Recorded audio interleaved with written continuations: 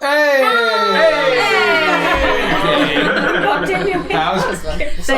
How's everybody doing? I'm gonna just move this over here. Welcome to Legends of Evantris. No. Oh, Jesus.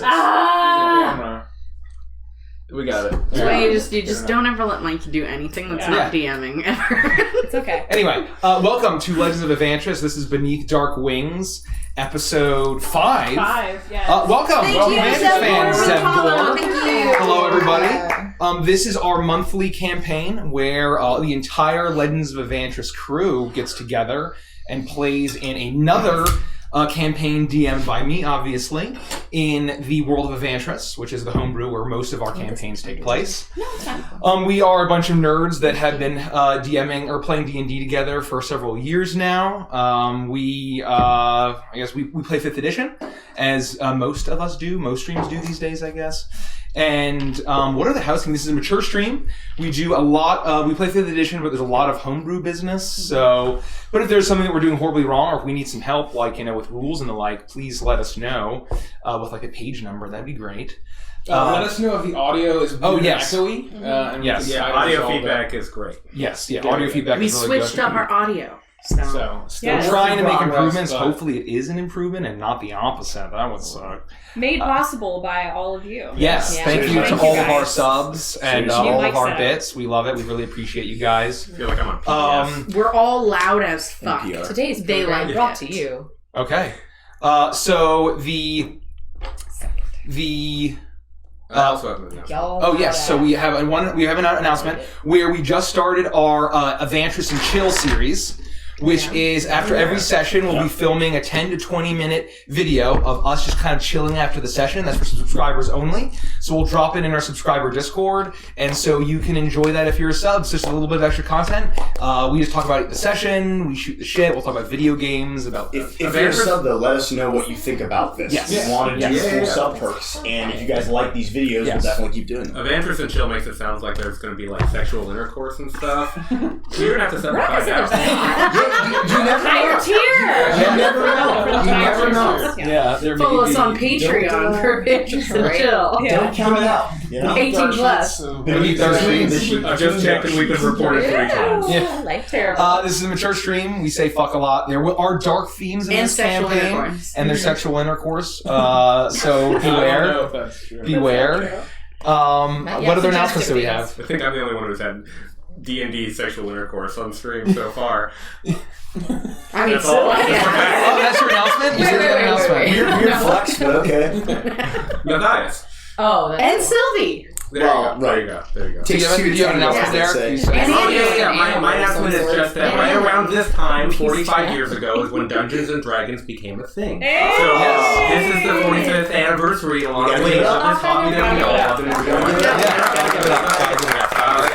Pour one out for our board Gygax. Yeah, pour one out. Okay.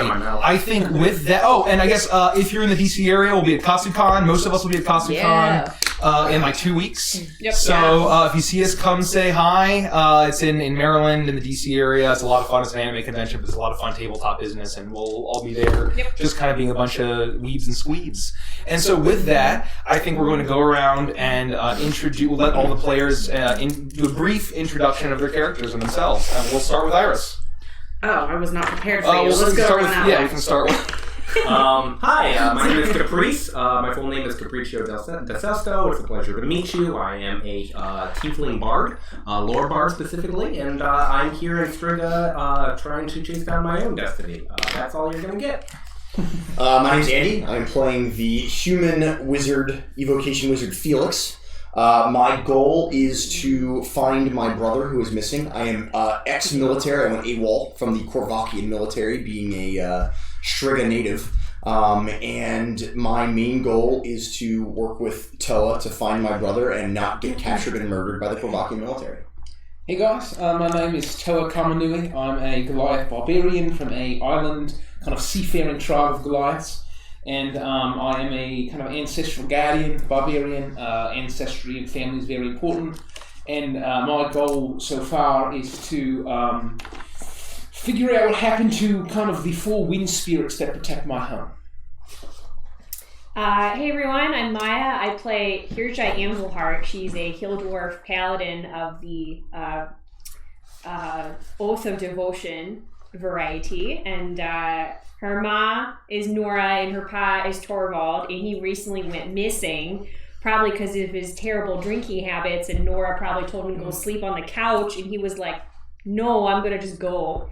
So, yeah, anyway, so depression crippling me aside, I've left Yona, met up with Capricci in Galtica. Galtica, yeah. Yeah, and we're trying to find my dad and a couple other things too, but he's a forged cleric and I'm a paladin. I just want to grow up and be like him, so I just want him to come home. Yeah, that's me. Oh, don't cry. It's okay. That's really deep. He's never coming back. Yeah. I'm going out for a drink. Hello, I'm playing Lufti. I'm an Air Genasi monk. I'm traveling around with my good friend Iris, and we've just come back to my homeland in Korvakia.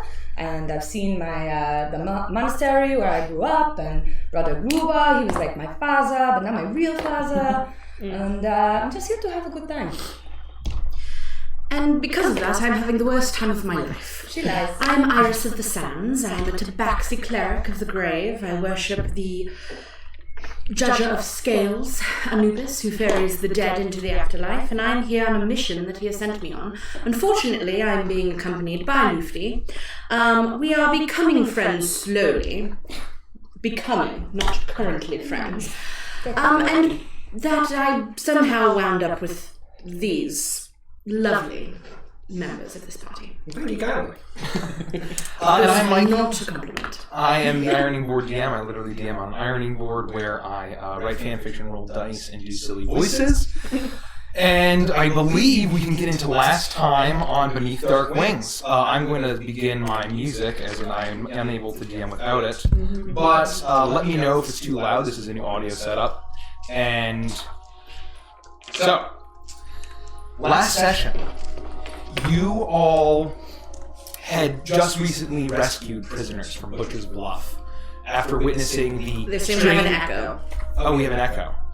Yeah, it's very echoey. It's very echoey. So I'm assuming it's one of those things that just... It might have happened with your music. It could be the location where your music is coming from. Can I pause it? Check. Is that echoey? Thank you for bearing with us, guys. It's been a while since we had... Let us know if it is still Is it echoing echoing. like when we're talking, or is it only echoing when we're playing music? Mike, try talking. Check. 1, 2, 1, 2. Check. Oh, it's the music. Oh, the music did it. Music off did it, no echo. Okay. Well, I would say if for one session we don't have music, that's that fine. might be. I mean, what we've we got a have to do. fucking bard. Yeah, we got music. Everything's gonna be just fine. Let us know. Hold on. So I just did something. So let me know if the echo is still here. Or you might just have to put the music directly in front of Put it you on and that play side. it from where you are directionally. How about here? How does that sound? Thanks Check. Yeah, thank you. New audio. New audio. Yeah, let us know what you hear here. It's supposed to help Here, with here. my snort laughing Okay. and shouting. So I'm going to, if it's still echoing, let me know, and then I'll do that. So you had just rescued. Perfect. Thank you. You had just, I think it was probably over here. If Yeah. confused it. Yeah. So you had rescued prisoners from Butcher's Bluff, including Nora, who's Nestor's strong-armed sister, Nora Armstrong, who shares the name with Yeah, not my Persia's mom. mother. Not my Yeah, mom. no. And you had witnessed the bestial transformation of the chief and the warlord of the ogre and hill giant tribe or clan and tribe, respectively. And they seem to have joined the Horned Legion, marching off through a pass, heading towards the center of the country. After falling in line with all of the horrible beast creatures, some of which that you had fought several weeks prior. You took all of the prisoners and you made your way across the moors. Nora barely surviving. You retrieved her bow and you made your way across the moors, led by Nestor and guided by Jamity, the bugbear that you had been traveling with for quite a while.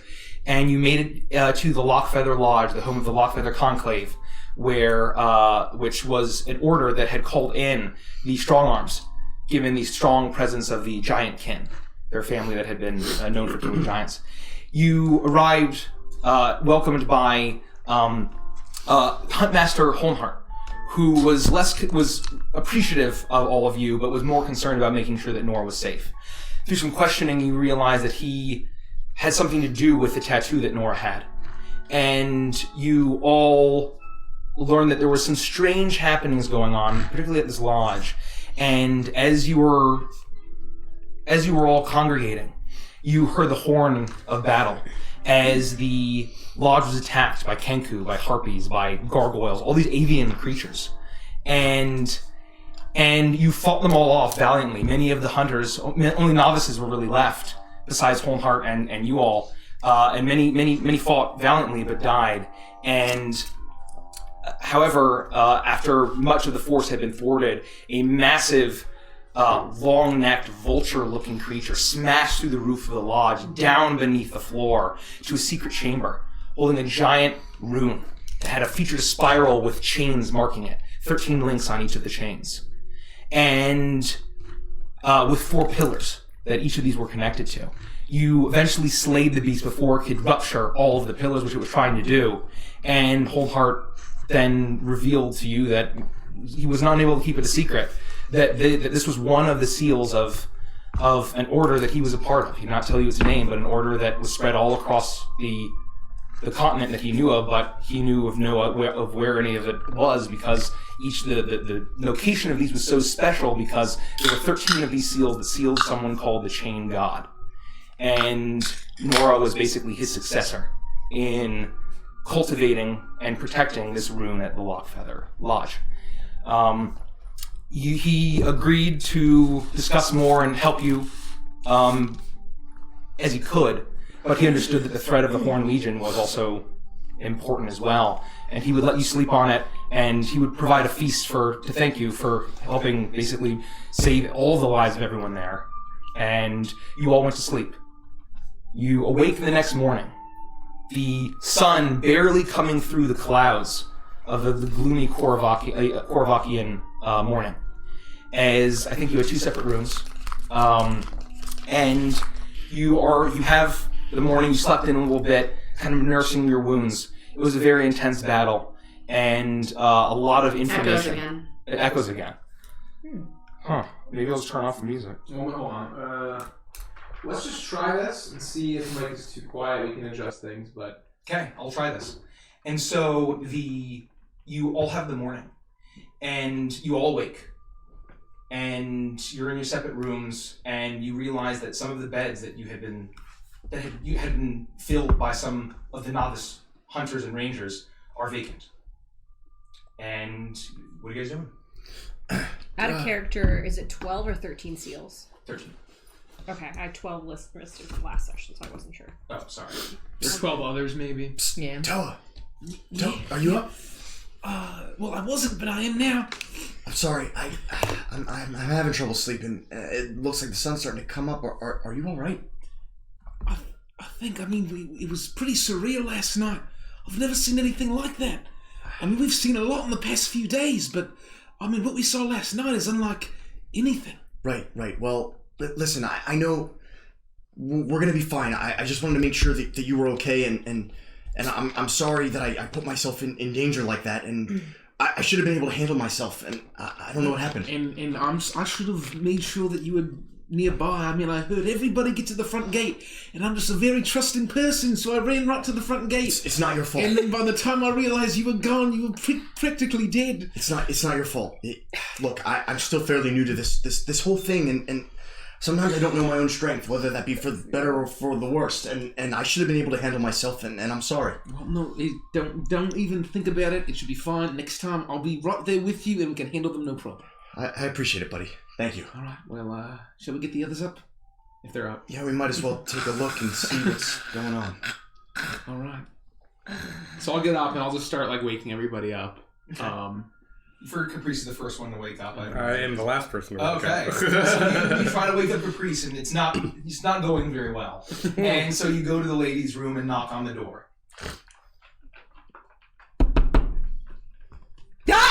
I reach for Dakota. I jump out of bed, my pants are around my knees. What is it? And I'm sleeping on top of Lufty. And I'm just laying here with my eyes wide open because this one is snoring and this one is purring and I can't get a wink. What the hell was that? I'll come back later. And I leave and I go That'd be great. That'd be great. Yeah, can we, Caprice? I know you like breakfast so much. Would you like to go get some breakfast? Go away. Just let it 5 more minutes. All right, Felix, let's All go. right, just me and you, pal. Let's go. So we'll go down to wherever we had breakfast the day before. So you all go down, and there is it feels fairly empty. There is one craftsman that seems to be working on the makeshift wooden platform to cover up the massive hole that the demonic creature had left, and there is one person kind of coming out of the doorway to the mess hall with a big pot of just some kind of really basic slop of some kind, and pounds it down onto a wooden table. There are a few wooden bowls stacked up with a big heavy ladle dropped in, and the person makes his way back in through the door into the kitchen. Everything else is quiet. You see the damage, some of the smears of blood out on several of the balconies, some inside as well. You see Jamity over by the fire, just curled up, almost like a gigantic dog or cat or something, passed out right next to the fireplace, almost as if her fur might light on fire. And so that's what you see. Does it look like the gruel is help yourself? Yes. I'm just gonna get some. I help myself, and I look at Toe and I say, it's probably still better than what we had in basic. Well, I mean, they went through a lot. I suppose it's probably all they could afford. I'm okay with it. It's fine. I'll have some. It's no pork, but it's fine. So I guess we'll just sit there and we'll enjoy breakfast until everybody else gets up. I'm gonna slide out from under Iris and try to sneak out. As she begins to slide out, I'm going to stretch my... Oh, I'm so tired. And I'm just going to kick her out of the bed. And then I'm going to spread out and go back to sleep.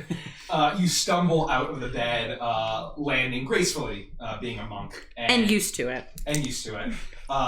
Iris goes back to sleep. You manage to get dressed and do whatever you want to do. Yeah, so I'll go down and join the boys and get a bowl and... Good morning, Is there anything to wash this stuff down with? Do you mean like that alcohol you like so much? I know it's a little early, but it's, sun's up. Excuse me, is there anyone around? There's like the craftsman. There's The a craftsman. pretty larger man, scarred up, hammering away at some nails. Do you have any beverages? What? Do you serve any beverages here? There's some water out back. All right, Toa, I'll go out back with you and get some water. I figure you could use your hand. Let's go on. Sure, that's fine. Okay.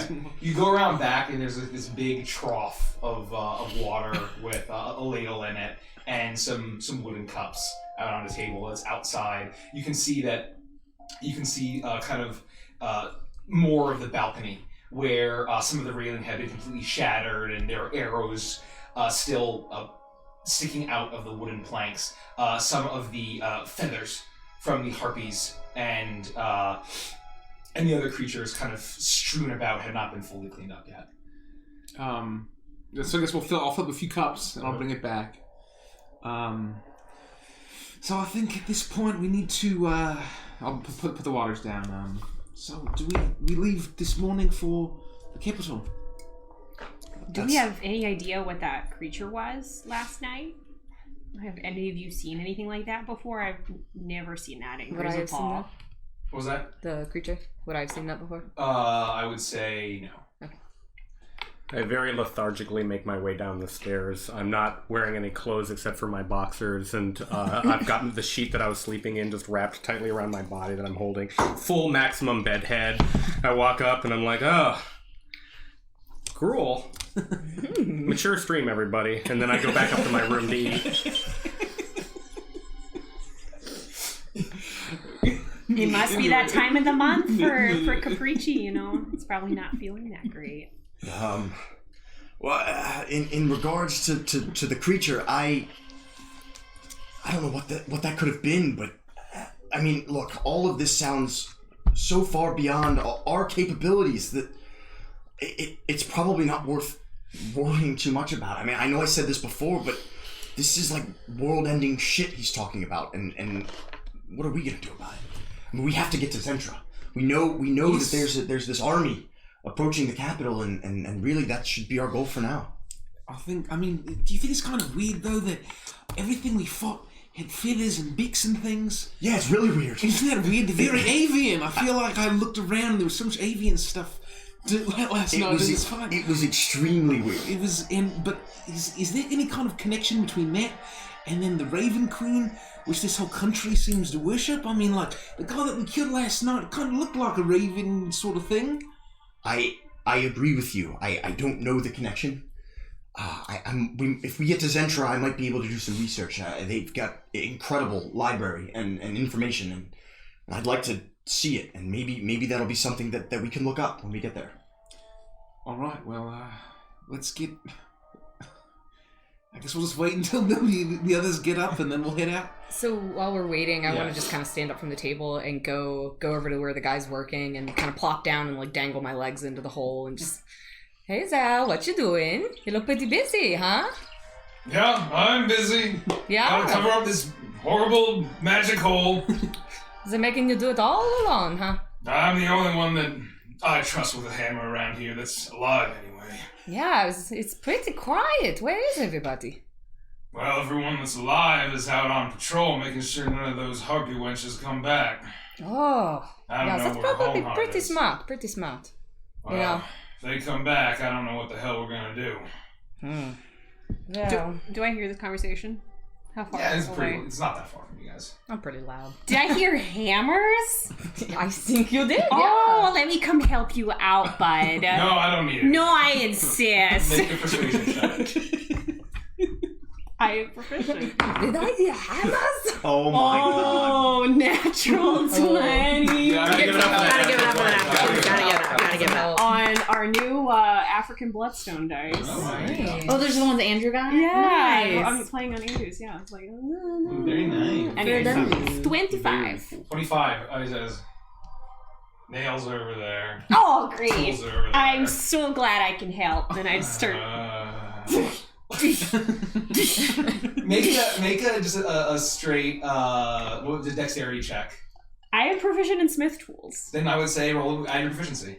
So dex plus proficiency? Okay, That'd be 16. pretty good. 16. You actually start as you're doing this and you're waiting for them, and you're actually starting to pick up the pace and you're starting to repair it a lot quicker.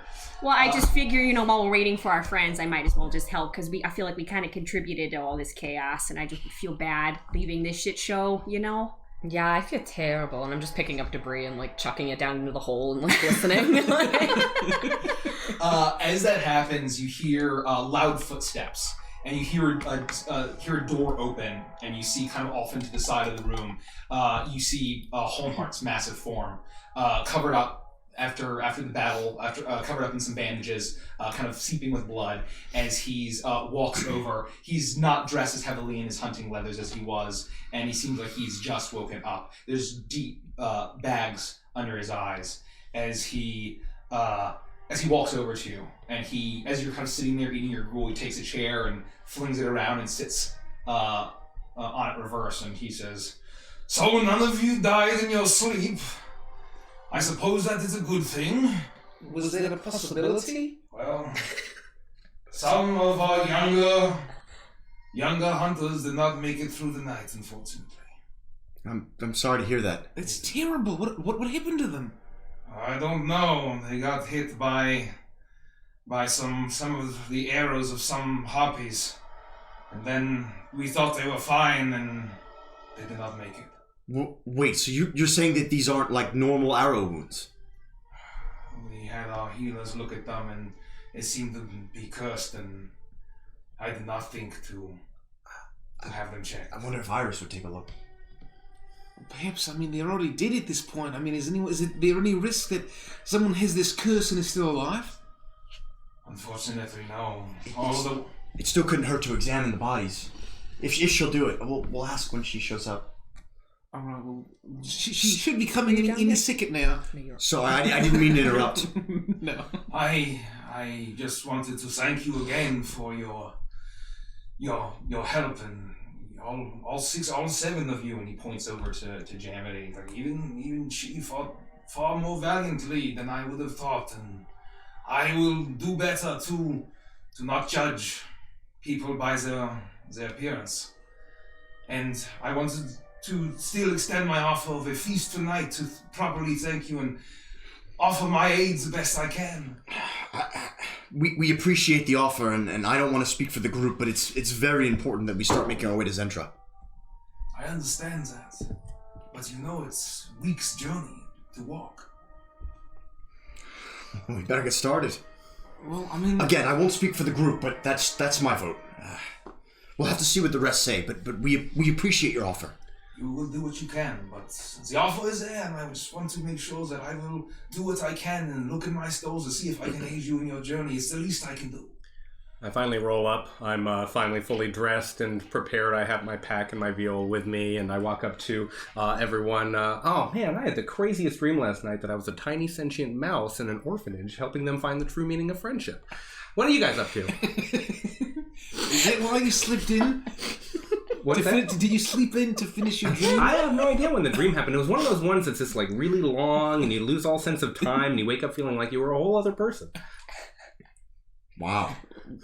Can anyone else check in for a curse? What are we talking about? Curses? What's going on? No, he normally likes to sleep in. Oh, Capricci, I started working on a song. You want to hear it? Sure, yeah, absolutely, anytime. Do do do do do. Welcome to the lodge, such a perfect town.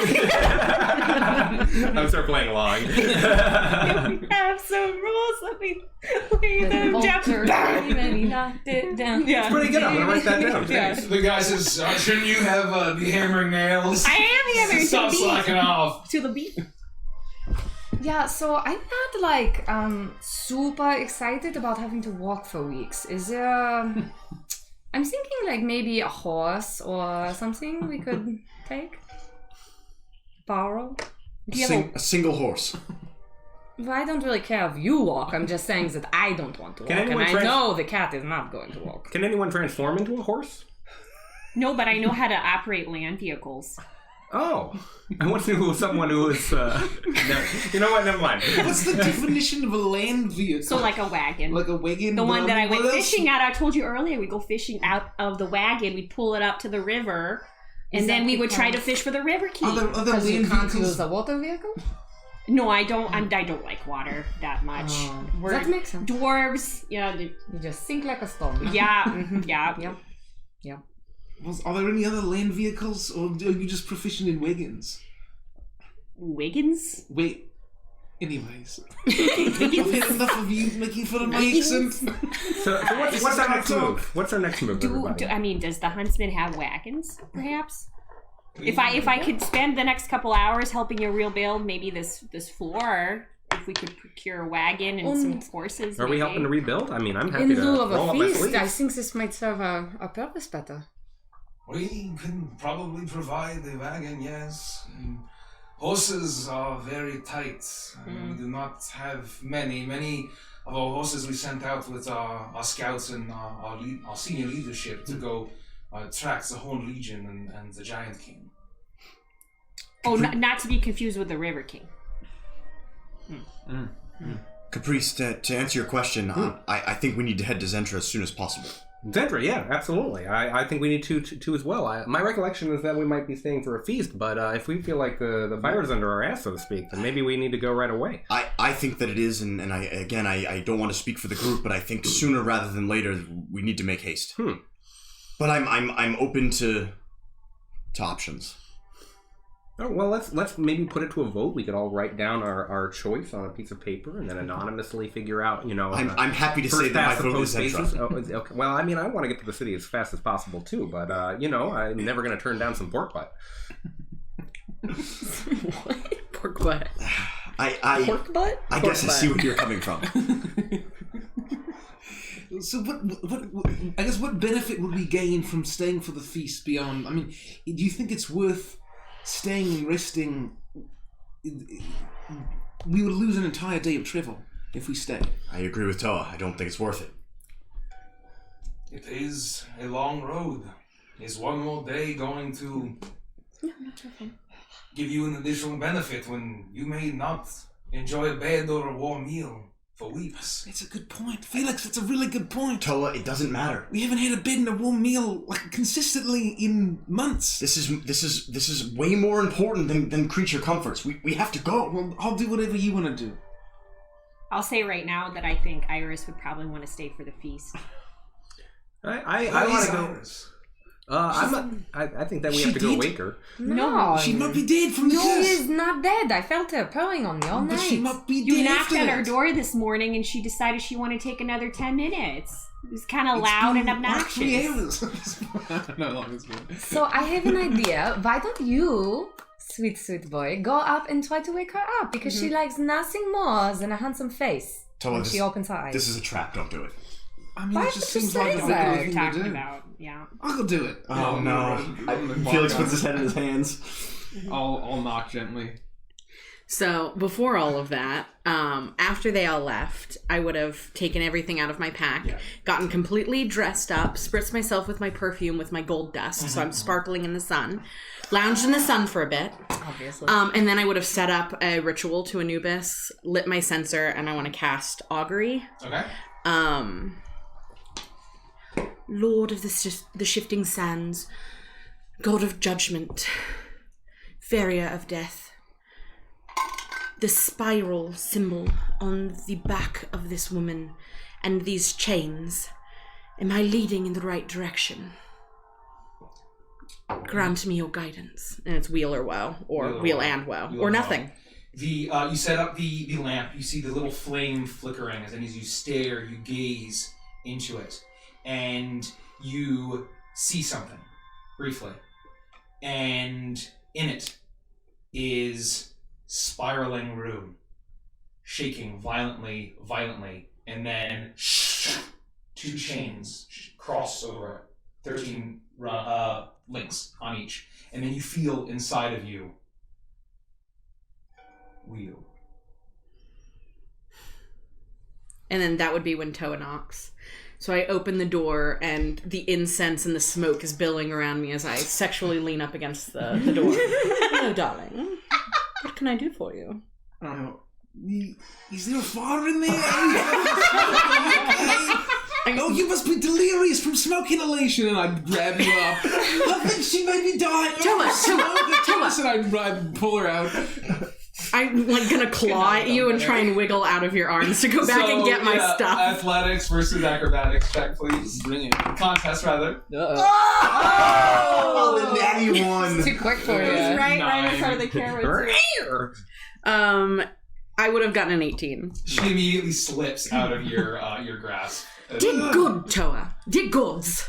Are you okay? I'm perfectly fine. I was speaking with my god. I need to go put the rest of the things in my pack. Would you like to help me?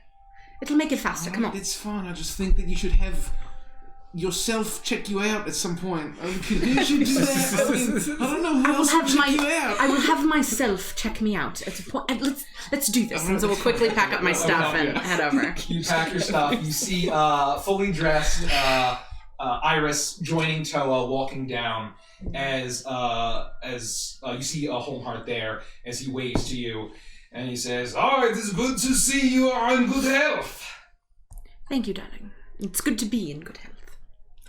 I'm gonna grab my like picked around bowl of porridge and like stir it up a little bit and rush up to Iris and I got you this for breakfast. No. Not very good. Okay, So what is everyone doing this morning? Well, we're debating whether or not we want to pack and leave the Zentra right now, or if we want to stay for the feast and sort of help rebuild. We'll spend our day that way. It delays our journey by perhaps a day, but I understand it's a long journey, so that might not be the end of the world, despite the urgency of what we know about the Horned Legion and all that. Well, I spoke with Anubis this morning and asked him if my quest to pursue this strange symbol that adorns their bodies and these chains is the right path, and he actually provided me with a positive outcome. So I do believe that we do need to venture and investigate this further. However, my vote would be that we stay the evening. That, as important as it is to hurry, we don't know when we're going to get food next or a good night's sleep. And it would not be wise for any of us to be travelling on an empty stomach with a lack of rest. If we're going to handle whatever this is, we need to be at our maximum capacity.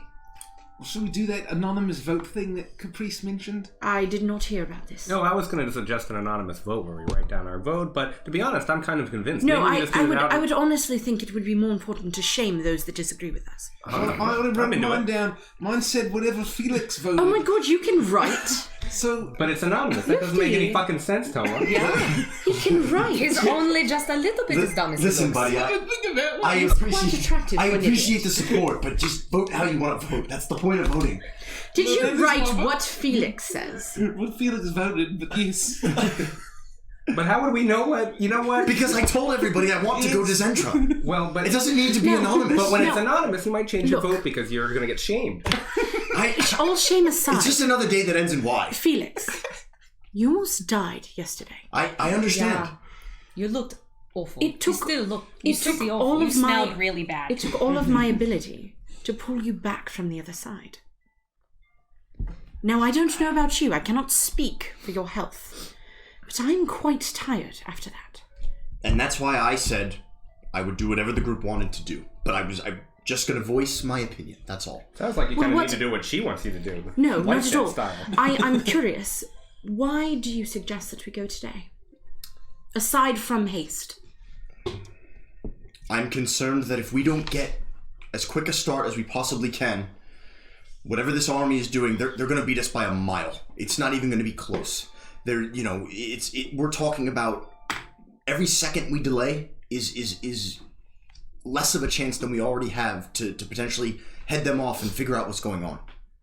And this could be casualties in the millions if this force reaches this capital city. And we don't even know who else knows outside of the 6 of us, the 7 of us, including Jamity. And I understand that, what's a day, but I'm just not willing to risk it. Well, I mean, what if we take the day and What we've if got we the leave- wagon and I can We have a hunt- wagon? Yes, we're working on it anyway. Oh, well, But don't I say we can- have one when you're just working on it. We have it. I can drive it. Oh, like we had that alcohol that I had to convince your brother Gruber or whatever to give us? Oh, yes, we have alcohol. I can just get it for you. Except that I can't. Oh, Iris, we have a wagon, except that we don't. We might Iris, have a I have wagon. a million gold pieces, except that you don't. You don't know that. If we can I get would know this that. wagon together, I smell gold. and the 7 of us can move in the wagon quickly enough and shave enough time off, then a day probably won't make a difference. The wagon's going to move a lot slower without any horses. And right That's now what we don't I was have any going to horses. say. I know this countryside, pretty well, because I know a lot of things. And I can find some horses, maybe. But that's what I'm saying. If we don't have the horses, If I don't have the day to find the horses, then we have no horses. Give me a day. You can eat tonight. I'll find some horses. We have a wagon. And Do we actually have a wagon? Yes. allegedly. You have a wagon. Thank As far as horses, I will send out some scouts and see who is returning. If any of our scouts are returning at all, and I will see what I can do. I will need the day. We'll have some people coming in to set up the feast, and I will begin my work as well. Once we reach Zentra, we can always send the horses and the wagon back to you. That will be your prerogative. You've earned more than just horse. There's horses in the wagon. And I intend to go into my personal store of items I have received. Items I've received in my many, many tiring years. And see if any may be of use to you 6. Given the state of your hunting lodge, that's incredibly generous, and we appreciate it. I'm trying to hammer in between breaths of air to try not to interrupt. So anytime he pauses, I'm like, crack! Crack! Crack!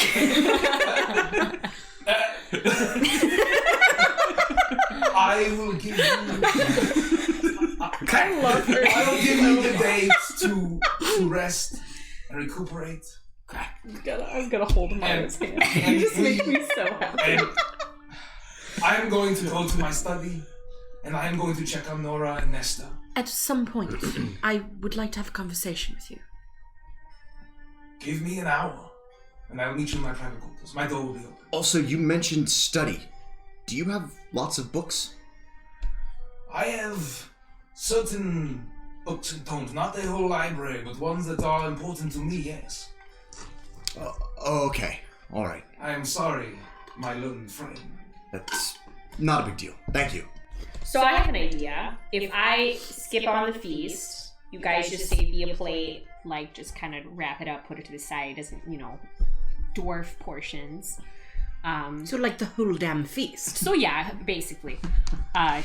Good eye.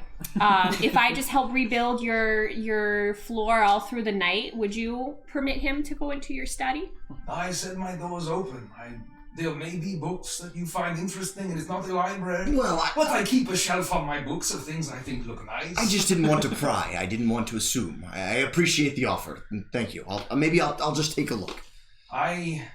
You may. And while it is very unusual for me and my order's level of secrecy is tantamount, what we experienced yesterday was unlike anything I was ever prepared for in my entire life. So you're welcome to my study. Thank you. Give me an hour to send some missives and check on the scouts and the recruits. And yeah, no rush. No rush. I will be in my study. Thank you. He heaves himself off and walks out of the main common room, and the door closes behind him. It's just the six of you and the gentleman working on the. He's actually going to take a break. He's thinking, oh, well, she's doing fine, and he's going to take a quick breath of fresh air, and then obviously Jamity's curled up on the floor by the fire. Well, it looks like we were able to come to a consensus without having to take a silent vote or shame anyone into the alternating opinions. The ideal outcome. So I mean, the first time, I think, honestly. The way the vote was going was you were going to vote for whatever Felix thinks. I'd forgotten his name. You've been hammering away quite. True, and he doesn't want us to know his name. He also keeps changing his name. It's a little weird. Yeah, it's kind of weird. Not like family or anything would do that, but. Anyway, so you were like, you vote for whatever he says, and he was like, well, I would vote for whatever the party says, and then Capricci was like, well, I think we should vote for whatever Iris wants, and I just feel like we really need to get our shit together. So I'm glad we did. Sure, yes, High five, everybody. Put your hands in the center. I will not do this. No. I just spritz myself in gold, and I'm not going to get it on any of you. Is that real gold? Oh, yes, it's in my perfume. Oh, that's really fancy. It allows me to sparkle in the sunlight. Can I... What does that smell like? Do you mind if I take a look at your shimmering gold on as long as you don't touch it. Can I get closer and inspect it? Of course you can. Can I use my stone cutting ability to see if it's really actual gold, or if she got gypped out of I would say stone cutting would be different. Like if we were like jeweler's tools, you'd be able to check. But I would say for stone cutting, you could try to just see. But I just want to see if it if it's fake or if it's real gold. What am I rolling for? I would just say a straight intelligence check. 19. 19. You have no idea. Oh, it looks great. Oh, look at that shimmer. Sorry, I didn't even touch it. I did. Oh, fuck. Now it's gonna get everywhere! Well, it increases the value of the dwarf. What notes am I getting in the perfume there? What's that smell? Probably death. Why? I'm gonna go make myself another thing of gruel. Iris early in the morning had gone into the forest and killed a bird and rubbed herself into it. Not to be confused with the smell of death coming from Felix, but yeah. And so you guys basically take the rest of I would help lift heavy stuff and help maybe move lumber to help with the. I will also assist with the reconstruction, but before so, I run up to Felix. I'm like, hey, if you get a chance to check out that guy's library and you see any books about devils or archdevils, just let me know, okay? And then I'm gonna run. Wait! Before you head off, what languages would they be in? Well, I mean, it would be infernal. The script is very sharp. It's sort of like all daggers in all directions. Well, I unfortunately, that's one of the languages I don't know, but I should be able to recognize it. Hopefully, there'll be one in common. I mean, that'd be ideal. But if you do see anything that looks like you can't read it, then maybe it'll be of interest to me too. I'll let you know. Appreciate it, buddy. Yeah. So is anyone else coming with Felix and myself when we head to talk to... Well, you guys are kind of like the leaders of the group. I don't think I should be there. I mean, I can come if you feel like I won't be a nuisance. I thought you wanted to work on I do. the I just floor. figure I volunteer. And tell her, wherever you need me. You can go anywhere you want, man. Don't worry about just. As If you can want to you, help, Hershey. you're strong. You should probably keep helping. Yeah, I think I should just keep helping. But if and there's let anything guys you need, do let it. me know. I think just no. I'm good. I don't need much. Right. I'm a simple guy. All right. Okay. While they're all doing that, I want to just kind of investigate some of the bodies that are like the avian bodies that are left over from the fight, and see if they look familiar to me. So you go to one of the balconies where all the ones that hadn't fallen down off the mountain and off the cliffs, they managed to kind of all roll up, and they're probably they look like they're being covered in tinder and they're going to be burned. Served for dinner. You don't know. And you find a number of the Kenku bodies, and then there's also several Harpy bodies. It seems like when the gargoyles were shot, they were destroyed. What happened to the creature? You do not see the massive creature that had plunged through, though. Were there any other? There weren't other things. No, the ones that were It was just salvaged Kenku were and... Kenku, Harpies, the gargoyles, and then the big demonic creature. Okay, cool. Never mind. Okay, so you go and you just can kind of see that there's just a lot of their harpies and Kenku basically rolled up. You also don't see anything of the demonic creature, and so you head back. An hour passes, and you guys are probably heading to... Yeah, on our way to the Huntmaster's quarters, I'm going to turn to Iris and just say, he mentioned something about a lot of the soldiers from yesterday dying overnight from simple arrow wounds. He's worried that there's some sort of curse or something wrong with these bodies, and we were wondering if maybe you'd take a look at them. I would be happy to take a look. I'm not sure we'll be able to tell what it is. It could be a poison on the arrow. It could be a curse on the arrow. But yes, I think that's important to know before we leave. Maybe just ask the Huntsmaster. He might be able to give you more information. I will do that. Okay. So as you approach, you go down the long hallway. You see a huge wooden door carved with all sorts of animals and varieties of things. And you see that the door is cracked just a little bit. There's a glow of firelight in there. And you hear kind of just a low humming as he seems to be humming. And you realize that he's in there. If the matter you want to speak to him about is private, I can wait outside. It's perfectly fine. I'm assuming you're going to hear more about it as we progress through anyway, so... All right. Huntsmaster, we've arrived. Are you ready for us? Oh, come in, come in! Well, hello, darling. It's good to see you. You enter the door and you see a relatively modest room, not super fancy. You see a large bed, large enough to fit him. 2 simple shelves, some with just a simple row of maybe 10 books. And little knickknacks, some hunting trophies, a large chest, and then just a large area with a small table and a couch that seems to rest and relax. He looks at you and he says, welcome, as promised. How can I help you two? Well, I'm just going to go take a look at the books, if you don't mind, and I know Iris has something to talk to you about. Please, take a look. Thank you. You head over, and as you're browsing, you see a lot of these books are about kind of the natural... There's one book on like the natural world of Strigog, a lot of like the beasts and the creatures.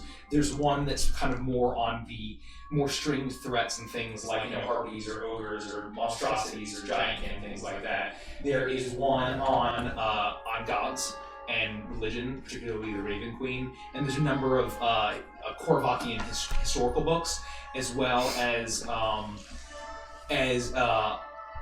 a few other books on there's actually like a recipe book, and then there's some like medicinal books and things like that. I basically just want to take the time, like as long as I can all day, as long as no one's asking me to like help out with the feast, to like absorb as much information I possibly can from all of the books that are there. Okay, great. And you do find one book on like magical arts that like help in survival as well. And so you basically are taking the books, you're trying to speed read, trying to like basically flip through. We'll say just for that, make a...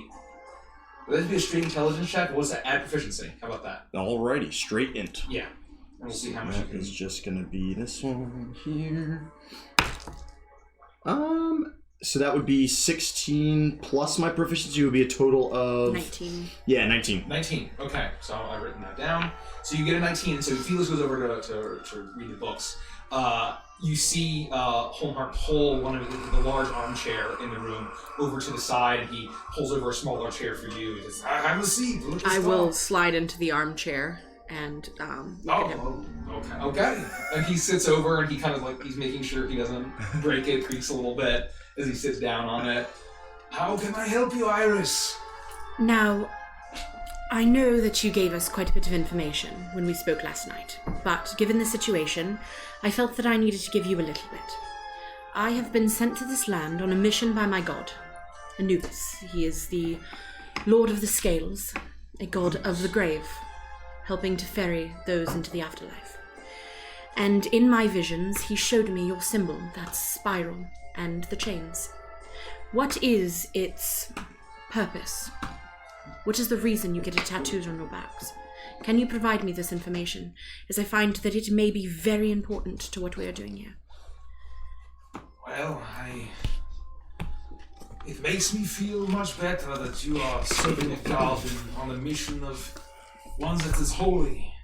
As far as grave god, we here in Korvakia prefer the Raven Queen, but I know that there are many, many other gods that are very powerful.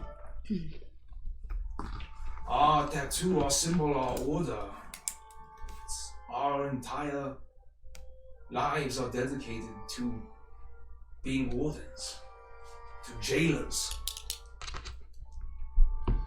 Now, in my vision, it wasn't just the symbol, but there was something similar to a sarcophagus, but not in the style I'm familiar with. A tomb or a coffin of some sort. And the vision spun, and this place of death shattered. My fears, whatever is in being held by those chains, is breaking free. That is my reasoning for wanting to know why and where you get these symbols tattooed on yourself. He thinks for a moment, and he seems to have a little bit of slight twinge of fear on his face as he looks at you and he says, "And you say this vision came to you from a god of death?" It did. A god of the grave, God yes. of the grave. It is our sole purpose of keeping those on the other side that need not make their way back to life there, and ferrying those that need help into death. I do not know how literal your god speaks to you, but... Nor do I, if I'm being quite honest. The tattoo is the symbol, it is the powerful rune. It is the symbol of our order. It represents all 13 of the seals. That representing all of them. And how many people get these tattoos on the body? Well, is it your at entire all order? Times there are 13, but usually there are 26 because we must all have an apprentice. Because with what we are dealing with, any of us could die at any moment. And I don't think you answered this, but where do you get the tattoos placed upon your body? It is a ritual. It is done through the power of the magic of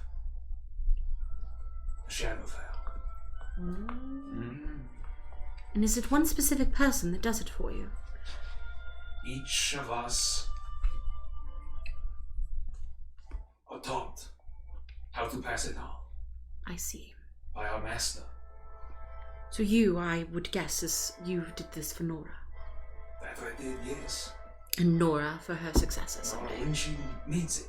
Thank you. Hopefully it is not for a very, very, very long time. We can only hope.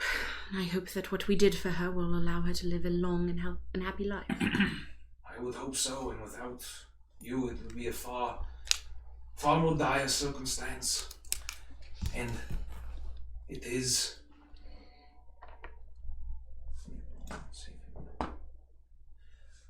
The sarcophagus makes me think of the fact that these runes, these seals, all on this one continent, all with the power of the Shadowfell.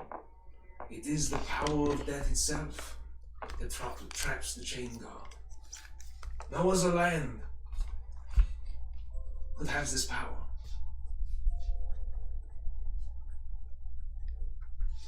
No, you said no other land could have this power. Why is that?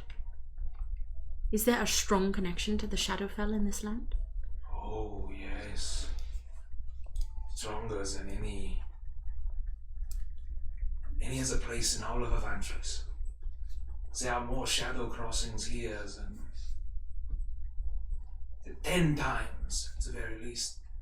The strength and the simple power of the Raven Queen is what allowed Korvakia to rise. It is a dangerous land of horrible monstrosities and creatures.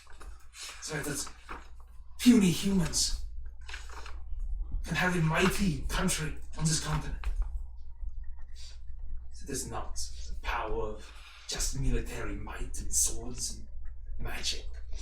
It's the power of the goddess. Now, I don't know much about the Raven Queen, but I would like to learn, as I am in her land, and Anubis is no longer. Though he follows me, he's not native to this area. Do you happen to have anything? I know Felix is looking at your books. But do you happen to have anything that I would be able to read, to know more about her, to be respectful to her patrons? It is in my order to respect the entirety of the Shadowfell. The Raven Queen is just one of the powerful beings. But you are on the place, on the road to the best place that you could ever hope to learn about the Raven Queen. Lovely. And with that, I'm assuming if there's anything else that you felt pertinent to the things that I talked to you about, that you would provide those. So I'll leave that up to you to choose when and if you choose to provide me anything more that you know. So my only question would be that Felix mentioned to me that there were some kind of curse that took many of your men in the evening. Do you have any of their remains present that I would be able to look at them and see if I could discern the type of affliction that had befell them? We do. I can point you in the right direction. Perfect. Now, Felix, have you gotten everything that you need? This is pretty good. This is pretty good. You don't have any books that are infernal, do you? No, I haven't seen okay, no worries. No, it's fine. We have a tiefling. Ah, very true, very true. No, I do not dabble in devilish magics, unfortunately. Good for your sake. Yep, mm-hmm. So with that, Homeheart, I think that I will make my way to see the wounded, or in this case, the deceased. Felix, if you're done here, would you like to escort me? Yeah. Was I able to get through? I would say you were able to get through a lot of it, and he said, "If you need the rest of the day, feel free." I'll come back. Yeah, Iris, I'll come back. Thank you. I appreciate this is wonderful. Thank you. You're very welcome. Where are we going, Iris? He pointed us. He told us. Yeah. So he. We're going to check on those dead that you mentioned with the curses. I think it might help. You're a man of arcane ability. Yeah, I'll see what I can do.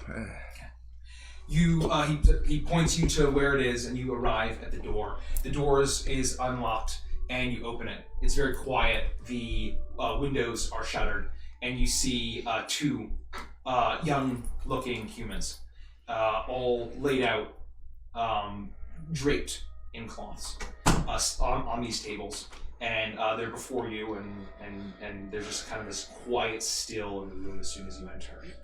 Well, I don't want to get in your way, but if you give me some time, I can attempt to detect magic. By all means. I will inspect them while you do so. Perfect. I'm going to cast Detect Magic as a ritual. And take 10 minutes. I'm going to just inspect the bodies, basically medicine check or whatever you want me to do. Make a medicine check. No, I shouldn't have used that dice. But they're beautiful. They roll terribly. I know, but they're so pretty, and they match my iris dice. Oh. You just got to work through the unfortunate rolls. You'll get there. 20. 20, okay. Okay, so you inspect the... I wanted to be higher. You inspect the wounds, and you see that there are two arrow wounds. And heals, Iris, please. These should have been non-lethal. They would not have hit any major artery. They didn't fracture any bone. And they had been patched up. But you notice that there seems to be, it's very subtle, but the remains of some kind of foul, rotting pestilence or disease.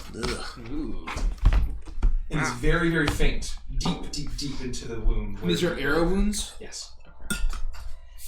And as of this time, Felix, is that you cast Detect Magic, and you realize that you're sensing magic. There is some kind of curse.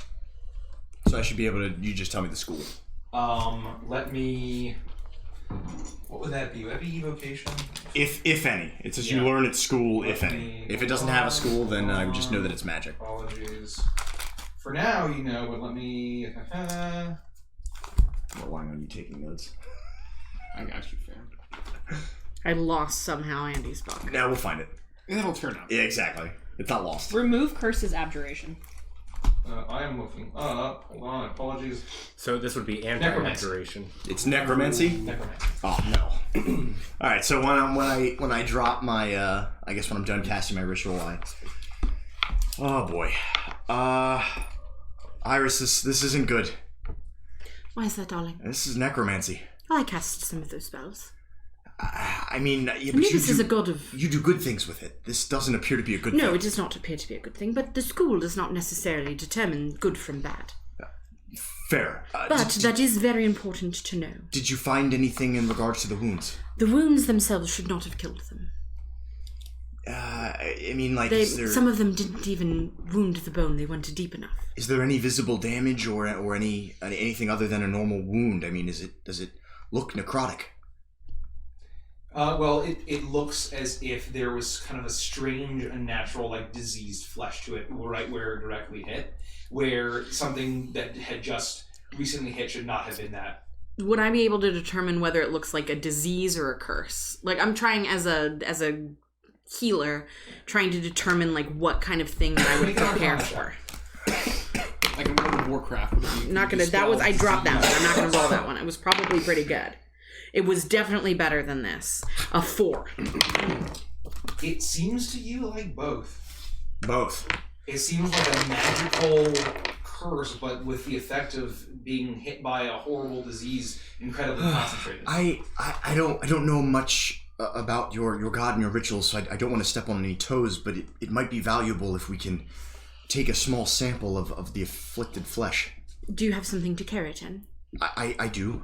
Some glass vials. I'll definitely remove some flesh. Okay. Put it in a vial. You manage to do that. You take some of your tools and you slice it off. Felix has the vial, place it in, and you have some samples from both of them. I'm very familiar with embalming, mummification.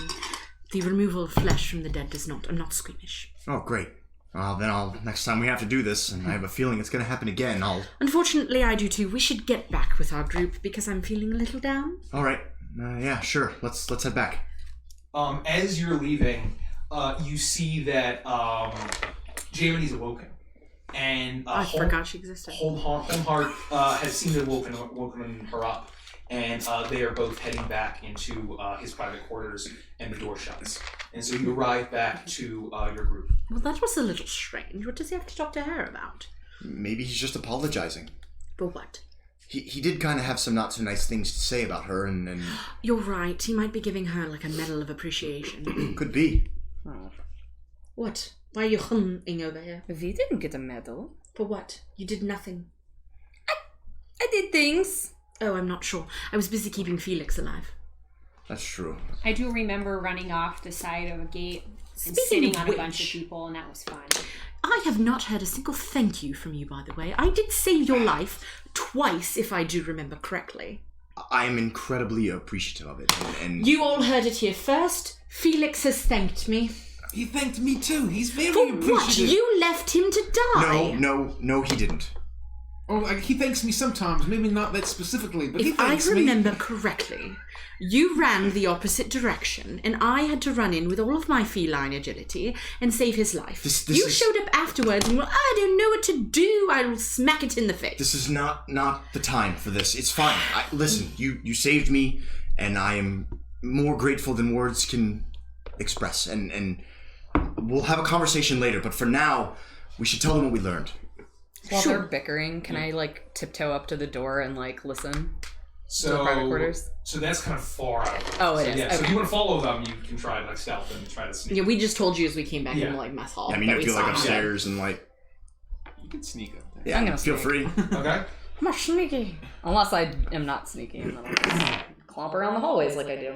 Okay. You mean clomp around the wall. Yeah. Clomp, clomp, clomp. That's a 9. A 9. You basically stomp through the hallways. You're like, They're never going to hear me coming! And you get to the door. The door is shut. Oddly enough, I can still hear her from here. Yeah. I'm just singing the song that Herja was singing.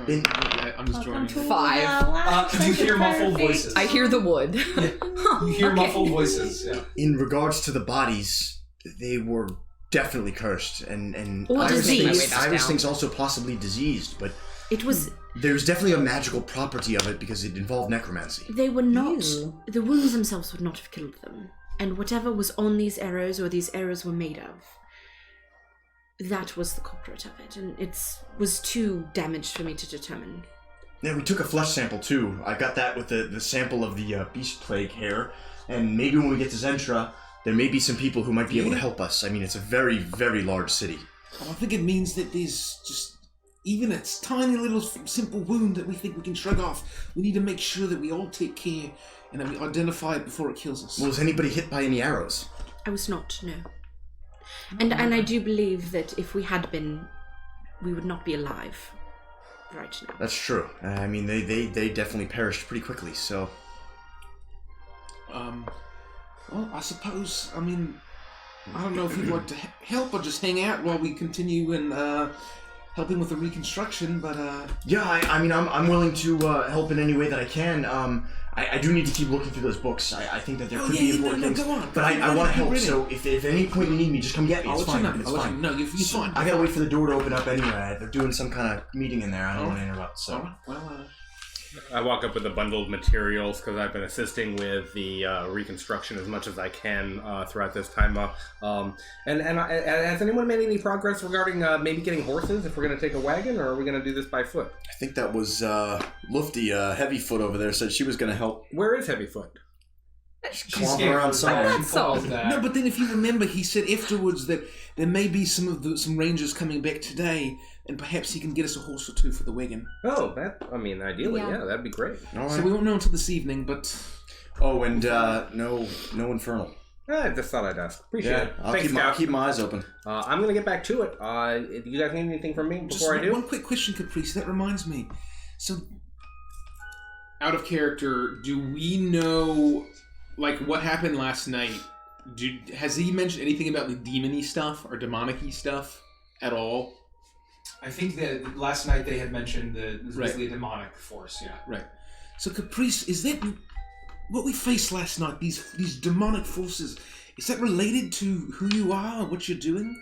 That's a totally different bag there. I am a fiendish heritage. We're talking about the nine hells. We're talking about devils. We're talking Isn't that demons what and demons stuff are there. from? No, demons come from the abyss. It's a totally I different always bag. get that confused. Yeah, no, it's easy to confuse. I'm not sure exactly why you would make the distinction aside from just where they are from location. The same way that you consider yourself to be from islands and I consider myself to be from Galtaga. That's pretty much the only difference. You only consider yourself from being. You're not actually from there. Well, I mean, it's both. Because Toad comes from an island. He doesn't consider himself to come from an island. He does. I think that it was self-evident what I was saying. I'm not sure, because you're asking the distinction between demons and devils, and you're talking about consideration. Well, yeah, but I was just using a light touch. I'm fucking with you, by the way. Well, you know... He's not very smart either. I think it's the men in the group. I'm just happy that you're doing it to him and not to me. Oh, what? Stop talking to me. Okay. You're right. I don't have any rebuke. I just turn around in frustration and get back to work. So we'll work until the feast. So, Felix will Felix can go back to the lodge. Once they're done their meeting. The meeting ends and the door opens and you hear Jamity leave. And she kind of goes down the other hallway and goes outside. And the doors open. Holmhart actually heads out and leaves. And he starts putting on some leathers to go outside and try to meet with some of the rangers. and the library or the books are there for you to browse. Yeah, and I really want to dive in as much as I can and commit as much new information that to memory and really just dig in and look for anything that could be helpful. Okay, yeah. Sounds good. And so, basically, as you're reading, you realize that Korvakia is just one part of the larger continent of Striga. And you would know that you're at war with the predominantly other racial forces of orcs to the north, the Shadowkai elves to the east, direct east, and then the Aarakocra, the owl Aarakocra, the Opaxian court, to the southeast. And you know that those are the predominant other forces, and that the history of Korvakia was basically, hundreds and thousands of years old, and just a small, weak group of humans, a civilization, managed to grow and grow and grow, and basically through conquest and through military might and the guidance and the secrets of the Raven Queen allowed them to maintain a huge presence on this continent and gain more land. But that being said, it's still a very dangerous land, and even despite the incredible strong military presence, massive parts of the country and the land are basically uncontrollable. The mountains and the hills and the moors and the deep forests where beastmen would roam and you thought had previously just been marauders and not army types. And, ogres and giants and that sort of thing, and monstrosities and creatures lurking about that that basically, if you're in the wilderness, you always need to worry about, making it fairly dangerous. So, beastmen would have existed in Striga and have roamed around in the wild, but yes. So the new thing is that they're turning humans is the fact that humans can turn into these creatures, and they weren't just that's how minotaurs and goat men and all that, beastmen, that is new to Felix and to what you've heard. Okay. And there's a bit of there on the beastmen, how basically they lurk in the woods and they're basically just marauders, and they basically just raise a city, maybe erect a stone to a dark god, and then leave. And so that level of coordination it's not mentioned at all. It would basically tells you in the book that they're not organized, right, and they're not coordinated. Right. And maybe includes a cautionary tale, God help us if they ever did get coordinated, just because of the sheer strength that they have. Right.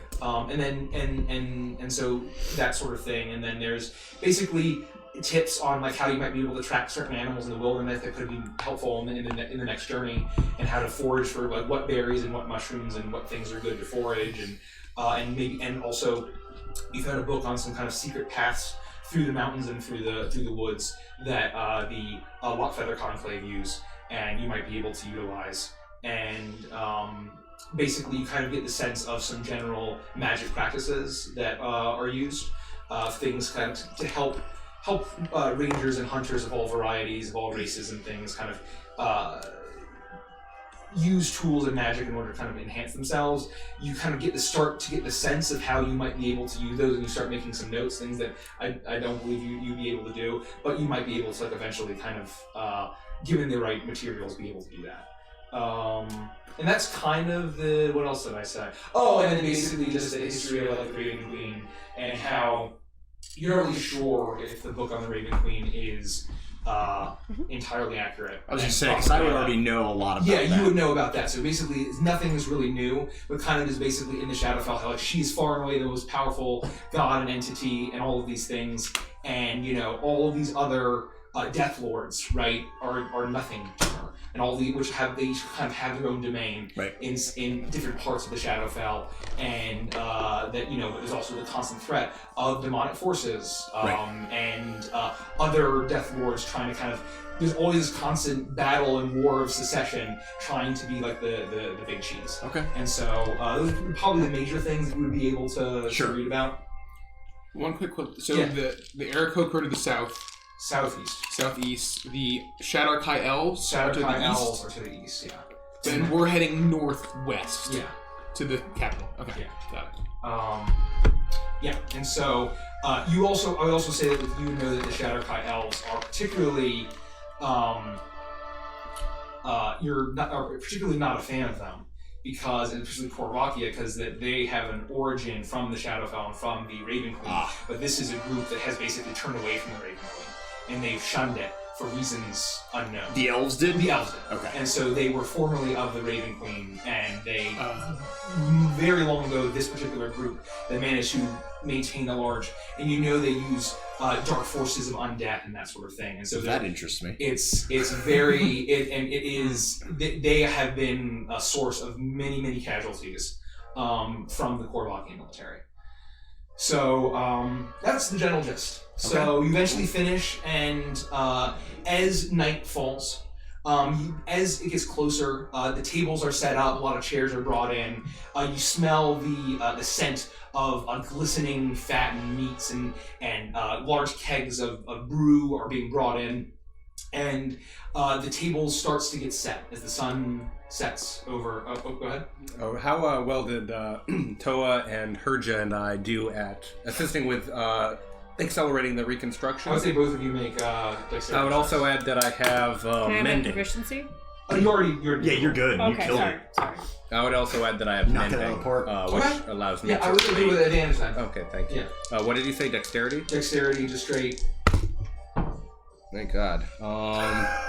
That'll be just a straight dex. 19. 12 for me. 12. I would say with your powers combined and the force of the craftsmen, We formed they Captain Striga! You, Captain Striga, and it actually did a pretty damn good job. It's very sturdy, it's walkable, and you think that like there won't be too much work to do, and it seems to have, at least for now, there's discussion about like maybe adding a layer of like heavy stone, or basically reinforcing it so just a giant bird monster can't just crash through again.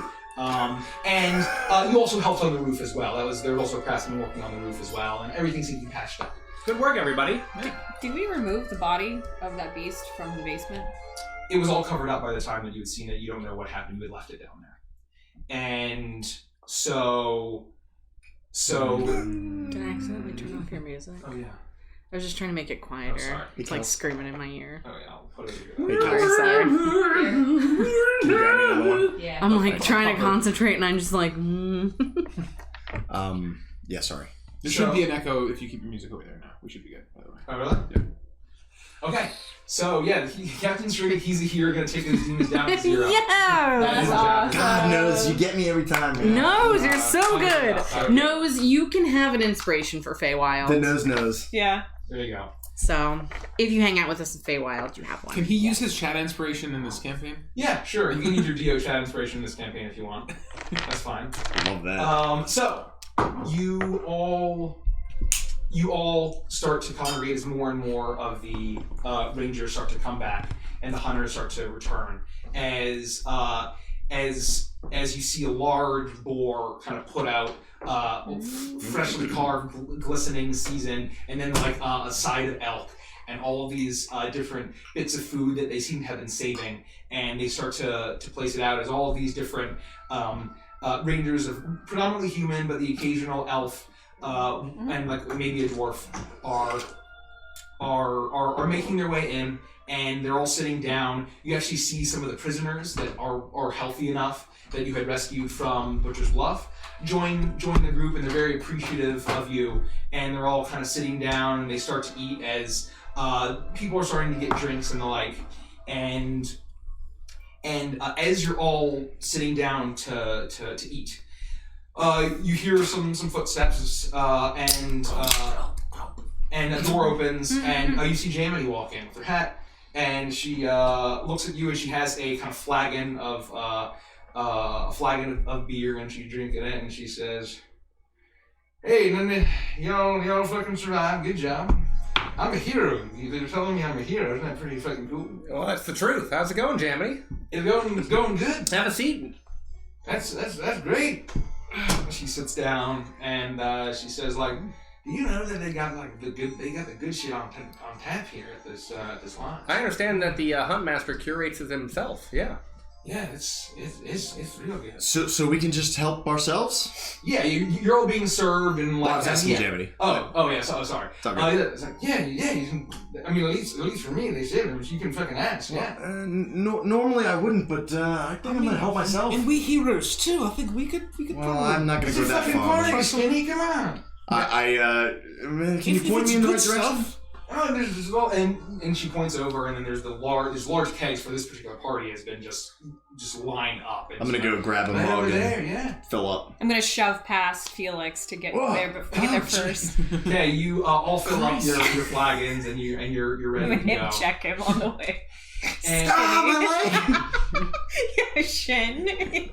And she waits for everyone to get their alcohol and sit back down, and she says, "Well, what the fuck are you guys doing next?" Well, we're probably gonna pack up in the morning and make our way to Zentra. Well, I wish you all the best of fucking luck. God, I don't know who the fuck would ever choose to go to Zentra. So you're not coming along? No, absolutely. I ain't going to Zentra. I don't care how sneaky I am. They're gonna take one look at me and string me up, and old Hohenhard and I had a good talk, and I'm gonna be working here. They're gonna pay me in booze. I could I put my scouting fucking abilities. That's incredible. Those horrible fucking hobgoblins. That's to use for fantastic. these. That's a really smart move for you. I Congratulations, appreciate that's that. incredible. So you're going to work here and you can help protect this place. It's a real honest fucking job, is what I Yes. have. Are they I'm gonna very feed proud of you? you. Are they gonna feed you in drink and That's all I fucking need. If I can just sleep by the fire and get a nice fucking drink and. Well, they should make some more whips so you can train some of these new boys on that business. Yeah, they could. I don't think they got the physicality for that. It's such a massive fucking arm. A whip is a whip. That's true, but I cheat a little bit, and she just rotates her massive fucking arm. I'm impressed. I'm glad that this is something that you're interested in. I mean, it's just unlikely that we stumbled upon you where you were, and now you're gonna be here. This is great.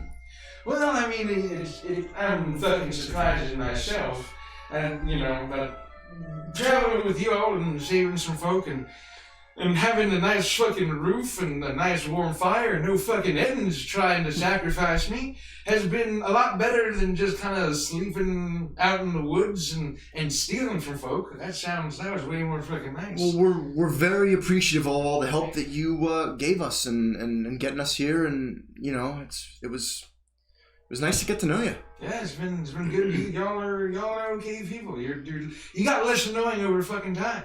Yeah. And y'all saved me from a fucking Etten that was gonna take me to that horrible fucking ogre son of a bitch with the hook, and who knows what the fuck they were gonna do. Just lucky timing. I'm glad we showed up though. Yeah, no, so am I. I'd be out on a spit, maybe covered in fur with fucking horns. Then I wouldn't be able to wear my hat when she adjusts it. Well, it brings me comfort knowing that we've got a friend here too that we can come back to if we're ever Agreed. on the way back from Zentra, and I would not just Homeheart. I hope he's still here. When we get back. It'll give me peace of mind too, given the incredible danger that this rune thing is in. That you're here, you're quite capable. You're as capable as the rest of us. So you being here will there's no chance that anything's going to happen to that rune now. Well, I'm good with the whip. And I'm not to say I can't fucking fend off a giant vulture demon. Yeah, it's cold. I can't fucking fend off a giant vulture demon, but with my I'll just sneak up on it and get one good whiff. That'll be fine. Is Homemaster Huntheart? Sorry, I reversed that. I think that's his name. Huntmaster Homeheart. Is he at the table or? No, he's not around. So it's just the seven of us. It is the seven of us, and there's one of the tables is just you guys, but there's a bunch of tables with a lot of the younger rangers that survived, and then some of the prisoners that you had saved. While we have some time to ourselves here, I do just want to say to everyone, I know we've got time before we get to Zentra, but as we get closer, there's a very good chance that we're going to see an increased presence in Korvakian military. And I do be really grateful to everyone if we just didn't draw attention to ourselves, and more importantly, didn't tell anybody who I was. I think that we can avoid telling anybody who you are, but I'm also of the opinion that we're not going to be able to go through this undetected. We need to come up with an ironclad story for why we're going to Zentra, so that when we do get found out, the military's like, oh yeah, this is boring, I'm just going to move along. I couldn't agree with you more, friend. Well, all right, that's I'm just Now, as much... I'm not sure how it will help you, but I am nobility. I may not be nobility here, but I am elsewhere, and I guarantee the Korvakian military, whatever they're doing, they do not want the full force of where I'm from in Neckbet down upon them, so we may be able to use that to our advantage. However, we need to give you a different name anytime we're dealing with them. And I think that you agree. should come up with one because you will not like what I'm thinking. I think I'll handle What are it. you thinking? I'll tell you tonight. I call him like You will like what I'm thinking. I appreciate it, and I agree with you. What I'd be worried about is the best thing that we can do is to not have them asking too many questions. I agree, and for what it's worth now, they have no reason to stop me from getting into the city. I also have some emergency tricks up my sleeve if things get real bad. But so if need be, all I'm gonna say is just try to roll with it. Oh, I always do. Like a deck of cards you have up your sleeve? You We can't can call it roll that, a deck sure. of cards, Lufty. No, when he said roll with it, he meant like on the wagon. What? Oh. Like how wagons roll? You want me to roll rolling. on a wagon? With the wagon. I'm gonna get killed in Zentra. You want me to roll alongside the wagon? Wagons roll. I would That's never not roll on fucking the good. ground around side Oh, a I'm gonna wagon. get killed in Zentra. I know. Pass the pork butt. What about would we have used a secret name like in our adventures? I would have said maybe, but we wouldn't have ever been consistent, and we would have just been like, a couple of knuckleheads, like Right. making up fake names as we went. But so Felix, do you want to use Greg again? That was a good one. That's kind of a boring name. Or Geoff? Or was it Jeff? I forget how you say it. Geoff? No, it's definitely gift. I will say that one that when I was Jeff for a little while, we had some fun. Yeah, it was a good time. I'll sleep on Well, it. that depends. Are you figure it going out? to spell it Geoff or Jeff? I haven't decided. Because that really determines how Jeff you really I never are. had to write it, to be honest. It's Geth, guys. Come on, it's not Jaltica. Twitch chat explodes. I told you. You said that was going to happen. I knew it was gonna happen. We're gonna say, Oh I'm gonna my take this God. opportunity to let's get some lights on the situation. Hey, I'm illuminated. I think you have to actually angle the camera, not No. Turn it I down a don't little have bit to more do towards anything. Nikki. the actual. There you go. Mike. And then Rich, break it down can you right. fix? Can you fix our camera? We need a more. Oh, you're talking about the actual shitty shoe. Just a little moment. lower. I will Bear with us. I will stand up and I will make it go. This is how Felix likes to RP Twitch chat exploding. It's gonna happen. It's gonna happen. It's like Richard, can you within just get up and fix your 2 camera? You inches can do of it. of my reach here, and I have long arms. damn. I don't think I'm doing any more or less job than Rich can at this time. It's got to be something German. I was gonna consult Mike, maybe come up with another German. No, nothing too like I don't know. Lars. You're like the name master. We'll come up with something. Yeah, we'll come up with a cool fake name. I don't know. Best I can do. That's why I'm asking Rich to do it. Okay. Wolf was my So the lights are on. We'll go take a quick kind of Yeah, like 5-minute break. 5 minute. 2-minute break. You can continue. Okay. As you're all sitting there, you're discussing Felix's fake name potentially, and as that happens, you hear a loud. Are you gonna Google names? Loud footsteps as another door opens, and you see Holmhart walk in. And as he takes a moment to kind of survey the whole scene, and everyone kind of gets quiet as the It needs to be tilted. as the din of the crowd kind of drops and kind of gets quiet as they're all kind of staring and looking at him. And as that happens, he stops and he kind of puts a hand up, and immediately everyone just falls completely silent. And he says, "Well,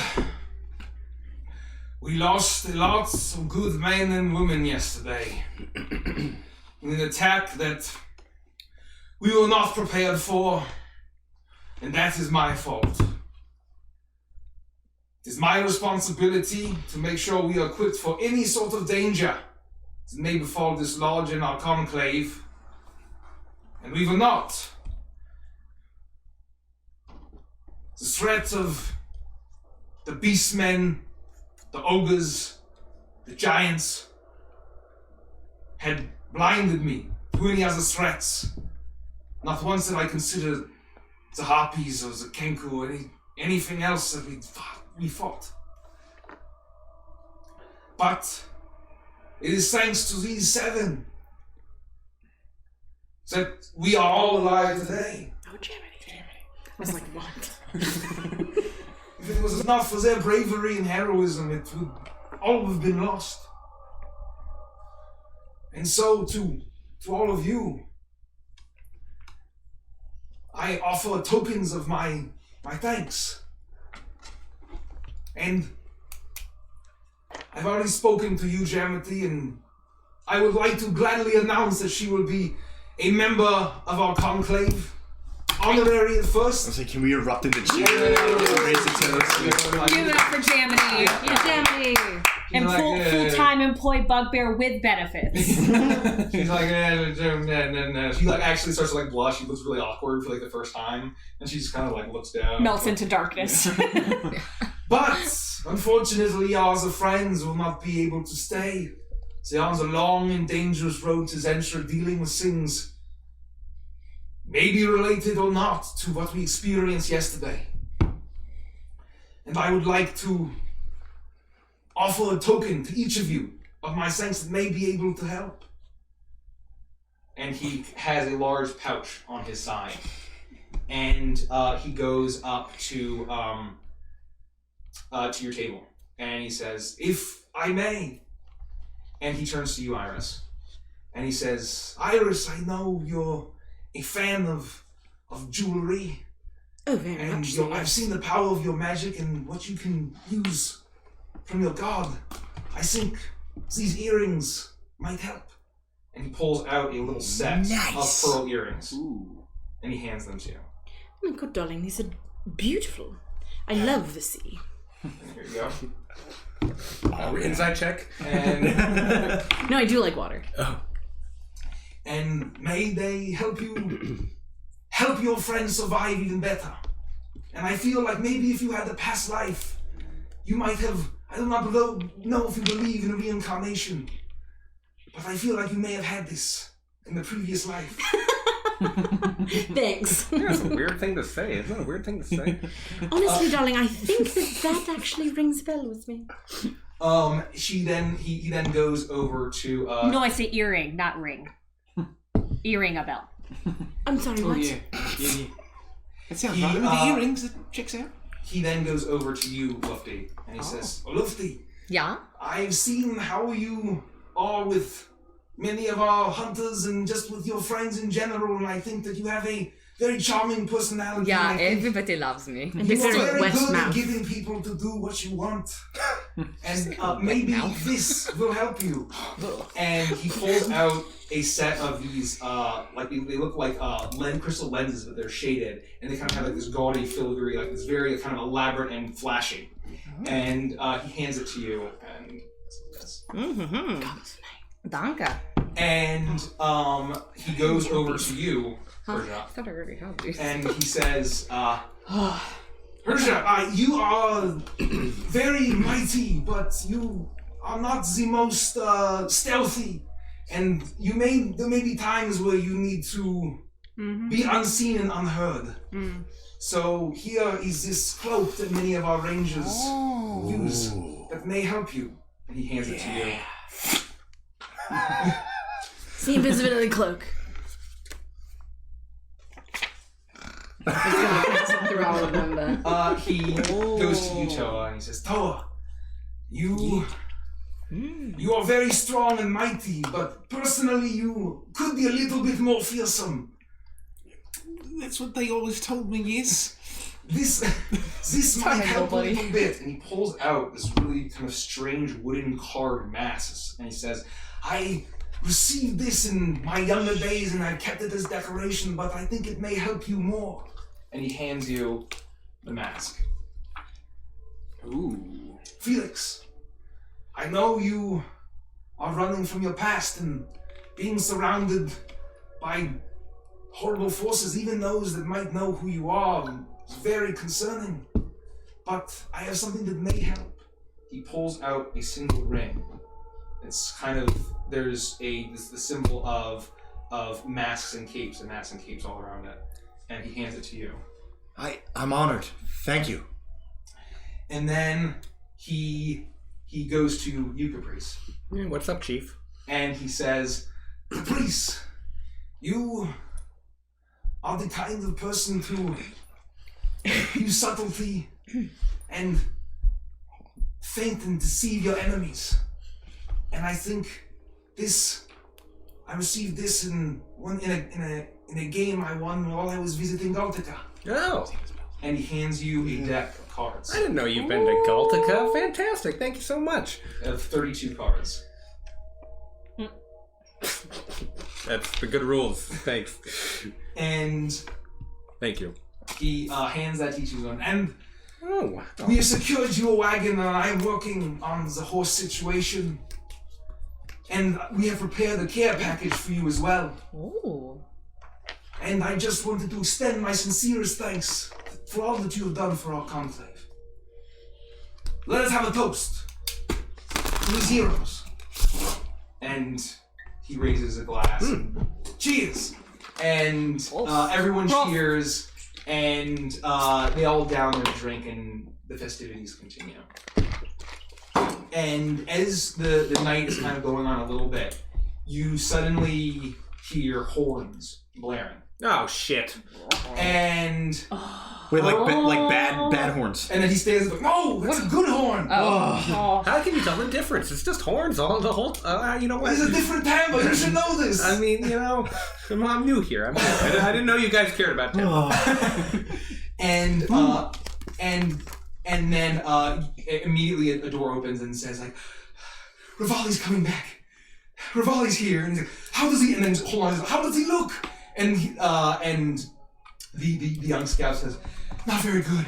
several minutes later, the doors open, the huge wooden doors to the lodge, and you see a slight male frame step in with a slight limp. His features seem to be angular and soft, some elvenness to him. You get the sense that he's a half elf with his slightly pointed ears. He has dark hair that's kind of cut down to shoulder length. He wears two seeming short swords at his side with a hooded cloak as he's stepping in. And he looks around at everything that's happening, and Holmhart's just kind of standing there. And there's some shock in his voice, and you can kind of see now as he walks into the center, everyone's looking at him. And you can see now that like he's marked up, he's scuffed, he has cuts and bruises, and there's just heavy bags under his eyes. And he looks at Holmhart and he says, "What is this?" He goes, we are having a feast. We almost all died. And these heroes saved us. I'll tell you all about it. And he says, and he looks and he says, "Do you have any idea, Holmhart, what the fuck is happening out there? Do you know that death is marching on Zentra, and you are sitting here having a feast?" And Holmhart steps to him, kind of looking around nervously at everyone. He's like, Calm down, Navali. You've been through a lot. What about the rest of your squad? "They're all dead. They're all dead. And I've seen what the Horn Legion is doing. I know where they're going. They're heading to Zentra. And why are you all just sitting around drinking and eating?" And Holmhart kind of stands back and says, A moment of levity in this world of darkness and misery is good for the soul. and he kind of clenches his teeth a little bit. And he looks around and looks up, probably at least like 1.5 foot difference between them, about 2 feet. He looks up at him and says, "I'm heading back out there tomorrow morning. I'm going to sit, and I'm going to eat, and then I'm going back towards Zentra. And we need to talk right now. Stop drinking. Let's go." And Holmhart grabs him by the shoulder and does like a fake laugh. Don't worry, everyone. Captain Freewing, he's just had a very rough time of it. And we'll make sure that everything is fine. and the two of them walk off back towards his private quarters. And you can see that there's that kind of pronounced limp that he has as he's walking, following Homeheart back into the private quarters. So are there people around us that are from here that I can't remember what they were called? Yeah. Okay. Who's that party pooper? Oh, one of the younger ones says that's Rivali Freeman. He's one of our best hunters. Why has he got his panties in a bunch? Well, I know that he went out with the whole squad to track the Horde Legion, and if he's the only one that came back, I don't know what happened out there. I can bet it's not good. Yeah, really serious force. I mean, I'm surprised he came back at all. And I can honestly bet that he must have no idea what lies under this lodge if he would expect this entire place to just up and leave in the midst of the Horned Legion. Yes, let's just give them the seal beneath these floors. That sounds like a great idea. Bolster their ranks. That's it. I mean, in some worlds, the defense, you always want to have like one opening just to let the bad guys in, and then you can ambush. Maybe it's sort of that type of deal. We let this seal fall, and then the other 12 be safe, no problem. Yes. It doesn't sound like a very good idea. I mean, he said, for all we know, this could be the very last one. I mean, I'm not part of the order. To be honest, he sounds like a man in grief. He just lost his friends. It makes sense. Kind of cool. He knew what he was doing. It makes sense that he would come back and he would be worried that people are enjoying an evening when he is racked with guilt and pain. So. Well, he seems very capable. I mean, do you think he's going the same direction we are at the same time? Perhaps we could join him? Well, yeah, he said that he was going back to Zentra in the morning. So I think that, Fluffy Two Shoes over here and I should probably go look for some horses. Well, I think we should probably check with them to see. Fluffy Two Shoes? Yeah. I mean, you're fluffy and you've got two shoes, so that makes sense. That's fair. That's fair. What I would say is, I understand that he might actually be providing horses, and so we could probably, rather than go out and look for horses, let's just wait and see. And if we have to go find some wild horses in order to make that happen, then we can do that. Well, if I take a rest tonight, then I can find Steed in the morning. Oh. I didn't know you could do that. I didn't either. I didn't know either until I looked at it in my character sheet. That's for tomorrow. Fun. Yeah. Well, I mean, you guys know what my vote was, and since we're waiting until the morning, let's just try to relax, like Iris said, and get some rest and strengthen up, because it's going to be a long time before we even potentially get to eat meat again. Oh. Well, I'm sure that we could probably pack up some of this. And... Yeah, it'll last for a while. I just know we have several weeks ahead of us. You guys want to play a drinking game? No. Yeah. Look, I don't drink very often, and I'm open to learn. I mean, if we've got some cups, we can play a little shoot, make some dexterity rolls. It'll be a really fun time. Shoot. I'm willing to learn. All right. I teach them the equivalent of beer pong, but with brandy. You do that. With my dex isn't terrible. And you all play a game, a beer pong and brandy, an equivalent, a D&D equivalent. And as you're all kind of enjoying the festivities, eventually the door opens, and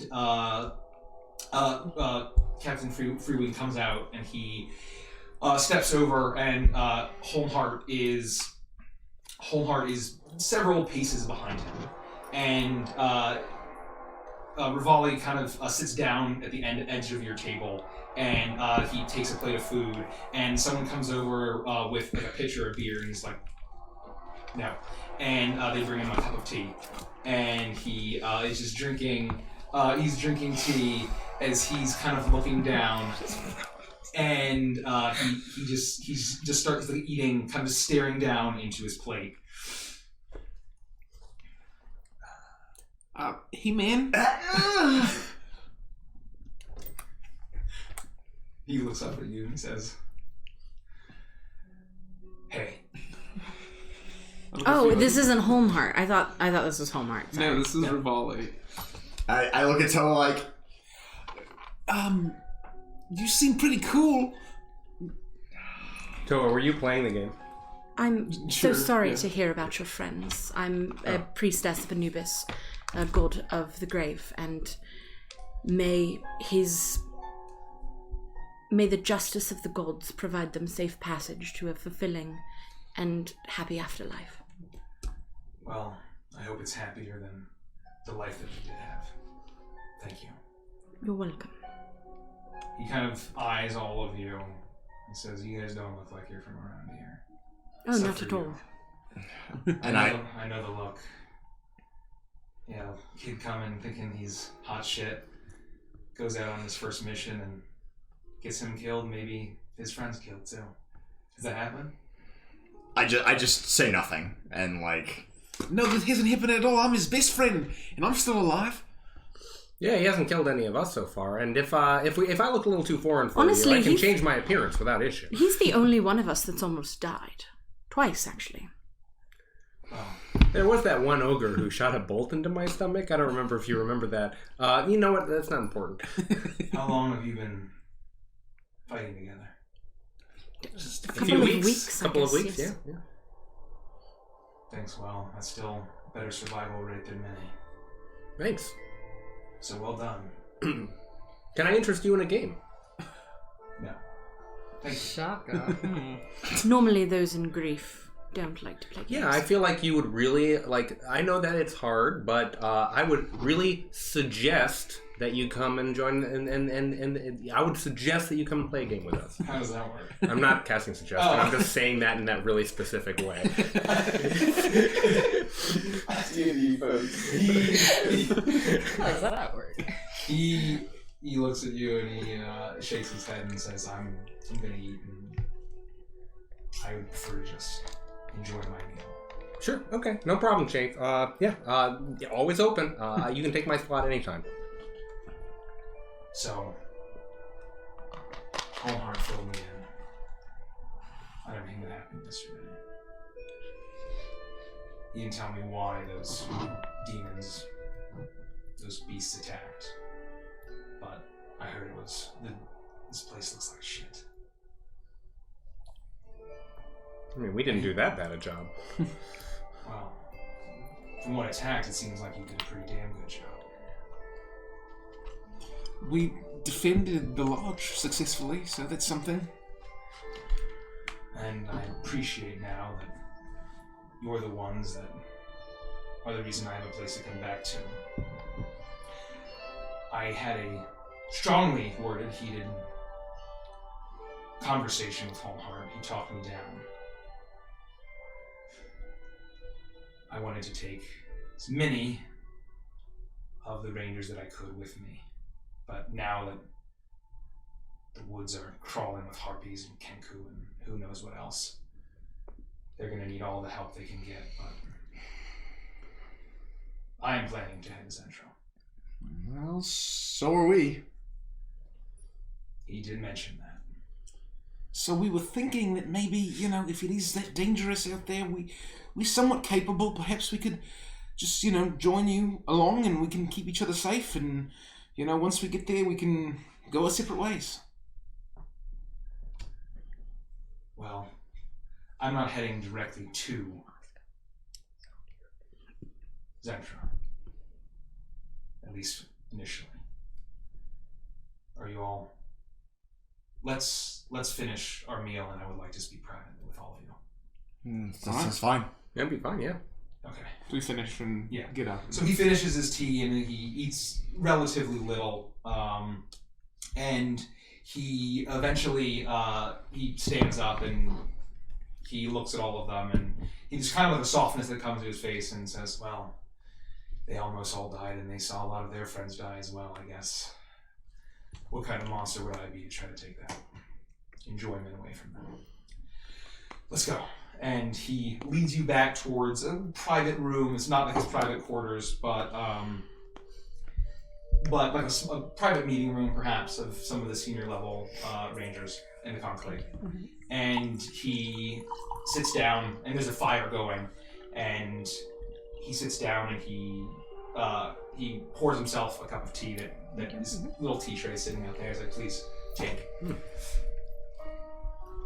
I, along with my squad, was... What? He's up. Sorry, just trying. Oh. Does it dare? Yeah. I and my squad were tracking the Legion and realized that there were emissaries and scouts that were breaking off from the main force region. We made it a good distance into the Clockwood towards Zentra, and I thought it would be a good idea to ambush one of these scouting groups. And it was a bloodbath. All of them died, but I was the only one that survived. And it was not for nothing in that I found a crude map that had a point marked on it. It was a map of Zentra and the surrounding areas. And in the woods, only several miles from the city, there's a point marked. And I think that there may be some correspondence, some meetup point there that they were headed. And they had orders written in a language that I couldn't understand. And he pulls it up, and there's kind of like this jagged script on it. Do I recognize it to be either Infernal or Abyssal? I would say you would recognize it to be Abyssal. Okay. In the brief moment, do I get any words out of it? I would say that it's too quick and it's rolled up. You just kind of see the top of the script, and then he puts it away. Okay, I make a note of that. And he looks at all of you and he says, "I don't know what you know about the Horn Legion, and I know that you've encountered them. And I know that you're taking it seriously more than most. Fucking dogs of the military have done an outstanding job suppressing the word." I cough a little bit when he mentions it. Everyone thinks everything is just fine. Even the old fool like Holmheim. He didn't believe in the severity. He was concerned by the ogres and the giants, but I had to basically force my way to take a squad to track the Legion, and now they're dead. It's my fault. I'm gonna try, if we travel together, to not get you killed. But it's dangerous. Well, and vice versa. I appreciate that. But, the Horn Legion is a really serious threat. I don't know if you know very much about what we've been up to in the last few weeks, but I'd be happy to share. Homeheart, he has his heart in the right home, but he doesn't... he wasn't awake to the real threat until we got ambushed yesterday. He's an old man who got comfortable. I've been telling him that for years. I don't think that's the case anymore. I'm going to encourage him the next time I talk to him to try to recruit as heavily as possible. This lodge needs to be well defended. I understand that, and that's why I'm grateful I don't have to pull any of our rangers away for this mission. But then, once we arrive there, I can find out what's going on, and we can part as strangers if you prefer. Did you know of the situation with Nora before your squad left? No. She got sent out after I did. He did just fill me in.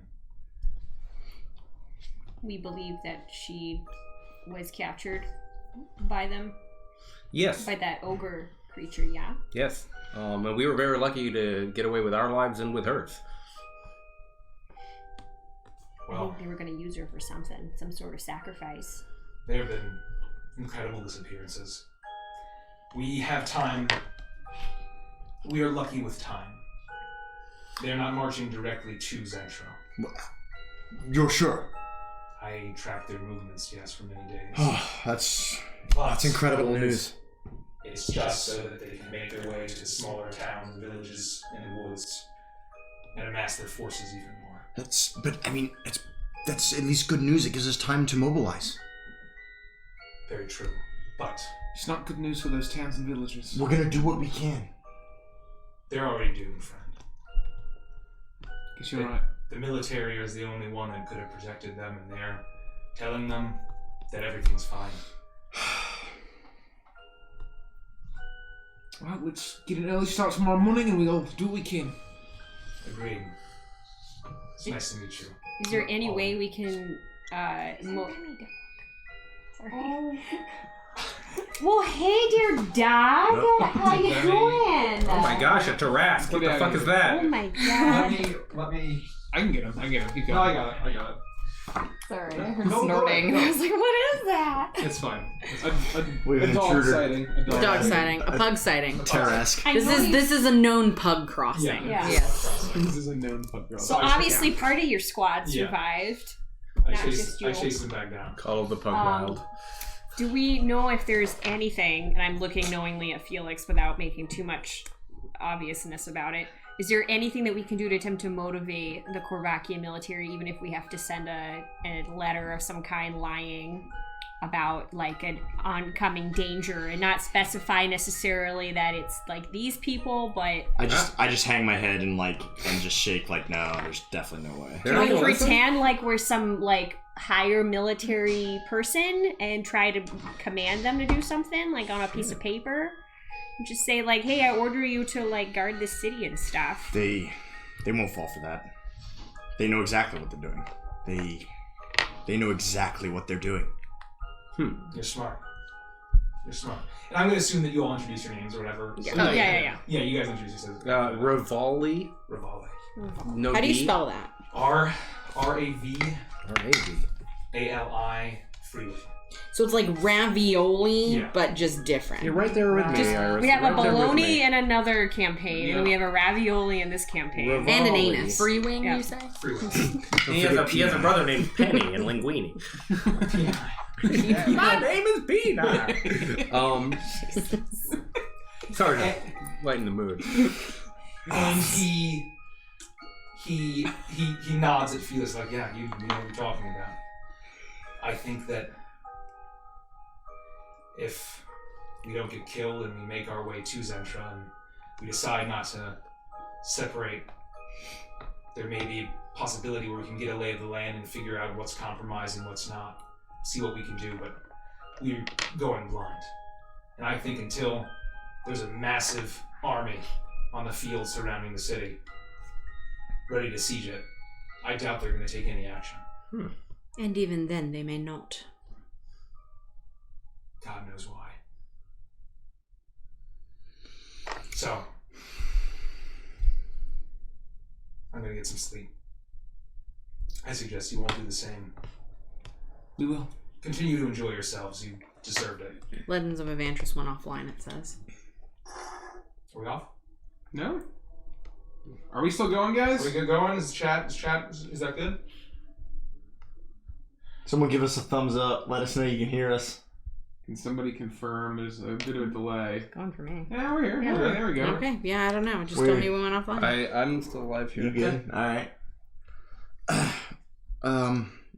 It was a pleasure to meet you, and we're ready to mobilize at a moment's notice. So make sure you just let us know when you're ready to go. Will do. And I brought back some horses that I managed to salvage, and we won't be able to. I feel like we should stick to the woods, so we won't be able to move quickly on them. So we'll need to decide if we want to sacrifice speed for stealth. I think in a situation like this, we should default to your expertise, and we're willing to listen to what you know. So think on it. I mean, let us know in the morning. Agreed. I'll sleep on it, and you sleep on it as well.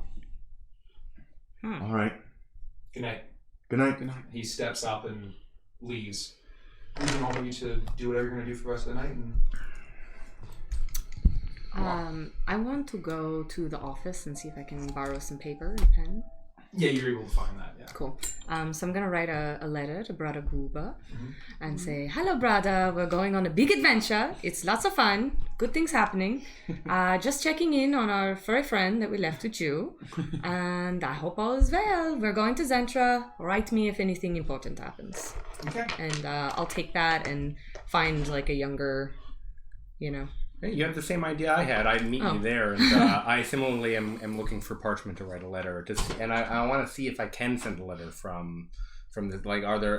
Is there post here? Do they even get? No, but there's lots of young strapping boys. I'm sure we can convince one to just take a little, trot into town. You probably have better luck at that than I would. I might. I don't know. I'm pretty good at it.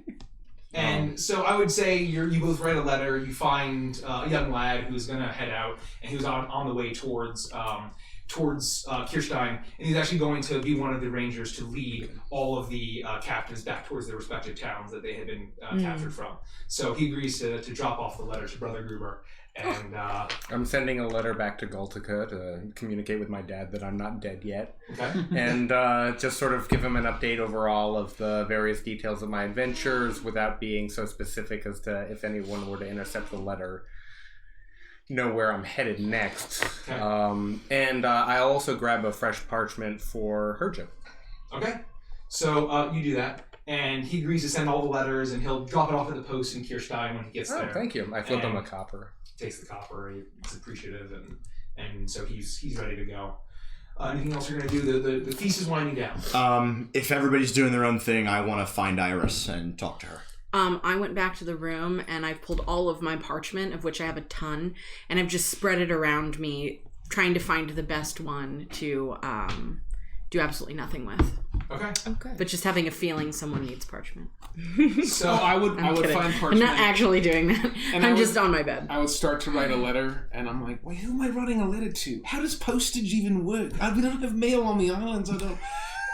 Never mind, Felix. You just take this. You always use parchment, right? Just use. I just look at it and go, okay. I just stick it in my my. So you have a written letter from Toa, and I'll pray before going to bed. Okay, boy. So Felix, you arrive at the girls' room before Herja and Lufty get back, and Iris, you hear a knock at the door. Toa, come in. There's no more smoke. No, it's me, Felix. Felix and Toa, please come in. There's no more smoke. Just Felix. What? Is Toa dead? No, he's fine. He was working on. Well, it doesn't matter. Come in. Thank you. Listen, I intended on thanking you properly before you mentioned it earlier. I just wanted to wait for the opportunity to speak to you one-on-one. Oh, so that nobody knew that you were... No, you deserve all of the recognition that you should get, and it's not about that. I'm no stranger to death. Being a part of the military, it's something that you put yourself in danger, right? But ever since I went AWOL, I almost drowned, and then Toa saved me, and then we got into some stuff, but I thought I could handle myself, and then you saved me, and I just wanted to thank you personally and maybe ask you some questions. I'm always open for questions, and you're more than welcome. The gods will take you when they're ready for you, so... Well, I guess that's part of my question to start with. I don't really know much about your gods, but why save me? Why not just let me die? You must have a bigger purpose than even you know. Anubis would let your soul pass on, if it's what was necessary. But he allowed me to pull you back into this world twice, not just once. Maybe that means that there's someone out there that you need to save. I don't believe it. I've done some horrible things with what I was involved with the military, and that's why I had to escape. And when the boat went over and I thought it was all over, I was almost okay with it. And then Toa managed to yank me out of the ocean, and I don't know why. You said something to me earlier that I feel is very pertinent. You mentioned necromantic magic, and you said that immediately it was bad. There is a fine line between good and bad, Felix. It's where your heart lies that determines whether something is right or wrong. Ignorance is sometimes your greatest enemy, and I do believe that maybe a lot of what you've done in your past is from ignorance and not malintent. I mean, that may be right. And I don't know if I can ever fix it, but I'm gonna try. I mean, the things that happen with the military, and I don't want to associate with them anymore. It's why I left. And have you ever thought that you being a renegade from the military, with the knowledge that you know, might be just the reason the gods want to keep you on this plane of existence?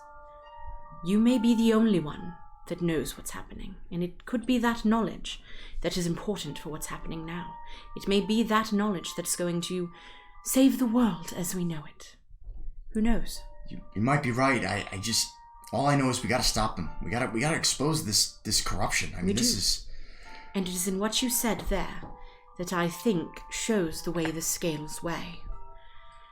You may have done terrible things in your past, but your future looks like you're leaning towards justness. I appreciate that. I guess I just have one more question. I hope I have an answer. What happens when someone crosses over? It is for the gods to decide. They will weigh their heart, or so Anubis shall. And depending on how they live their life will determine how they survive in the afterlife. Or so my teachings tell me. I guess that's slightly reassuring. All right. Well, again, I can't thank you enough. And as I told Toa, it's not his responsibility to look out for me. And I'm new to a lot of this, and I should have been able to handle myself. And next time I'll be ready.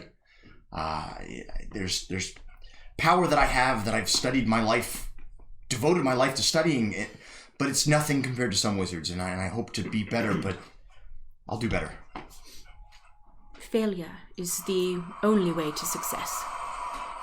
All right. The gods may have given you friends to aid you while you grow. Do not expect to be able to handle things on your own. We're not supposed to. We have family, we have friends, for a reason. Solitude does not always bring success. Lean on those who care about you. You may lean on me, lean on Toa. And maybe eventually, Herja, Caprice, never Lufty, she's a pain in the ass. I'm kidding, Lufty as well, but don't tell her I said that. She's been a great companion to me, as much as I would tell her otherwise. All right, I thank you. You've helped. It makes me feel a little bit better. And think about the future. Do not dwell on the past. The future will shape who you are. I'll try. I didn't mean to interrupt. I hope you're having a good night. I'm gonna go grab another drink. Yeah, I'm just picking Lufty's toenails out of my bed. It's fine. All right. Well, I don't think I can help with that. Good luck. And I turn and I leave. And I continue to pick Lufty's toenails out of my bed. You both do that. And you grab another drink, and the night's winding down. You get one of the last ones and they're rolling out the barrels and getting rid of them. Oh, yeah. And you all, unless there's anything else you guys want to do, you all go to bed and you enjoy a long rest. Hey yo, spill salt's back. Okay. Can I ask an out of character question regarding the new magic item you provided?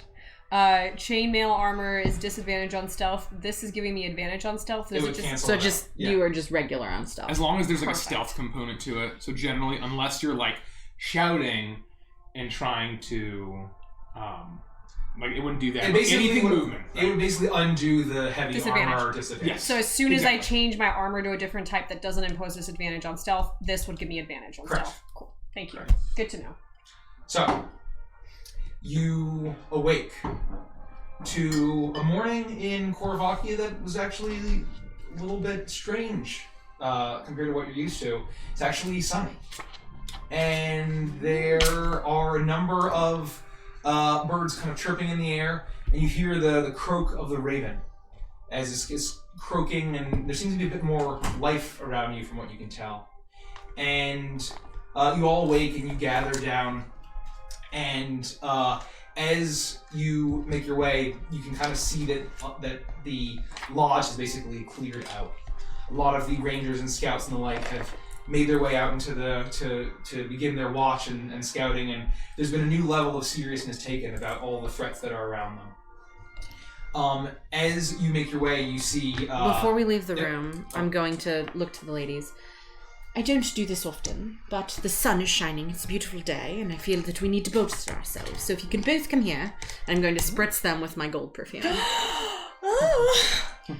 Just And like it shake smells. around It in smells like the desert and the iris flower, reeds, and the water. And it is. I thought it smelled like death.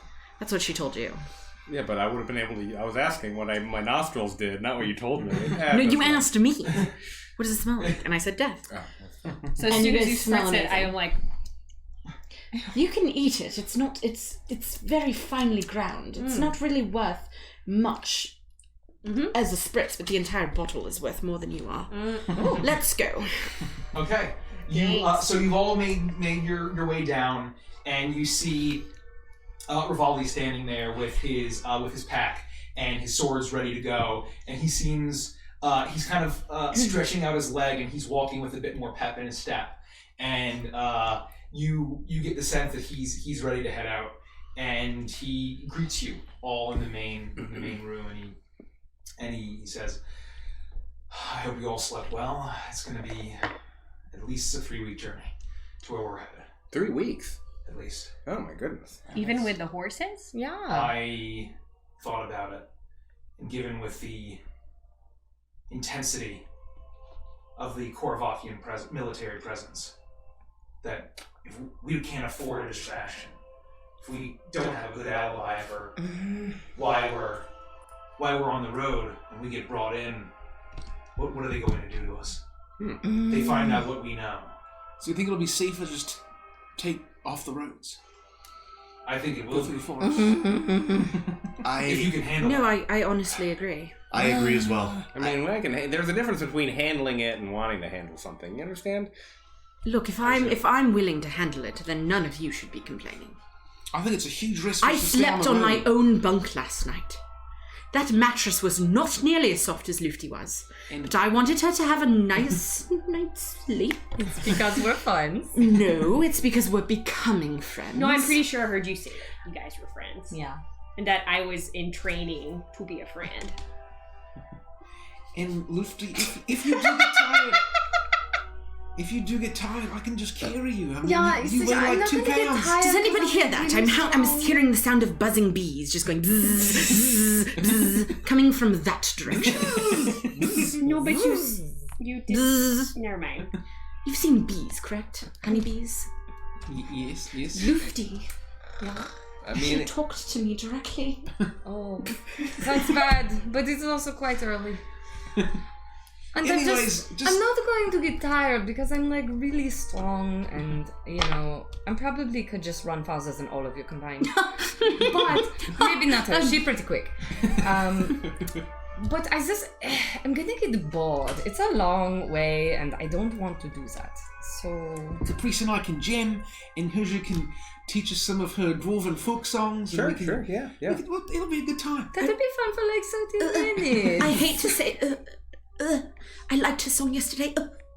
Oh shit! Oh, It was really interesting. The gag reflex means she really truly liked it. I cough up a hairball. Yeah, that's a good sign. I never get the hairballs. I'm so glad I'm not at the backseat. I'm sorry. For what? Oh well, coughing up hairballs like that that's not pleasant. That is a great honor. You shut your mouth. Do you know when you have a... This is going to be a bit disgusting. You know when you have a great poop? It's kind of like that, but from your mouth. I'll meet you outside. I'm gonna follow. I'm going with him. Oh, Felix, yeah, I'll totally go. Yeah, we follow. Hey, Herja, I was sending a letter to my dad last night, and I remembered your dad. And I know that we can't send him a letter because we're still looking for him, but I got you this parchment. I wonder if you wanted to write him a letter and leave it here in case he happens to pass through the lodge area. I thought you were going to say, do you want to write a letter to your ma? Maybe let her know how you're doing. Well, we You can want me cut to the leave paper in half. That seems like a reasonable thing to do. Sure. Yeah, okay. Let's do that. I was really just thinking about the dad thing. I'm sorry, I forgot about it. No, it's okay. No, I'm not going to say that. It's fine. Yeah, I'll write the letter. Oh, here. Good idea. Thank you, Capriccio. Very thoughtful of you. So as you all make your way out, Rivali is is packing up like some final things of his stuff, and you see a Homeheart walking out with a crate. And he says, good morning! Hope you did not party too hard to make this journey far more unpleasant. I tried to get him to party as hard as I could, but it was not as hard as I wanted it to be. If Rivali is in the room, you're not going to get people to party very hard.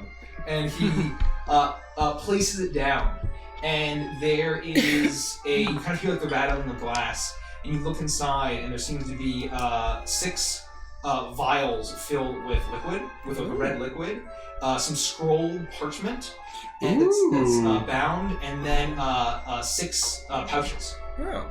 And he says, "This is for you, to thank you and to prepare you for the journey ahead. Not only did you save our conclave, you're also helping the conclave by joining our most senior ranger out into terrible danger. And I appreciate that." Well, you just right. Yeah, I was about to say that. Jinx. You owe me a healing potion. I don't have any. Speaking of which, are there any in this box? That's exactly what those 6 things are, yes. Oh, I don't owe you shit. Well, you give me yours, yeah. No, I'm out. I'm low. I'm gonna just turn my back to him and just mumble something and start scribbling my letters to Mom. All right. Well, you still owe me a potion. I take my potion and then I guess one of the pouches and. It is Are they just gold standard? Pieces. 100 gold Standard? pieces. Yeah. Each? Wait. No, it's not standard. It is greater. Greater. So 6 greater healing potions. Dang. Each one of us gets 6 greater? No, one. Oh, each one. Okay, because I think we're keeping our stuff separate. Yeah. So. And then 100 gold for each. Dang. Okay. And then you find 3 spell scrolls. We get 100 gold. We don't have to pay 100 gold. Okay. What was that? We get 100 gold. You We get have 100 to pay 100 You get gold. 100 We get 100 gold. Fuck. And we each get a greater healing potion. Also 3 spell scrolls. Money. And a spell scroll of I don't think we need the spell scroll. of mage hand, a spell scroll of illusory script, and a spell scroll of dark vision. And so, and then you, Dark vision. Maybe I should just hold on to those. Don't you do something with those as a wizard? I can take a look at them. And then these might be helpful as well. And he holds out 3 small little, these kind of like orbs of like kind of swirling shadow. And it says it's kind of like a and when you look closer, it's like a fine dust. And he says, if you have to get out of a sticky situation, then these may help. And he gives 3 dust and disappearances to you as well. Ooh. Dang. If we have to get out and go to the chopper. We should Who wants split to hold those on up. to those? I'm fine. I can always get out of a sticky situation. So you guys can. I don't really have many options besides running away. Toa should I'll definitely take one. I think Herja should take one because I she agree. tends to be very loud. I agree. Yeah. And then I honestly think it might be a good idea for you. Yeah. Well, based I on don't want to my say such as a current link, track which record, might be a I'll link. I'll That agree is with you. very, Yeah, we want you to very save your energy selfless for of you, flaming Iris. balls of fire. That's good. I give him a fist bump. Yeah. What is Balls is of that? Is that a fire. Striga thing? We don't Yes. do that in Galtaga. Yeah, no, you take it back home. No, we do the. I'll teach you later. Yeah. So what is it? What is the item then? It's just a Dust dust of of disappearance. disappearance. Alright. Ooh. Very cool, you guys. Well, thank you so much. Really appreciate your hospitality, your generosity. Thanks for taking Jamity. She can be a bit of a pill, but if you keep her liquored up, she can be pretty swell. Quite agreeable. I mean, I know she really smells a lot. She smells like Bigfoot's dick, but just watch her when she's asleep and you'll be all set. That's what we've been doing. Who is Bigfoot? I thought you said you'd been to Galtaga. Never mind. Holy shit! It is a story I did not hear. Bigfoot's. I appreciate everything. I'm just gonna write down Bigfoot's dick. And We're gonna add it to my inventory. Yeah. you cannot be in better hands than Captain Freewing. Well, I hope you all survive, and Iris, if you find any other members of the 13th Order, please make sure that our land and our world is safe. Is that the name of the order? You had kept that secret up until that point. Yes, it is. The 13th Order. Oh, I will let them know Makes sense. that. Starring Antonio Banderas. May I let them know that I have met you? Yes. That's meta, dude. I will let them Likely know not what know what who I happened am. here. But and what we have done for the 13th Order. Do not tell them where I am. I will not. I know that you're secret from each other. Yes. I will simply let them know that we have had we've had the honor of being with you, and that we were here during your hard time. If we were to draw the symbol, the tattoo, to demonstrate that we know of the order, do you think that would be evidence enough to tell them, hey, we're kind of, we're cool? It will at least get you an audience. Okay, all right. That seems like. And I will never forget what it looks like. It is imprinted on my brain. That's just one of these. It's a bit more than that. It is a bit more than that. You all be safe. Thank you. And you as well. I will. And as he leaves, he passes another large frame, and you actually see Nestor, who you haven't seen the entire time. And he walks up to you and he says, "Well, this is it, I suppose. I'm sorry I did not approach sooner and join the feast. I was too ashamed to show my face." Why is that? I have not been any help to this order, and you all have inspired me to do better. You all inspired me to try to be a better hunter, a better ranger, a better ally, and a comrade. And I just wanted to thank you for saving Nora. She regretted not being able to join us. She's still not very well. That's excellent. I think that you're capable of great things. Just gotta keep trying. Thank you. He kind of looks like there's still a high level of shame, and kind of looks just incredibly confident.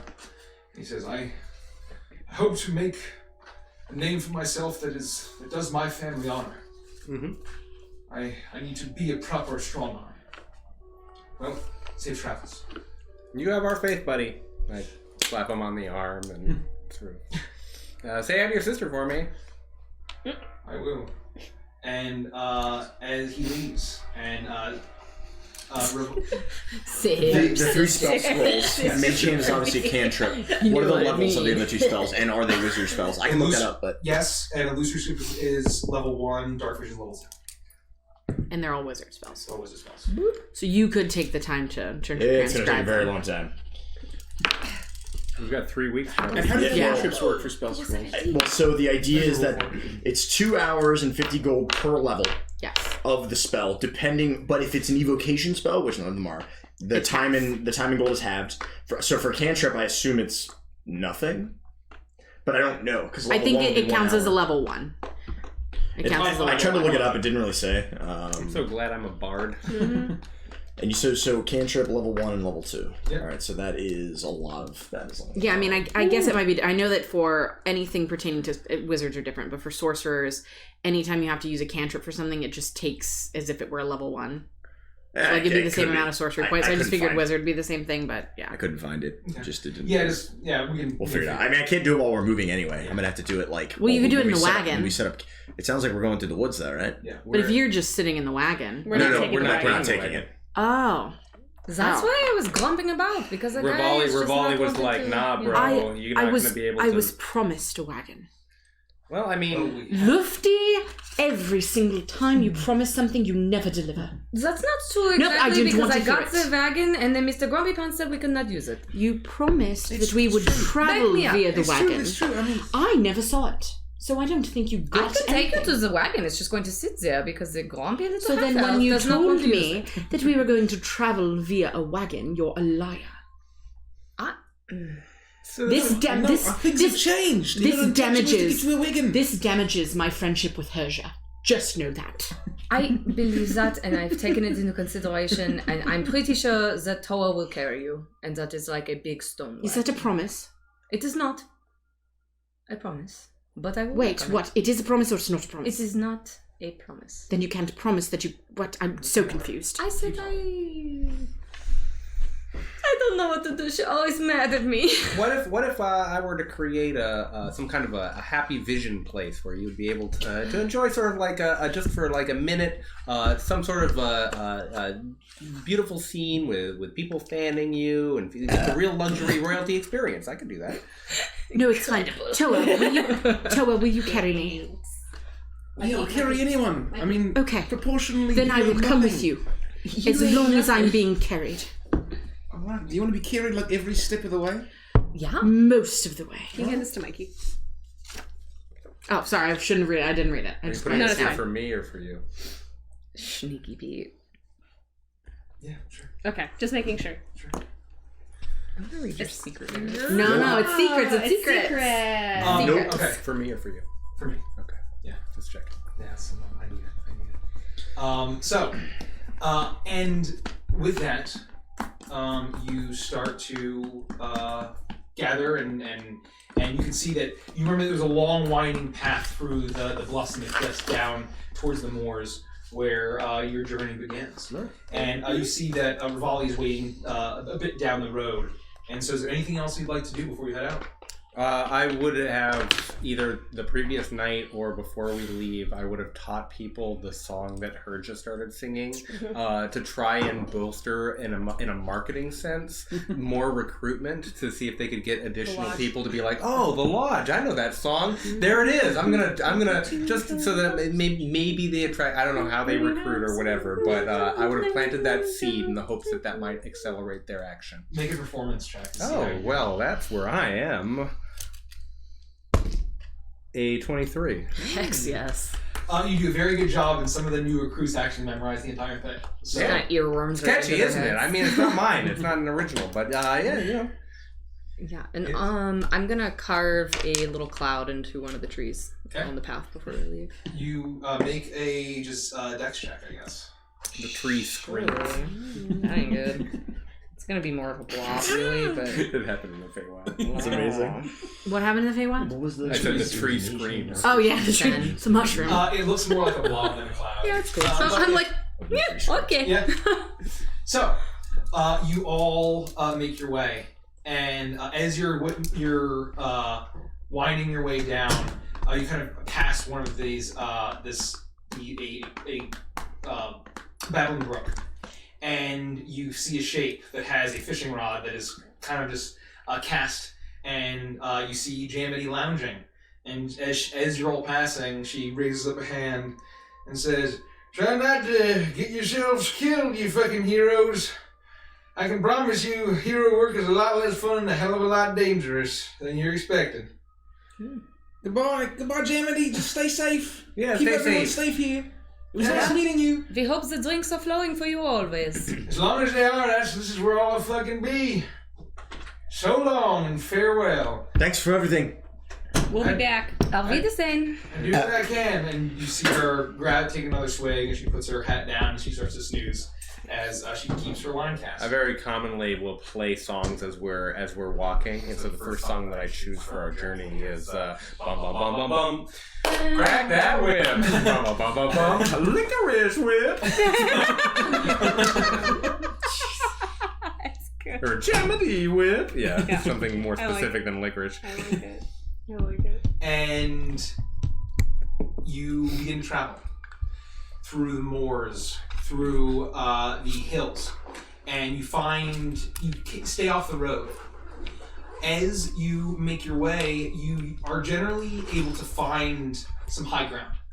Rivali seems to be making sure to stay as much on high ground as he possibly can as he leads you through. And oftentimes you are able to get on a bluff or eventually climb a tree or get on a mountainside that sees the road, and you see marching regiments of Korvakian military. And it seems to be more and more pronounced traveling the main roads. Far though out.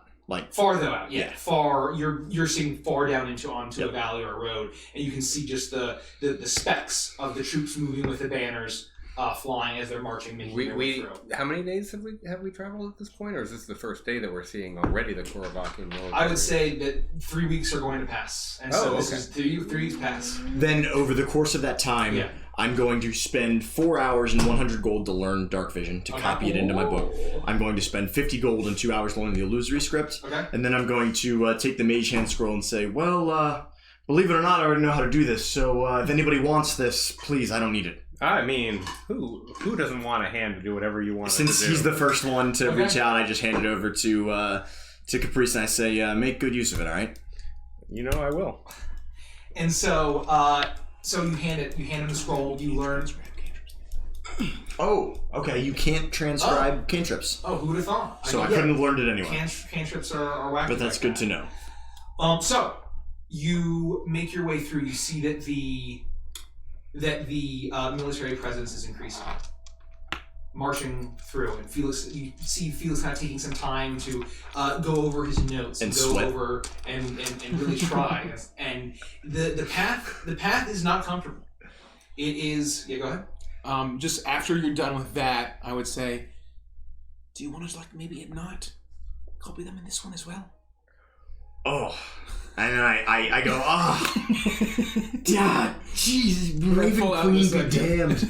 And I say, Toa, I don't know what I would do without you. Watch your mouth, that's blasphemy. Yeah, well, hey. Well, you told me to keep it very safe, and I just want to make sure it's current. It's so safe. I forgot you had it. And I thank him profusely, and I guess. Well, so now, to make copies of it, would it still cost me just as much? We'll look it up and sorry. Go ahead. So you have 3 weeks. Yeah, you have 3 weeks. And you, the way is a lot harder than even you were expecting.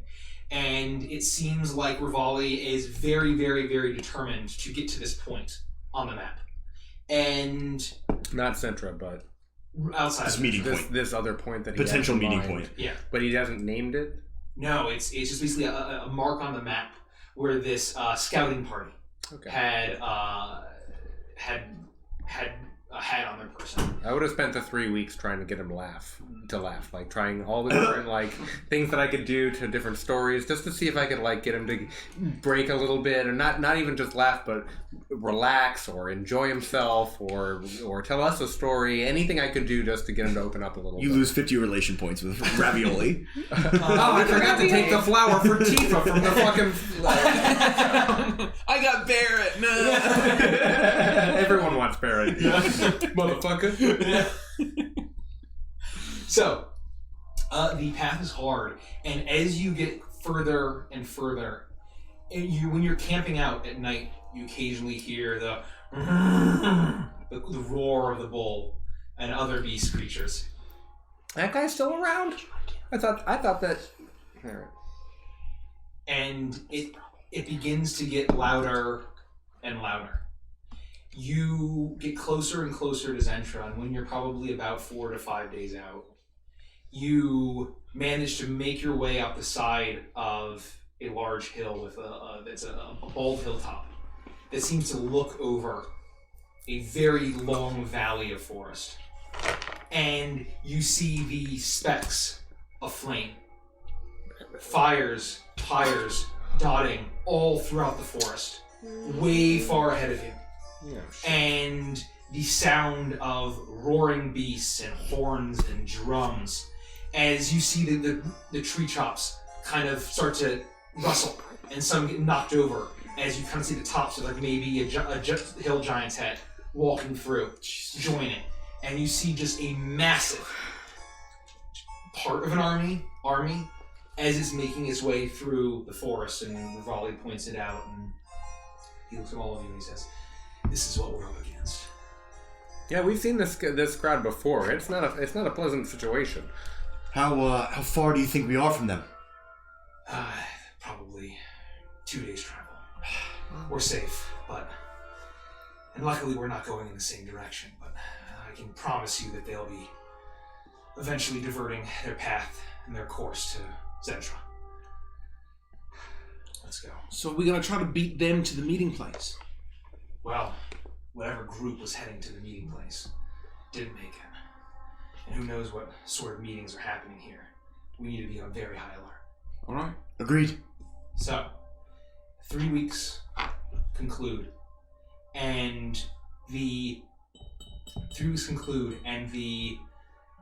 you eventually arrive to a spot that overlooks a large valley that seems to be spotted with rocks and fields around it. You see farmland.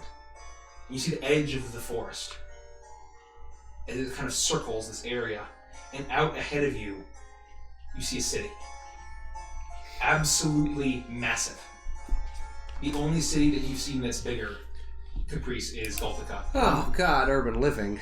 And you see that it seems to be circular in its design, built around a spiraling bluff, where you see a massive structure and buildings built all the way around it, all the way down, with these massive ramparts and outcroppings, where thousands of archers and crossbowmen and artillery could be mounted. Go ahead. Have I ever been? You have. That's what I thought. You have been. You were and kept. Sephiroth. you were kept to like one district, and you were escorted through because it was like a training thing. Right. And so you didn't get a chance to explore. Sure. But yeah, you know that's Zentra. Cool. So it's on like a hill.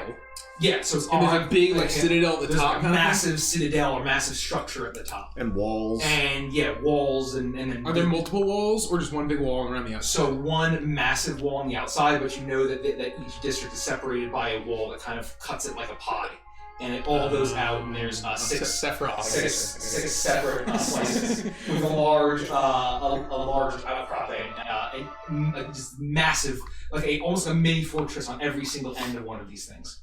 This looks safe as shit. We're fine. I would say that you have not actually made your way here. You just left Kirstein and you found a ship as soon as you could out, and Zentra was out of the way. Felix, what do people from Zentra call themselves? Is it like Centurion or Centraganders or Centralians? I look to the god of the world. Zentrians. It's actually just Zentrian. Zentrian? Yeah. Alright.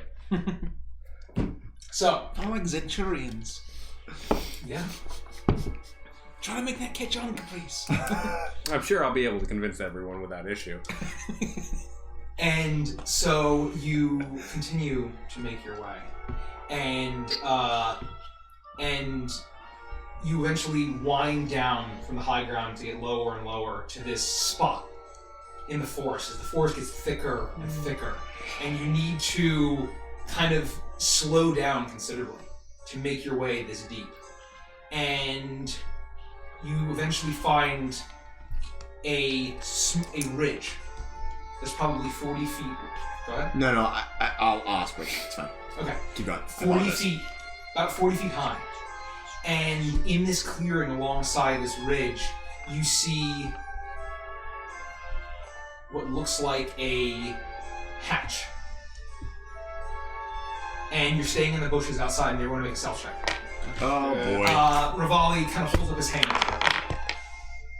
That's pretty good. There's a hatch where? A hatch built into the side of this bluff side, cliff side. Oh baby, you got an 18. And it is large. The hatch probably goes up like 13 feet, and it's just this massive metal hatch that looks like it can be lifted up. 10. What did you get?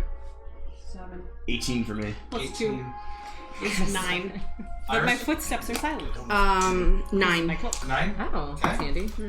12. 12? Okay. Hey, Felix, you want to know what I got? I vote we murder. I vote we murder Wolfie. I vote we murder it. And with that, you all kind of stop on the side of the bushes, and Rivali turns to you, and he says, checks his map. This is the place. Now, whatever's in there, it's going to hold a lot of answers to what's going on and why the hell are these savage beast creatures going to a point with a clearly humanoid-made structure and a door. Does it look like it would be made out of, like, was it made by Zentrians, or does it feel kind of like Korvakian build? Make a history check. And I'm sorry, I'm confused. What is he looking at? So there's a clearing, and there's like a cliffside, and built into this cliffside seems like a large hatch. Oh, okay. I thought we were metal on the hatch. clearing looking at Zyre or No, you eventually passed and you went down into the forest. what the hell is this? Zentra. Zentra. I'm like Zigra, Ziga, Same thing, Zeinstra. Sorry. Intelligence, you said? Yep. Or no, history, you said. History. Well, it's plus Can I 0 make- anyway, 14. Can I make a history check too? 14. Yeah, sure. That's cocked. 8. 8. You have no idea. Toa, I would say for you, it looks to be like similar Korvakian craftsmanship that you would see. Clearly, looks like the government made this, or someone in this country. Shall we? Open the hatch? So, How much time do you think we have before we need to bust down that door? If we're worried about traps, I might be able to detect any kind of magical resistance. I think that we should get in there as quickly as possible. Okay, Or I'm defaulting to your expertise here. Or somebody's going to have to stay out here, and I need to find out how close they are. Are you gonna stay out here? How comfortable are you making your way in here? Can I trust you? I think you're the ranger, so if you want to stay out here and we can go in, that's fine. We can just report back. We'll be fine. It's not like you know what's already in there. I mean, we'd all be going in blind anyway. Here, take these 2 things. And he reaches in, and he pulls out this blue piece of chalk. And he hands it out and says, make a mark of where you go. I'll be able to see it. It'll be invisible to all other eyes. Okay. Do you speak any languages, friend? I speak Elvish and Common. I will make the comments in Elvish. That way only you can follow us and not anybody who just happens to speak Common. Very well. Cheers. And take this. He hands you a small metal charm that seems to be like a pair of 2 eagle wings. And he hands it out and says, "Why don't you take this? I have this companion. If I trigger it, it means get the hell out immediately." I'll take it. I was going to Since say... I've got Dakota on me. Toa or Harsha should take That's it. fine if she wants it. He hands it to... Is it like a necklace that I can put around my neck? Or It is just keep it on your person. It's a charm. And keep it on your person. And it'll screech like an eagle if I trigger it. Is that going to alert everyone or only the person who's holding it? It'll be the person that's holding it. Oh, good. I knew you wouldn't be so careless. No. I'm going to scout out where they are, how close they're coming. If there's any... If I have to go in and fend them off, I will, but... I think from what we've discussed over the past 3 weeks, you seem more than capable. So just to be clear, this does not mean go in and try to save you. This means we need to leave you in case that ends in some sort of sacrifice. You need to leave. You need to get the hell out wherever you are. That they are coming. All right, we will do our best. Very well. All right, let's go, Purvis. And that is not my name. We've been doing this for 3 weeks. I've been practicing. No, that's not my name. I think we all agreed that Purvis is the name. No, that is absolutely not my name. What did we say we were doing? Ronnie Purvis. We didn't come up with one. Purvis? No, we didn't. We didn't come up with one. Well, we didn't run into the military, so we didn't need one. Right. So, he says, okay, good luck and don't die. And then he immediately just sprints off into the woods and disappears almost instantly. And you are all left, the 6 of you, in this clearing where this large metal hatch is. Man, I don't know if I like that guy, but he disappeared almost instantly, and that's really badass. I mean, isn't that what Jamini did? I'm not even phased by it anymore. Yeah, but he's not like a creepy boogeyman type creature. That's why it makes it less unnerving. He smells so much better. Well, that's not hard. I mean, Jamity was pretty stinky. That's fair. That's fair. Well, I think you said that she sounded like a yeti's anus. Yeah, I mean, as soon as any wind would go by, you could hear that. poop sound. It was really nasty. From what? From Uranus. Oh. So that's why she Disgusting. smelled like Bigfoot's dick. Alright, let's Oh, do Bigfoot, yes. While they're talking, Yeti. I'm just walking over to the door, like, I guess we gotta do this, and I try to lift it. Make a athletics check. Mm-hmm. Wow. Oh. Dang, Wow. son. Gotta give it up. Gotta give Gotta it give up. Gotta give it up. 28. Damn. So 20. as you reach down, Toa, you heave and you immediately feel incredible resistance, and it does budge a little bit, and it kind of comes to you that this is meant to be lifted, but anyone in your group besides you would have been completely hopeless as you heave it up and you lift it up and just the sheer size and height that you need in order to do this. It was probably intended for something very large to lift this thing up. And you hear a loud doosh, and as it locks into place. And the hatch is now, this large metal, like 14-foot long hatch, is now poking out towards the clearing. And you see a long, dark tunnel that heads down into the earth ahead of you. Well, you can call me Moist Kitty. That was delicious. Oh. Moist kitty. Yes. Did you just have a snack? What? Are you sharing some... No. You said... No, I think he just turned around. I think she's in heat. On the what? Let's just go inside. Come on, lead It's the a way. tunnel, it's not a room, it's a tunnel. We gotta go in. Let's go. Let's go. I'll follow Toa. Okay? Is it dark inside? It is dark. Fuck! It's very dark. No, but you prepared. Yep, I Yeah. did. So I am going to use a second level spell to cast Dark Vision on myself. Okay. You can't do it on two people? I can. You have, if you remember, you have your goggles. Goggles of night. Oh, I do, don't I? Yes. Oh, never mind. I literally just removed them from my inventory because I'm not keeping track of just make everybody's sure that I inventory. have 'em. Dumb question. How do you know if you can see in the dark? Whether you have It'll dark say vision. dark vision underneath your Racial features, traits like racial or features. your class features and features. traits. I've got dark vision and hellish So if you resistance. don't have dark vision, Yeah, so I'm blind. so you would. I can help you out. Well, So is why it- don't we make a fire? I know we're trying to sneak. Does but- that mean you want me to cuddle up to you and you get me through the dark tunnel? You don't have to get that close. But I should, for, safety. And it feels really terrible, but I'm also going to use a second spell slot to cast Dark Vision on Lufty. Okay. I think it's concentration. Is it?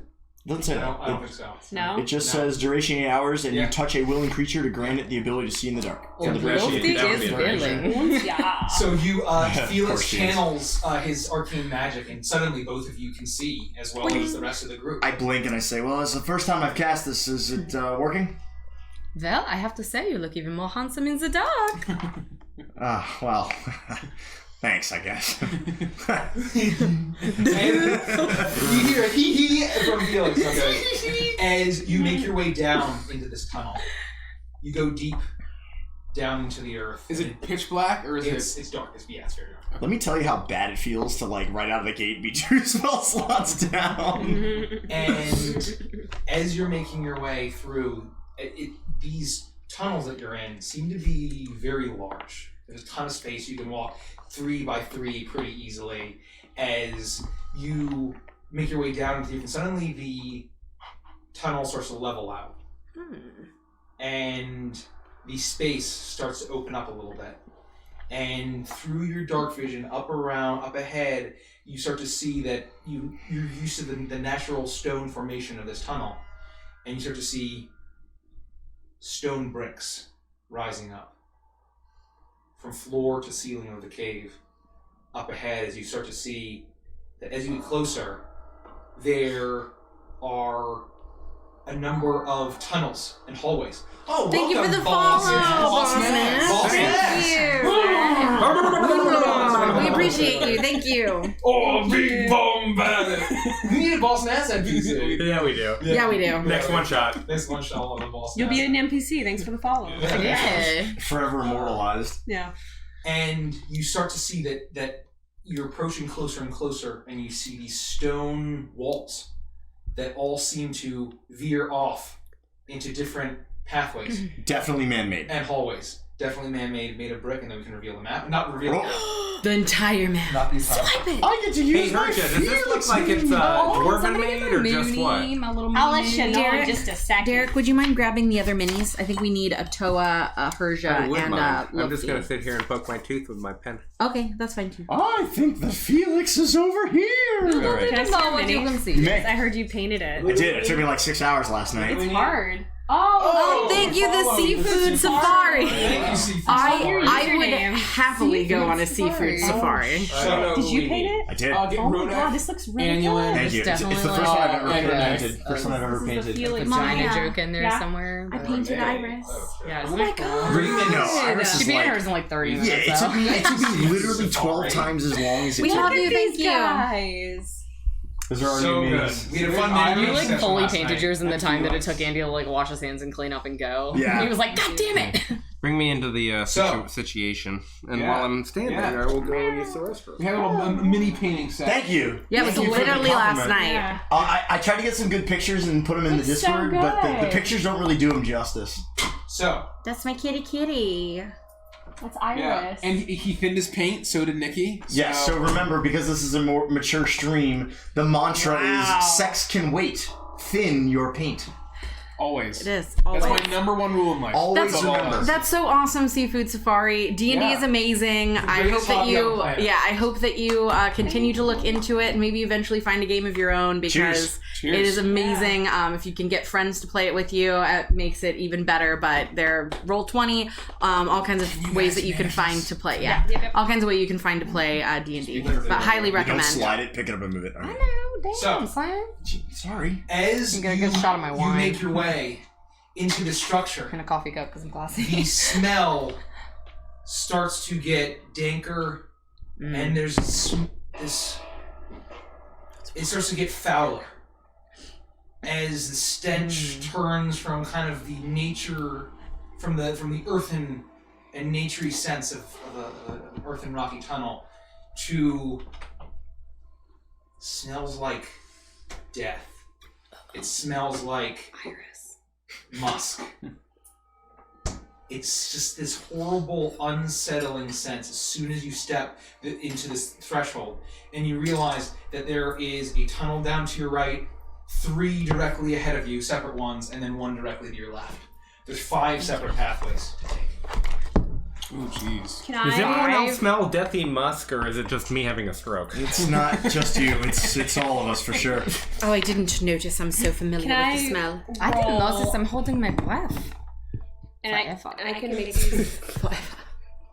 And I can make these individual checks too. Can I roll stone cutting on each of the 3? There's 3 different paths. 5. Ahead. 5 to see their make, like what would have made them. I would say you just make it 1 straight. What is it? History check. History. With plus. I get double With double proficiency. proficiency. Yeah. So it's plus 7, so it's 14. Okay. 14. You check this craftsmanship, and it does not seem to be any kind of stonework that you're familiar with as a dwarf or from Galtica. It seems to be a stonework, though, that sticks out to you in that it seems to be a very ancient style of construction from lands that you would have no idea or would even be able to guess. Okay. So which way should we go? I think we should pick it at random. Honestly, I could just take a stick and throw it in the air, and if it goes left, it goes left. If it goes right, what do you guys think? Can someone try to smell down a hallway to see like where that stench of death is coming from? Who has the Would best I smell? be able to determine just my familiarity with death and dead things and decay, which direction it was coming in? Or seem the most make a perception concentrated? check. Make a perception with advantage, I would say. Thank you, C. Use for Kooky. It ain't easy being cheesy. C's for cookie. C's you for cookie. C is for kooky? For cookie. C is for cookie. Like Cookie Monster. For cookie. It's a cookie monster. That's good enough for me. That's amazing. That's amazing. It took us a Bravo, Michael. Bravo. That is good enough for me.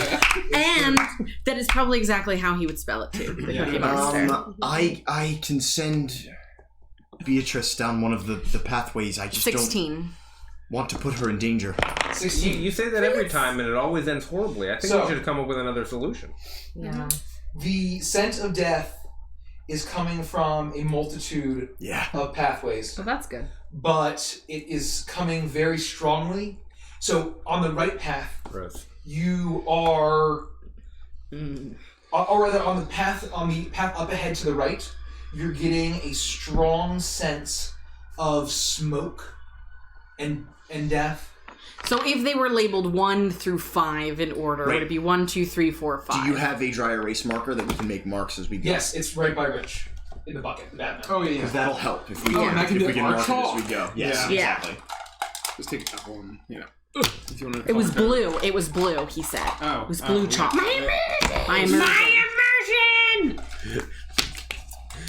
Okay, and so we'll label this one 1, 2, 3, 4, and 5. 1. A 2, a 3. So which number would you say the smoke was coming from? 5? You said that, I would right? say both 4 and 3. Oh. It smells like smoke, and death is the Just like check them off. Like you like a check mark. Can you be camera? 5 just smells dusty. So do dust particles on 5. With a low. I'm writing it down too. 1 and 2 smell. There is a smell that it smells kind of smelly smell, smoky, but it smells like this kind of strangely otherworldly stench that you can't really with a magic wand or something place your nostril on. And it and then you and I would say that you're getting the scent of anchovies. Yes, he knows. Yes, there's always knows. Nose is an expert here. I would say that would be what. Perfect. Oh, we got a second terrible drawler because they look like steamy looks like worms. Tamagotchi poops. Thank you. I just want to say, E.G. Mitchell, I too concur with you. So thank you for that beautiful comment. We are known here for our map penises and our steamy lips. Yeah, our DM likes to draw wieners all over the map. Yeah, keep your eyes peeled, kids. There's gonna be a dick on We here. play a game, Find the Penis, every time there's a map. So you too can play at home.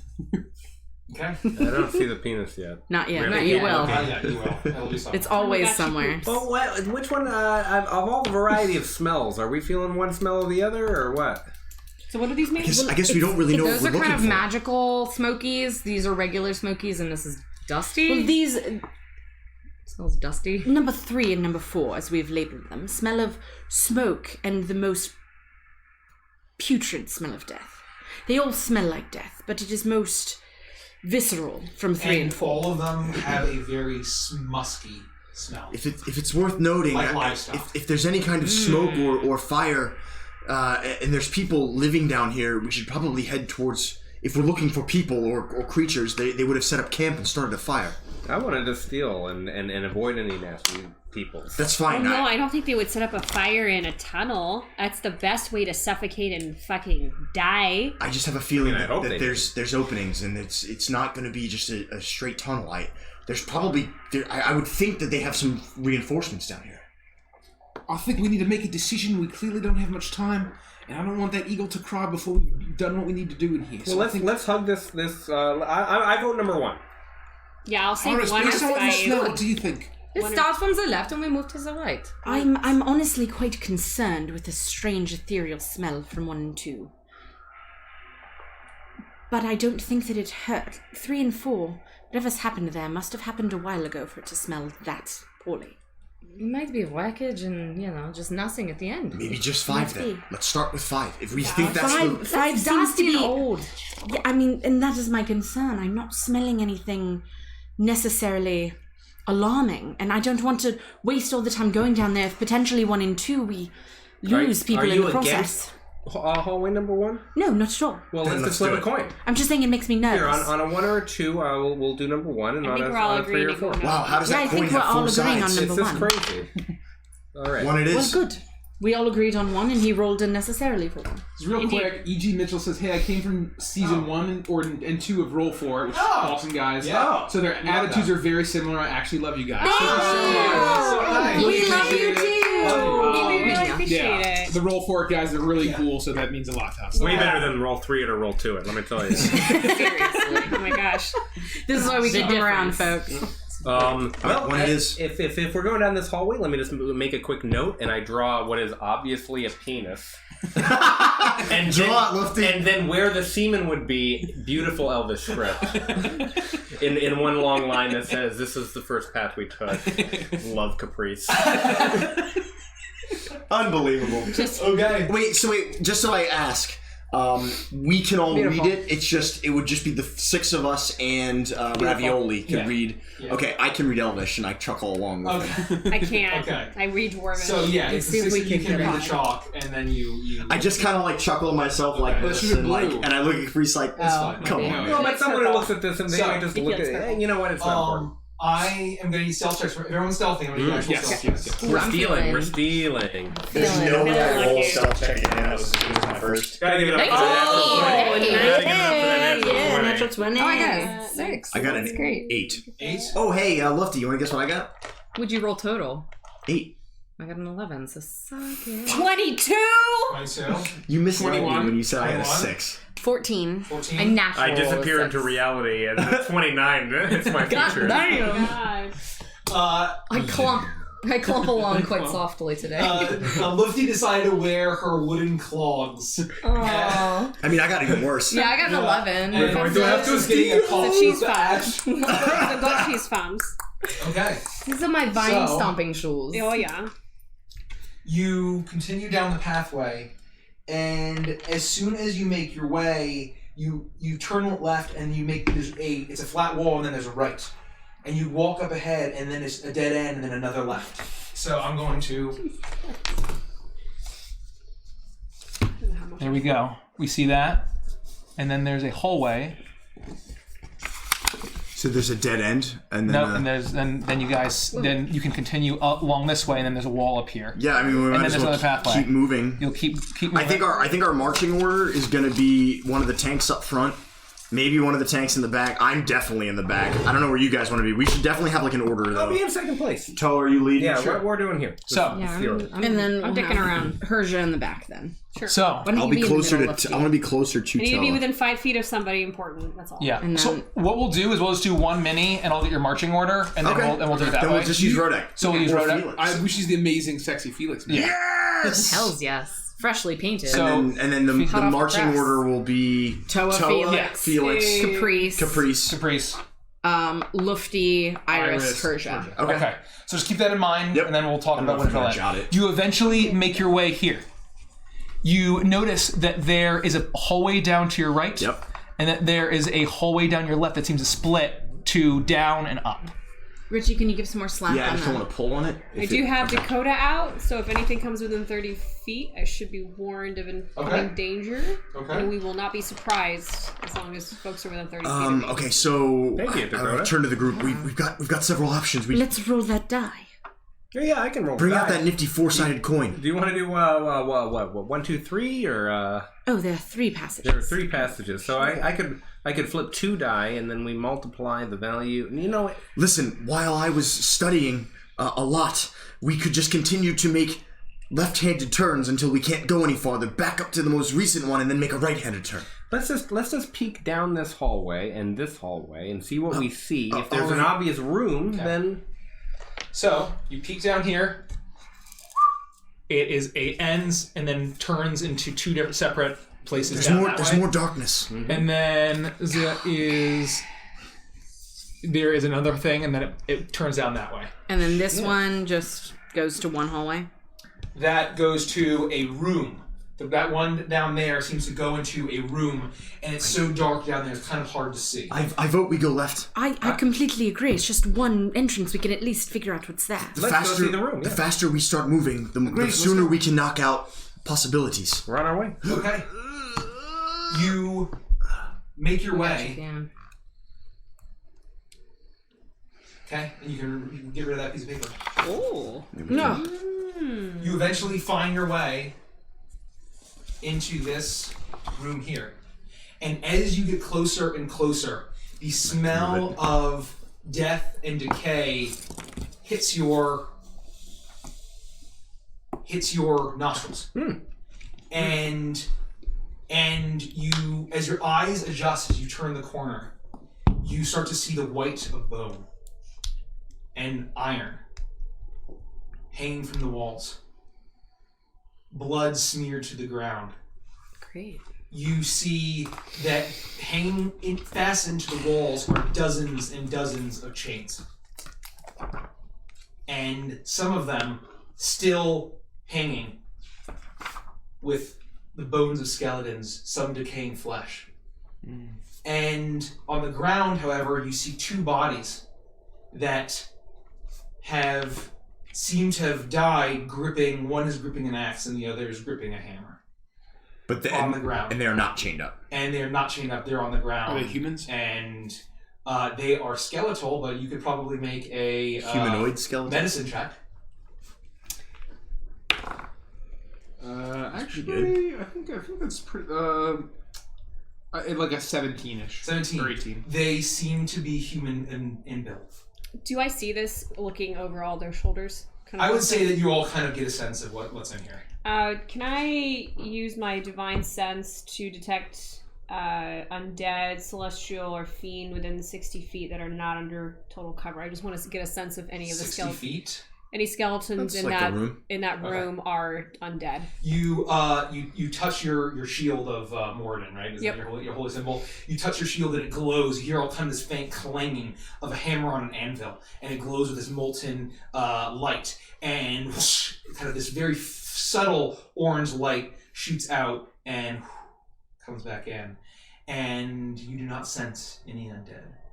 But it does illuminate a little bit. And Toa, as you're stepping in, I need you to make a perception check for me, please. And you said one had an axe, one had a sword? A hammer. It will also detect objects that are consecrated or desecrated as with a hollow spell. So if they're holding weapons. Got It's still dim light, right? Yes. Or it's dim light to us. It's like dark in here. Yes. Okay, so so then it's disadvantage because anything based on sight is. Oh, you can only roll a 1. Yeah. So I got a 2 plus. Actually, hold me 1 second. Sorry. Perception is a 5, so I got a 7. 7. Okay. So as you step in, you step onto one of the tiles on the ground, and you feel your foot give in, and you see it too late. As all of a sudden, in your face, blasts a puff of red smoke. And I need you to make a Constitution saving throw. Oh, shit. Toa, no! Ah! Ooh. Oh, God. Toa! I fail. Unless it's really low. I had like a 10. 10. Unfortunately, it's not enough. Toa, as you... Who's behind you? Felix. Me. Felix. So, as it hits you, you start to feel your eyes go red and a frothing in your mouth as you start to get incredibly angry. The good-natured Toa, as rage overcomes you, you notice Felix behind you, and you turn and you need to make two attacks. I look at him. What's wrong, big guy? You need to make whatever standard round of attack is on. Oh my god, I hate this. So we all see this, right? Yes. Would I be able to determine whether this looked like a curse or a poison or a... Make it a con check. Sorry. And I would step up seeing this happen and try to use my new toy. Okay. Make a dexterity check or an acrobatics check and see if you can get there before he attacks. 11. That's terrible. 11. It's hard for you to tell. You can tell it's magical. 11. And I'll say that you can get there after the first attack, I guess. So it's a 15 and a 20 something. Oh god, they both hit. I cast this. I only cast 13. Dispel Magic on him. I think I took that. Yeah, for you today. and me both at the lower Okay. C. Can you make a quick dexterity? What did you say? I might not have taken it. I 15 and thought 20. that I did for today. They both hit. I could. Well, I was Let me gonna change that debate for whether or something not to else. use shield. Okay, never mind. Because in response, I can use shield And to stop. 24. 15 and 24. 24. Okay, so then once I see that he's making attacks at me and I'm in my confused and hurt and saddened state, I'm going to use my reaction to cast shield. Okay. So it raises my AC to 18, so one of the attacks will miss. Okay. So let's see the higher one we did first. You swing your hammer at him, and Felix, you are managed to react in time. You touch yourself, and all of a sudden this arcane shield emerges, and it clangs off. And as he's going to swing for another frothing, Toa, no! I'll step and say, hey, big guy, what's the problem? We're okay here. 5, and try to talk him down. Okay. 12 damage So that's to Felix. it's using the charm Jesus. process. yeah, okay. Make a saving throw. How does that work? How does the thing work? So he would have to make it's casting charm person and spell save is he would make a spell saving roll. Okay. Like charisma saving throw, right? What's the roll? I don't know. Probably charisma. Or is it whiz? It says spell save DC. I don't So know. DC, which is it? It doesn't say. So read it again. Charm person is. Does anyone know what charm person is? Well, when I did it with hold on. panache, it's wisdom. So the spell save DC is 13 for Charm Person. So you cast the Charm Person spell. It was my charisma versus your wisdom when I did it with Is panache. it my like he has to roll against my spell save No, DC? it's the spell save DC is 13. That's why it says save DC is 13. Well, it might be the same either way. I'm just going to roll D20. So it's a wisdom Crap, then save probably versus got a it. 13. Wait, if it's charisma, it's a 13. Either way, I pass. I think it says it's a wisdom save. Then I did it even more. So the Charm Person spell is a wisdom save 13. So what? So if she goes up and says, "Hey, like, what's wrong, buddy?" What would like my response be? You're Would I say anything? Okay. So Like that for us. I shielded one. I took 12 points from the second attack. Okay. So as soon as the hammer hits you, you all of a sudden the rage starts to wear off. And you're standing, suddenly you come to yourself, and Felix has taken a massive hit from your hammer. I'm on the ground like, No, Felix, do I know what happened? Like, do I have a memory of it? I would say no, you don't. You were so blinded by rage. Felix, what happened? I just sort of lost myself, and now you're... Toy, wounded. I'm gonna have to ask you to step towards us. Please step away from the Get away from the entrance. Get away There's from the places booby trapped up the ass. Oh, I stepped on a plate go. and then something hit my face. Yeah, that's right. what happened. it's okay. It's all right. Did It's I okay. hit you? You did. It's all right. I'm okay. Oh my god, that's terrible. We have to... And I know you're hurting, but I just need to say these things are broken. They didn't work. I am gonna have words. These glasses. I'm gonna reach down and Walmart. touch Felix and He's cast a Cure cheap Wounds little- on him. I don't know. Did you say Home Heart or Walmart? Walmart. Walmart got them from Walmart, and I am peace. 12. Or, no, 11. Sorry, 11. 11 healing. This didn't work at all. Iris, thank you. I'm gonna You're be welcome, sore Mom. tomorrow. That's for sure. I'm so sorry, Felix. It's okay. What can I It's do? all right. Can I give you something? I mean, should I give you... No. I feel terrible. I just need a minute. Do we think there's any reason to go in here and potentially trigger this gas trap again? Nobody else move. Nobody move. So you see a number of bodies. You see 6 total. 2 on the ground, 2 strung up, and then just 2 on the sides, or 2 in the center, and then 2 on the sides. Skeletal. Some are in differing states of decay. This definitely looks like, as you look around, you see. Oh, Thank you, Nisitran. I guess we should say. I don't know how close we are. When we get to 700 followers, we're doing a cool giveaway. Oh shit! So tell your friends. We have 40 to go. 40 to go. So It's lofty. No, invite your 40 friends. Yeah, tell your 40 friends. Is it lofty or is it lofty? It's lofty. It's lofty. Is it lofty? It's a lofty goal. I don't want to lead anymore. Can someone else go first? No, Toa, listen, you can't let this just... We need you up front. It's fine. I got your back. It's okay. If it happens again, I can do quite a bit of damage instantly. I'll stand behind you so that you don't risk Felix. Why don't I Felix go is a little in the bit of a front? baby. No offense. I think there's stuff in this room. Do I see the plate and can I step over? Make a perception check. I will enjoy a 9. What kind of a roll did he have to make? It was a Constitution, did you say? So, you look around and you saw where his foot was, and it raised back up as soon as he stepped off of it, and so you can't really see any other place. I'm just gonna jump in there unless anyone objects. I'm going to turn Let towards... us back up, at least. I'm going to turn towards Toa. If you're going to lead, you may need this. And with the guidance of Anubis, I'm going to cast Enhance Ability on him for Bear's Endurance. You'll now have advantage on Constitution checks. Would that count? Or is it a saving throw? I think a check is a saving throw, isn't it? Oh, yeah, because it... Okay. It isn't, but it is not. And then you gain 2d6 temporary hit points. Well, no, if it's a... It's a check. Oh, the check is not. Is it check a saving But throw? what Constitution check would there be that's not a saving throw? We'll say for now, and we can look up later. That's not a big deal. Yeah, I'm fine with that. Okay, so I'll cast Bear's Endurance on you. I appreciate that, and I think that I still feel best with Toa in the lead. I completely agree.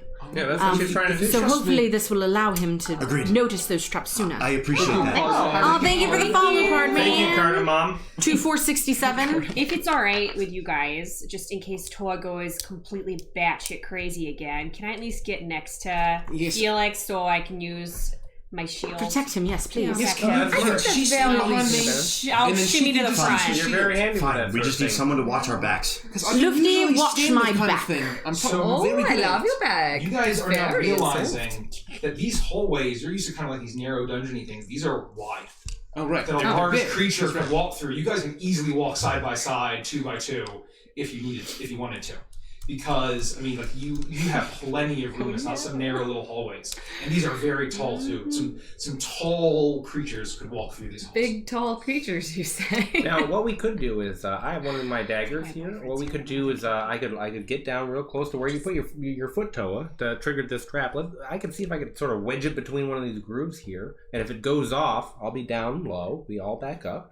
And once it goes off, it'll just be wedged, and then we can make our way in safely. But that doesn't guarantee that there aren't more of those in the room. And we can't afford to just spend tons of time here. I think we just need to get in there and just... Do we think something's actually in there? It just looks like a bunch of dead bodies. You know what? I agree. I don't really care and for I that. try to jump into the middle of the room, avoiding any possible traps. Okay. You do that. And I would say acrobatics. Did you do your temporary hit points? 26. Oh, yeah, 26. Yeah, 2d6 worth of temp hit points. You manage to leap. You see him somersault in the air and land, and you step, and there doesn't seem to be any more traps. You stand, and you seem to be unaffected. I don't know why I'm breathing so heavily. I should probably have held my breath, but hey, everybody, how's it going? So I'm just going to mark this. Would you say it was this one that had it? Yeah. So I would say we would mark that off to let what's-his-face know if he comes in here. Don't go there. Don't step there. And none of the weapons were glowing from my divine sense. Okay. I'll start to investigate the bodies. Okay. These all take some time investigating. You all take some time. Caprice, you roll at advantage. All right. That's where I'm at advantage. Let's give it up for that natural 20. Hey! Gotta get it up. 23. So you start to poke around. You actually find some of...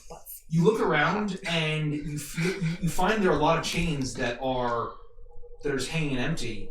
And these seem to be far more freshly used than the ones with the skeletons. As if that they've been being used, they've been open and closed. You can see some scuff marks on where some key slots are. And you find that there's some skeletons, there's some in varying states of decay. And you look at, these all seem to be humanoids. They all seem to be of, it's hard to tell the age and the sex of the skeletons, but you do find one body that is mostly intact.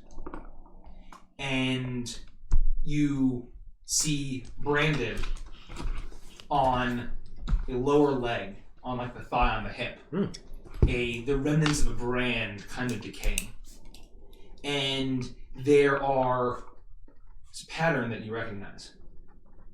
A nodding maze-like emblem of labyrinthian lines with a crown with horns coming out of it. But only he recognizes it. I'm assuming not that we even see it, but you're saying that he specifically recognizes it. We all do. We've seen that. You've seen that before. It's okay. Yeah, it was on all the altars that they were building. Right. I'm just asking. Cool. Well, this is more of the same symbol that we're all familiar with. Do we think that these are the Rangers, or do we think that these are just people who got brought in here? What's It looks like it's too difficult to tell based on the decomposition of the bodies. Some of these look like they're pretty freshly used. My guess would be that they're people that are being captured and then branded for use. Maybe they have different brands for different reasons, and it lets the more stupid ones know what their purpose is. Well, let me take a moment to transcribe the symbol, and I draw it as quickly as I can with my dark vision and fold that up. And put I it in would my do pack. that too. Okay. Just to kind of So keep both an of eye you on do that. that, and you draw. Can I just get straight dex checks from you just to Oh, see Jesus. how good they look? Natural 20. Another one? Let's go with 24. It's a perfect representation of the symbol. I got you, Iris. Do you want to draw it in my book, please? Oh yeah, my pleasure. And I'm just gonna have him do it both. Yeah. But yeah, so you do it. It's a quick jaunt, and you look at the wounds, and you see that of the two in the middle, which are slightly more decomposed than that one, and it seems as if the wounds that killed them were inflicted by each other. And you start to look up, and you see several pock marks in the ceiling, similar to the one that had blasted Toa. Well, let's try to avoid getting blasted again. I don't want us to have any angry puffs. If anyone ever saw 28 Days Later, it seems like something we want to avoid. Can I kneel down and inspect the weapons that they were holding, just to see if they have, if they seem special or have any sort of... I would say make an investigation check. Okay. Oof. 3. Holy shit, 4. They just look like rusty, dirty old weapons. That's a big oofta right there. Oh yeah, big oofda. So I'm just gonna kick one and be like, all right, I think our work here is done. Aside from Toa going completely insane, I think we should keep going. I agree. If we have no more business here, we should move on quickly. Yeah, let's avoid the trap. I think we've gotten some information here, but I think we need the rest of this puzzle in order to put the pieces together. I don't think this is where we're meant to go. Good, right, so good let's dead back end, guys. out. Good dead end. Can I be Well, near let's the give us front information. though, in case Toa loses it? I think we're going to stick with the new marching order. Toa in front, Felix behind, you behind Toa. The three of you kind of clustered together. So that way, if Felix needs your help, you're there. When we get back up here, we make a mark here with an arrow this way that says dead end. Okay. I also like made a mark at the entrance that just says "Watch out for angry gas." It's exactly the same. I'm gonna make this a motif of my chalk marks, but it's always gonna be a cock, and then the Elvish script just looks like semen to anyone who doesn't read Elvish. But if you read Elvish, you're like, oh wow, that's weirdly apropos, and then brilliant even. So what did this one say? The first one you did? This is the first. He basically said first path. First path. Okay. So you make your way through, and you get back to where you had the second one. Push Rodak. No, Felix. Either way, it doesn't matter. Yeah. So if you want to pull him in. All right, we're back to the start here. Remember that you can pull back here. Let me pull this back a little bit. This guy here. So yeah, that's that guy there. Do-do-do. Yeah, there you go. So here are your options. Here or here. I'd say we had to hug the perimeter. What do you guys say? Agreed. Let's keep moving. All right. Okay. Let's go. Well, which one of these two entrances are we going to take at the end?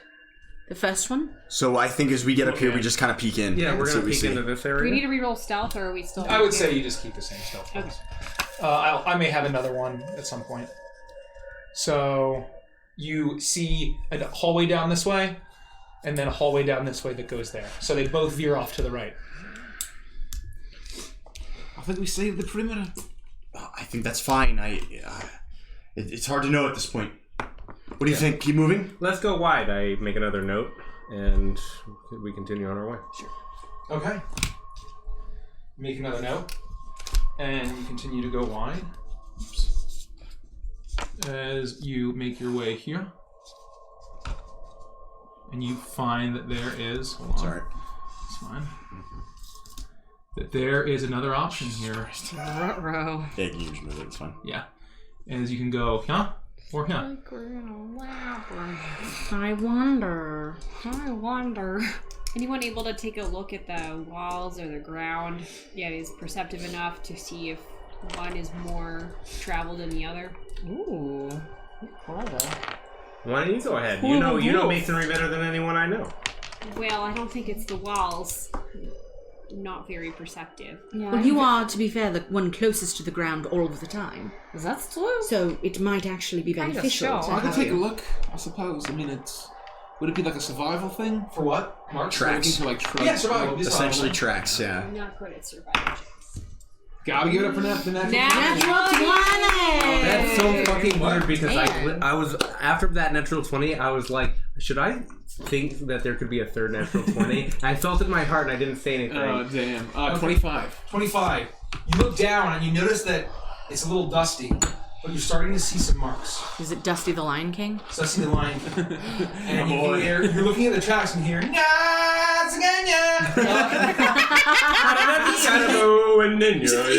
I hope Dusty's here. I hope he is too. Well, in the VOD, Dusty, you're welcome. Yeah. From the day we arrived, as you look around, Labyrinth. Labyrinth. Oh. You see some tracks. And this, you're here. Yes. As you start to, you find tracks walking back and forth in all directions, both directions. And they are, some seem to be boots, humanoid in size. And you see certain tracks, large hoof tracks. Hooves. Are they're not in any particular direction? I guess They're we're going back and forth. Okay, we were hoping to see if we could find one path more traveled. More travel. That's I what would we're say looking for. you absolutely would. That the path to your left seems to be far less traveled. The path to your right, to the front, Gotcha. seems to So be around the corner? It seems to be around the corner. This and direction would be more traveled. And the hoof prints seem to go in all directions, but the boot prints seem to lead towards this direction that Felix is facing currently. I think we should go this way. All of these boots seem to be going down this hallway. If we're trying to get through this as quick as possible, we should probably follow the footprints. I'll agree. I think it behooves us to do that, yeah. Touche. That was good. Should have known. Damn. I should have known it's coming. Okay. Yep. We don't know this one. We don't know that one. We should fold it up. We need partial fog. Is what we need. sorry. Yeah, that's all good. And you go this way. And you see a dead end here with a hallway. Just one hell of a dungeon. Can we request that you cover I've made one of individual these squares? I've made one of these before, so I can tell you it's a pain in the ass. Yeah. I chose to just show the entire thing, and I said use theater of the mind that you can't tell what's going. Yeah, and you guys are in the you labyrinth. see that there's another hallway that goes up. We would just continue. Yeah, you would continue. I do mine with puzzle pieces. It's really fun. And that there is a... We would continue. You continue. It's only this direction here. Yeah. And you start to notice that there is a pathway here. There's a pathway down here and then a pathway up here. Well, if we're trying to stick to the perimeter, Can I do can we check again? Look around, see Keep where looking the for the tracks. blueprints. Make another survival check. Oh, 91 to balance it out. It's a 6. We don't see shit. You don't see shit. It seems like this area seems to be far less scuffed up, and it's difficult to check. All right, we've got two ways. Back to that 4-sided coin. Yeah, Let's flip a absolutely. coin. I think it's just called a dice. One. Left. Okay. My left, you're going left. This way. Oh no, I was thinking that way. That's left, according to... Well, let's make a decision. Which way are we going? I would like to go right. Right. Which way? This way? Towards the wall. Yes. Oh. Yeah, let's do that. Oh. That's your left. You guys are saying the opposite things. So No, votes, I'm votes, using Mikey's right, direction. votes towards That's Nikki. left. This is right. Votes towards Nikki. The yeses have it. Yeah. So you step into a. Here we go. Yep. I'm nervous. I think I can just pull this one away. You pull that one away. You step into a room, and there seems to be I need both Herja and Toa to make perception checks, please. Where does it is it on for sight? Yes. So we're still disadvantaged. Yep, disadvantaged. We're disadvantaged? Yes. Because we're in dim light. Dark vision doesn't help here? No. It just allows us to see. As opposed to be completely blind. So in dim light, and nobody ever does this, and I just want to make sure that we're doing it, is that you're disadvantaged on perception checks that require sight. If it's dim light. So as opposed to being completely blind, you can still see, but Even not if you have very dark well. vision? Yes. Okay. Not having dark vision lets is us see. completely blind. Yeah, I'll remember that. Otherwise, you really wouldn't be able to do anything. Because that was disadvantage. Yeah. So Yes. 2. Another natural 1, by the way. You gotta give it up for those natural ones. Gotta give it up for natural ones. Powerful. So both of you walk in, and you start to see that there are these strange kind of murals along the sides of these in this small alcove. And as you walk, you're both stepping side by side. Both of you feel a plate, and both of you need to make dexterity saving. Dex? Do I see something coming? You see a big blast of fire just blast down. Okay. Oh, good. 16. 16? So you manage to dodge out of the way. Could be worse. You're gonna take half of this. Uh-huh. 15 points of fire damage. So I take 7? You take 7 points. 11. 11. You take the full 15 as fire jets down onto you. Make sure you added your health. Your temporary health. Yeah. Temp health. Yeah, so actually it's not too bad. And suddenly, and then it, as soon as they step off, Ferd begins to dodge out, only gets singed slightly. Toa just takes the brunt of it. Toa, you are not having a good time in here. Yeah, you sure you don't want to go to the back, buddy?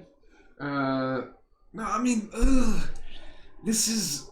I mean, do you mind?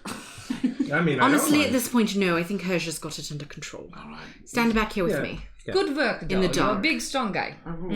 Do I feel like the trap that we triggered is over now? Or do I feel like you realize that as soon as you stepped on it, it did it, and then when you stepped off, it didn't. So it's still there. You know which one it is, but so you'd be able to tell that you could avoid it and that. Does anyone have a long pole where we can just poke and tap? I have my spoon. I mean, how long is your spoon? I don't know. How long is my spoon? I don't know, like 5 feet. 5 feet? That's a big spoon. Yeah. Yeah. It's a weapon. It's a quarterstaff size. Oh, really? Yeah. So how long a quarterstaff is? Well, if you just hold it by the spoon side and just sort of use the ass to tap on the tiles, then perhaps we could avoid these fiery problems in the future. it's made of wood, though. Is it magical wood? Yeah, is it? Yeah, well, I don't. What kind of wood is it made out of? Like the woody wood kind. Yeah. It's like from a tree. So, like the flammable kind? Oh yeah. Yeah. Yeah. So I'll just flip Dakota around. I'll try to use the butt end of my flail and try to just tap it you on kind the of grab top. it and you're just tapping in front of you. You kind of get a little bit of resistance, kind of a little bit of give from the one you hit. Oh, nope. And then you seem to get no give from the other ones, as it seems like the rest of the room is safe. And a whole scene of murals around you emerges as you see. And there seems to be telling a story of two large figures on either side of these walls.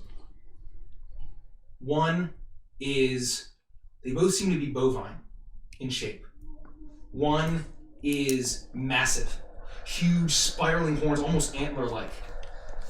Bestial, almost with goat features, deer features, horse. He's so bestial, it's kind of hard to tell. Shaggy black fur, holding a massive glaive, dripping with blood. Around him are humanoids, all different states of not quite human and bestial, raising weapons covered in blood, holding up these crowns. On the other side, and beneath them, is basically a sea of the corpses and bloodshed. Then, on the other side, seems to also be bovine, but this seems to be metallic, almost like a furnace a brassy, bronzy, metallic shining skin. Large horns, but the head almost looks like a helmet, forged to be the shape of a bull. Fire radiating out of the eyes, out of the mouth, and out of a large hole in its stomach. Around this figure are humanoids. Seem to be normal, wearing hoods, holding up infants and children. So this metallic bowl that we see in the mural is very reminiscent of the one that we found outside of the broken church. Yeah. This is a weird question, but do I get that this is a freshly painted mural, or does it look ancient to me? Make a history check. 19. It seems to be a bit older, but not as ancient as you would have expected. It seems to be slightly maintained. And at the center... You said it was fire coming out of his stomach, right? It's fire, eyes, And what was mouth. he holding in his hand? He was holding nothing. It was all fire. The other one was holding... Oh, no, he was holding. Apologies. In his hand is a whip. A flame of multiple tendril, this flaming whip, with all of these different tails, if you will. The other one was holding a glaive? Yes. Do they seem like the fluffy black one and the metallic silver one are working together or against each other? Well, at the center you see their followers, and it goes further and further and further around, and there's a sea of all these followers. And then at the center, you see a bull-looking creature, essentially a minotaur, and a creature of reddish skin, black horns, almost devilish. And they are shaking hands. The two massive figures. No, the two massive figures, so there's all of their followers all around it, and then where they meet. Sides meet, there's a profile and a profile. And they're a shaking large hands. minotaur and a large devil-looking creature. Is the devil with the forged side? The forged bull side? Okay. Yes. All male? It's difficult to tell at this mural. They look vaguely humanoid. It's not that detailed. I am going to...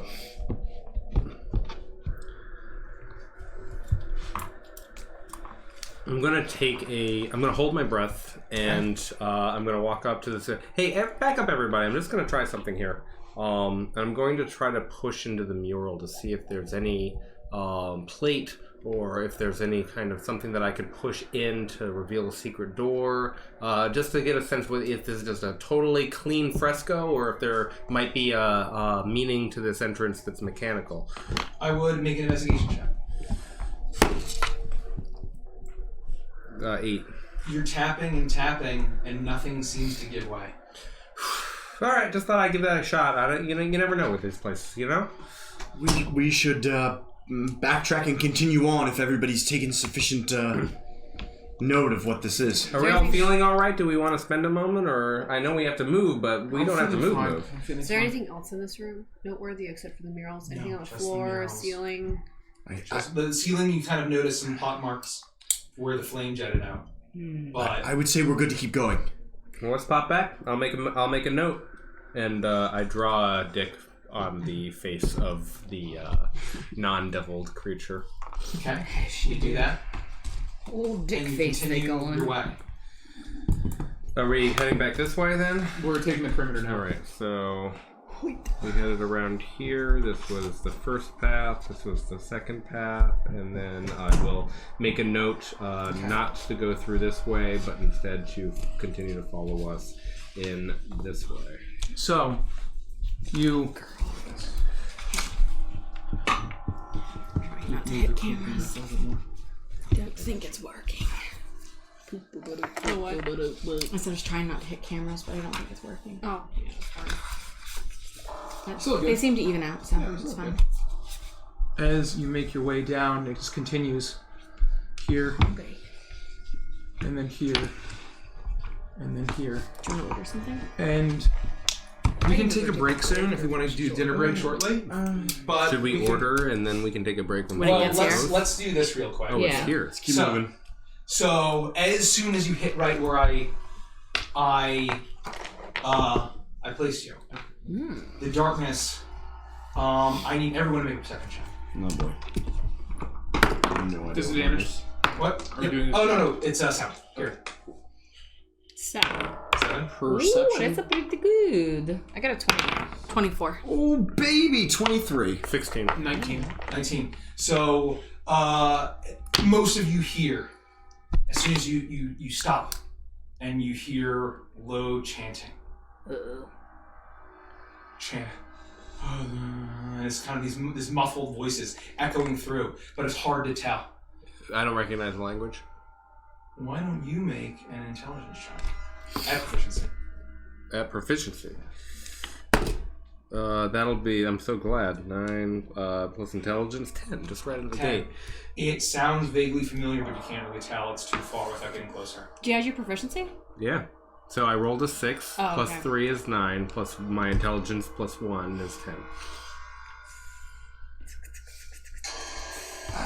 Sounds like there's people up ahead. Well, I think we need to go investigate. They might not necessarily be evil, but I think they're probably pretty evil. I look around, and then I look at Toa and I go, yeah! Well, let's try to go as stealthily as we can. Alright, agreed. And we'll try to see what's going on. So we're going to go around the way. You go around the way. I'm keeping an eye out for any more pockets in the ceiling or walls for holes. And I need you to reveal that. I need a stealth check. Yeah. A stealth check from everybody? Or just... We're going to get a stealth check from everybody. Alright, everybody sneak real hard. Oh, snippity snaps. Ooh. 18. 11. This is going to be so bad. My feet don't make any noise. Oh, 19! 19 as well. 13. 24. No one below a 10. Who's the lowest?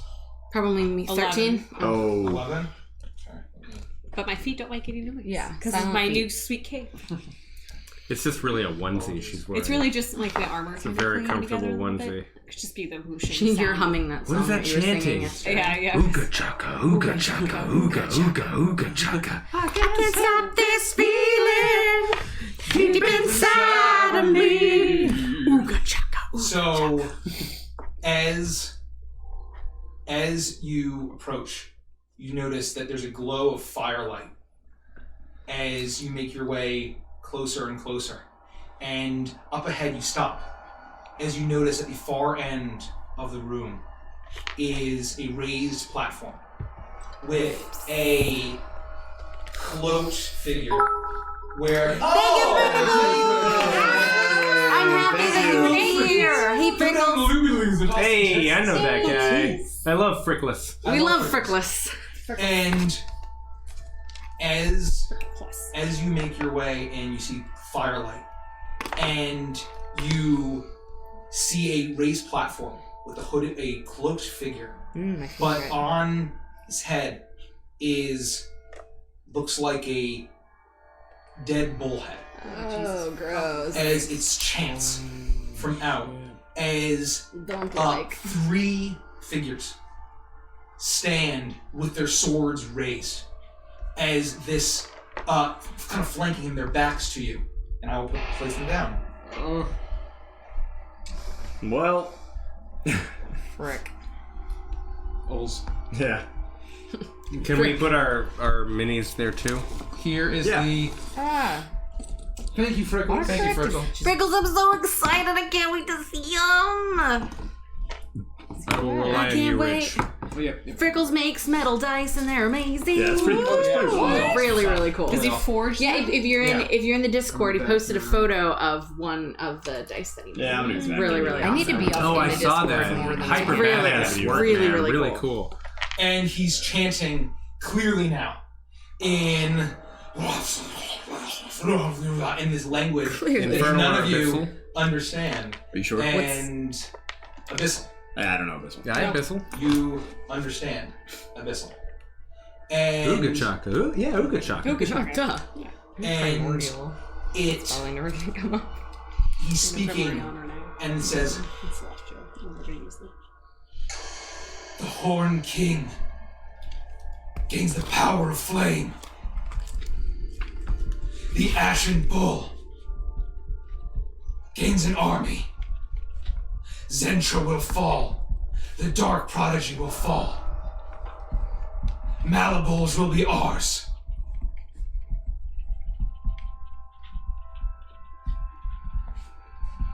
The sacrifices bring fire. Raise your weapons, brother. Raise your weapons, brother. Raise your weapons, brother. Can you repeat that one more time, just like in a normal voice that someone could write it down in? The Horn King. The I got a lot of gains it. the Power of Horn flame. King gains the power of flame. Power of flame. The Ashen Bull gains an army. Zentra will fall, the world will fall, the Dark Prodigy will fall, Malabulge will be ours. I love autocorrect on Apple Notes. Malabulge This is a good list. will be ours. Ours. Perfect. Thank you. Thank you, God of the world. Capriccio hears this as they're all raising their weapons. And as they're saying, like, the sacrifices in this labyrinth bring fire. They bring fire.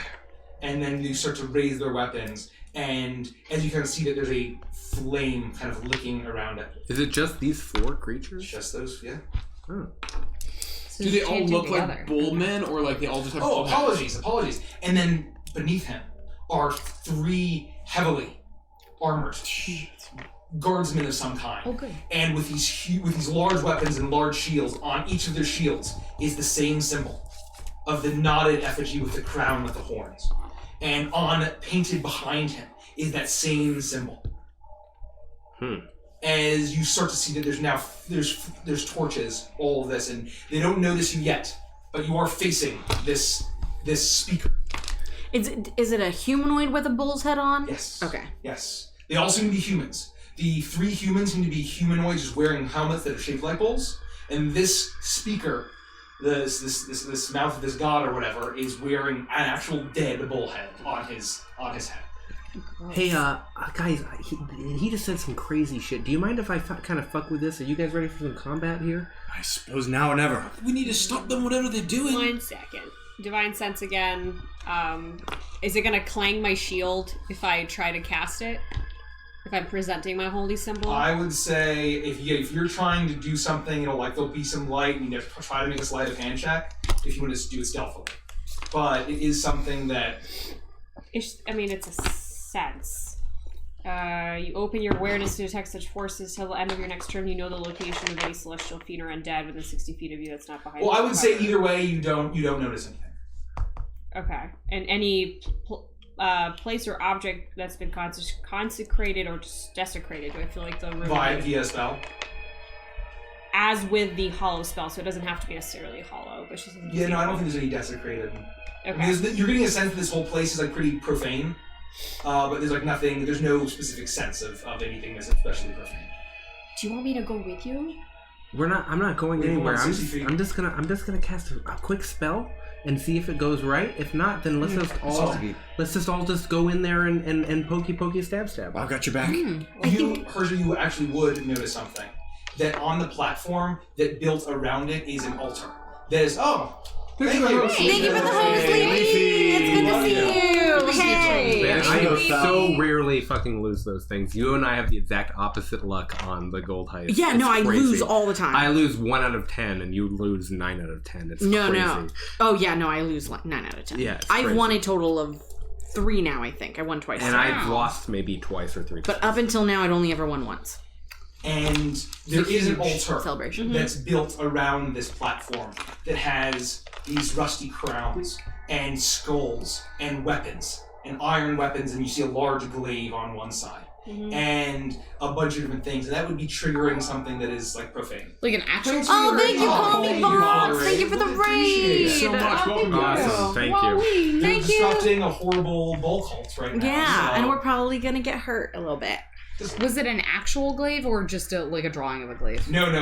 On this altar, that you remember that there had been weapons and crowns and like remnants of body parts and stuff. Yeah. On the altar that you had seen in Miss Crow's Crossing. Oh, so okay. This is a similar thing. So not like the drawing. Parts. Yes. Okay. Yes, exactly. And they seem to be referencing something going on in this labyrinth that's breathing fire. All right, everybody. Hold on to your butts. I'll follow your lead. I will cast Enemies Abound, 3rd level enchantment on the primary dude. Oh, jeez. Right here. Okay. He has to make an intelligence save, a DC 16. And then hold your breath.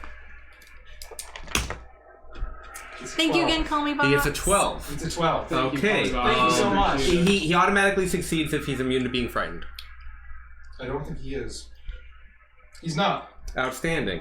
On a failure, the target regards all creatures it can see as enemies. Each time the target takes damage, it can repeat this save. He chooses targets at random, but he now regards the 3 people in front of him as enemies. Ooh.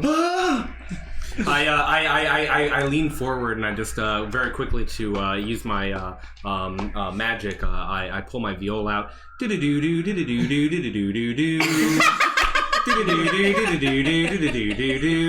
Nokia. Hello, motto. That's awesome. I love that. Derek. Perfecto.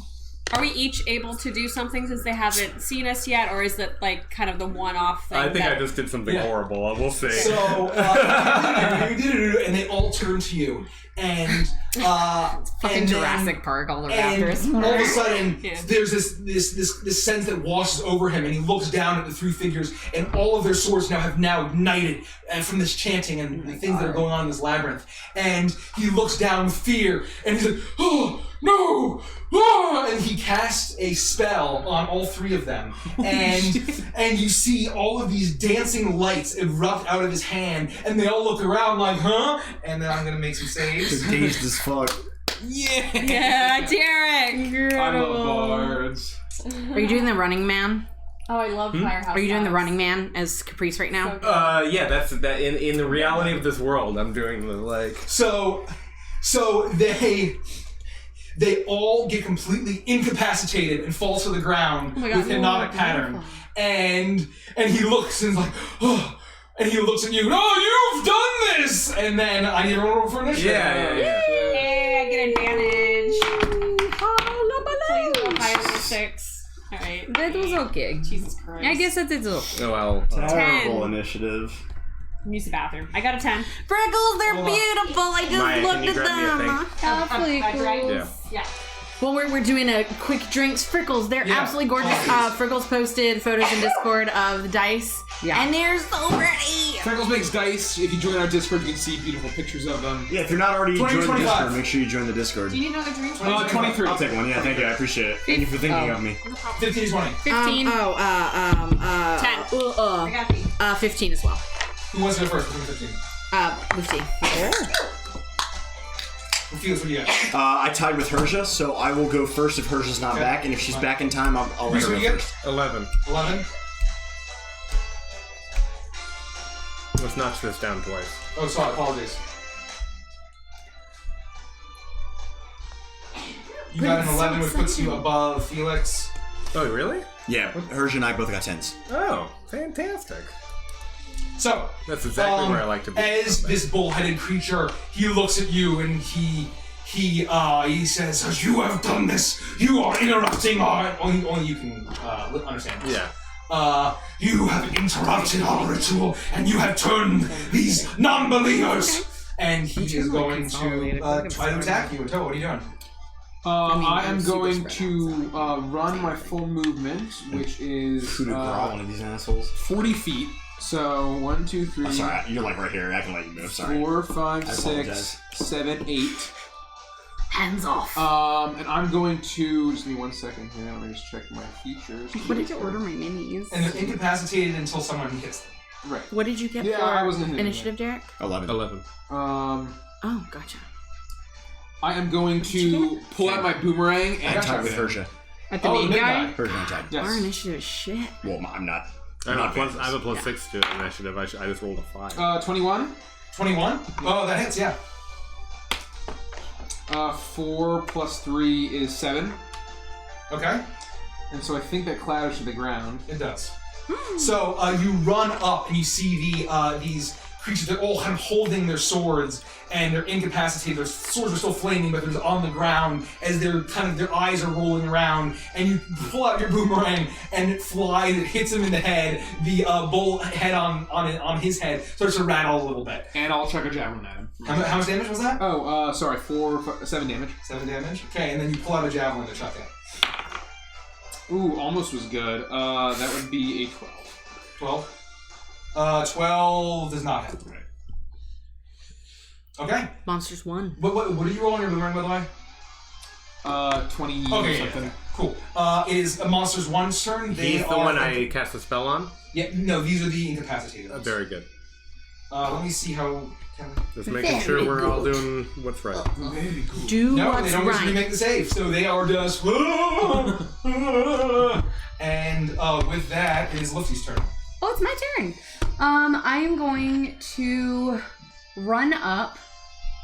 What is my movement? My movement is 40. 5, 10, 15, 20, 25, 30, 35. You can get to one of those two. I don't want to hit them, though. Do we know that hitting them would be bad? Yeah, you said that they're something until they're all. But that's meta knowledge, right? You don't know that unless you would be familiar with the effect. Which I guess I wouldn't be. Well, would you? So. Right. So I think it's a question of would you hit just the guy doing that on the ground? If there's a guy who's like literally paralyzed on the ground, would you think, oh, I should hit that guy? That's your question to yourself. No. Right. So then, yeah. So then just act how you. So then I would move just to one back. Then I would kind of move up behind you and be like, ooh. Okay.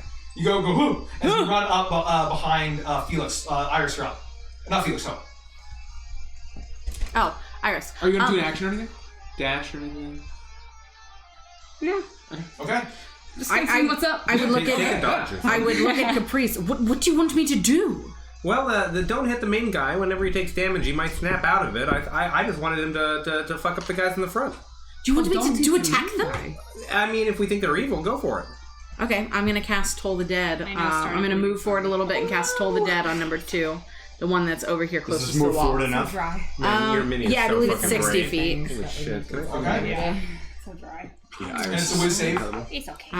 It is a wisdom Fails. save. So we're in combat, and he is going. So it'd be He would 2d8. kind of incapacitated the first 3 guys. Hey, that's me all the time. Yeah. Yeah. I feel I you. just told her that. Yeah. We just bought a Humidifier. it's helped a lot. Sitting on the Oh, they're toilet, so blowing good. my nose, and it literally just dripped blood 11 everywhere. points of damage. 11 points of damage. Pull my pants Number inside. 2. It was It's been really- ages So- since that's happened to me. I'm sorry. You guys hear the gong of Anubis's Toll the Dead, and it racks his brain, snapping him out of the hypnotic ability. And Which one? Number 2. Number 2. As he and he starts to get right himself. We gotta kill these guys fast. Okay. It's his turn. So he is going to. He has to Number pick a 1. target by random. This lasts for a minute, but I cast on him. Oh, Number 1 has? yes. Okay. He can only pick. Whenever the creature chooses a target, it must choose at random from among the creatures it can see within range. If an enemy provokes an opportunity attack, the creature must make that attack. Okay. 1, 2, 3, 4, 5, 6, 7, 8. So I'll roll the 8. There should be 9 of us. But he can't see Felix. Oh.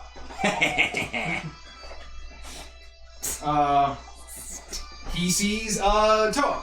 Okay. And so Oh, not Toa. he looks at you and he says,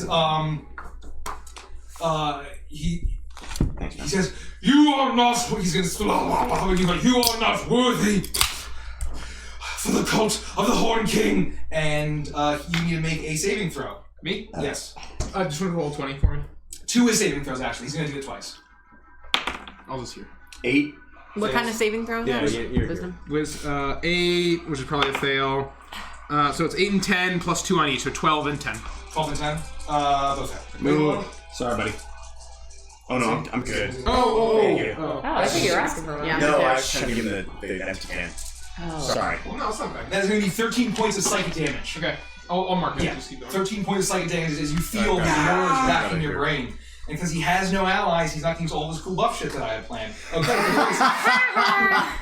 This seems like the kind of thing. Appreciate it, buddy. Hey, I'm gonna go into the corner. Which corner? As quickly as I can. Oh, that this far corner. Yeah. Got it. If I can reach that far. Yeah, that's sure. like 60, okay, that sounds pretty good. I will funk number 2 with a hand crossbow attack. Yeah, because he's the one that's up, right? Yes, you will.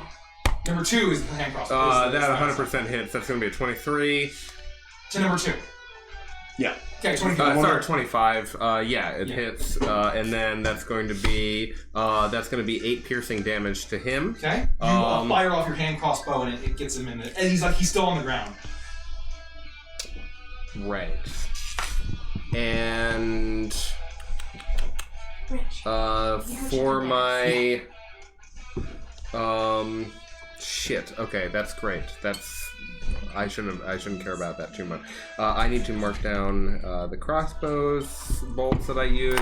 You don't need I turn to Toa and I'm like, sorry about that, big guy. You got this, buddy, though. I believe in you. And I'll give him an inspiration. Okay.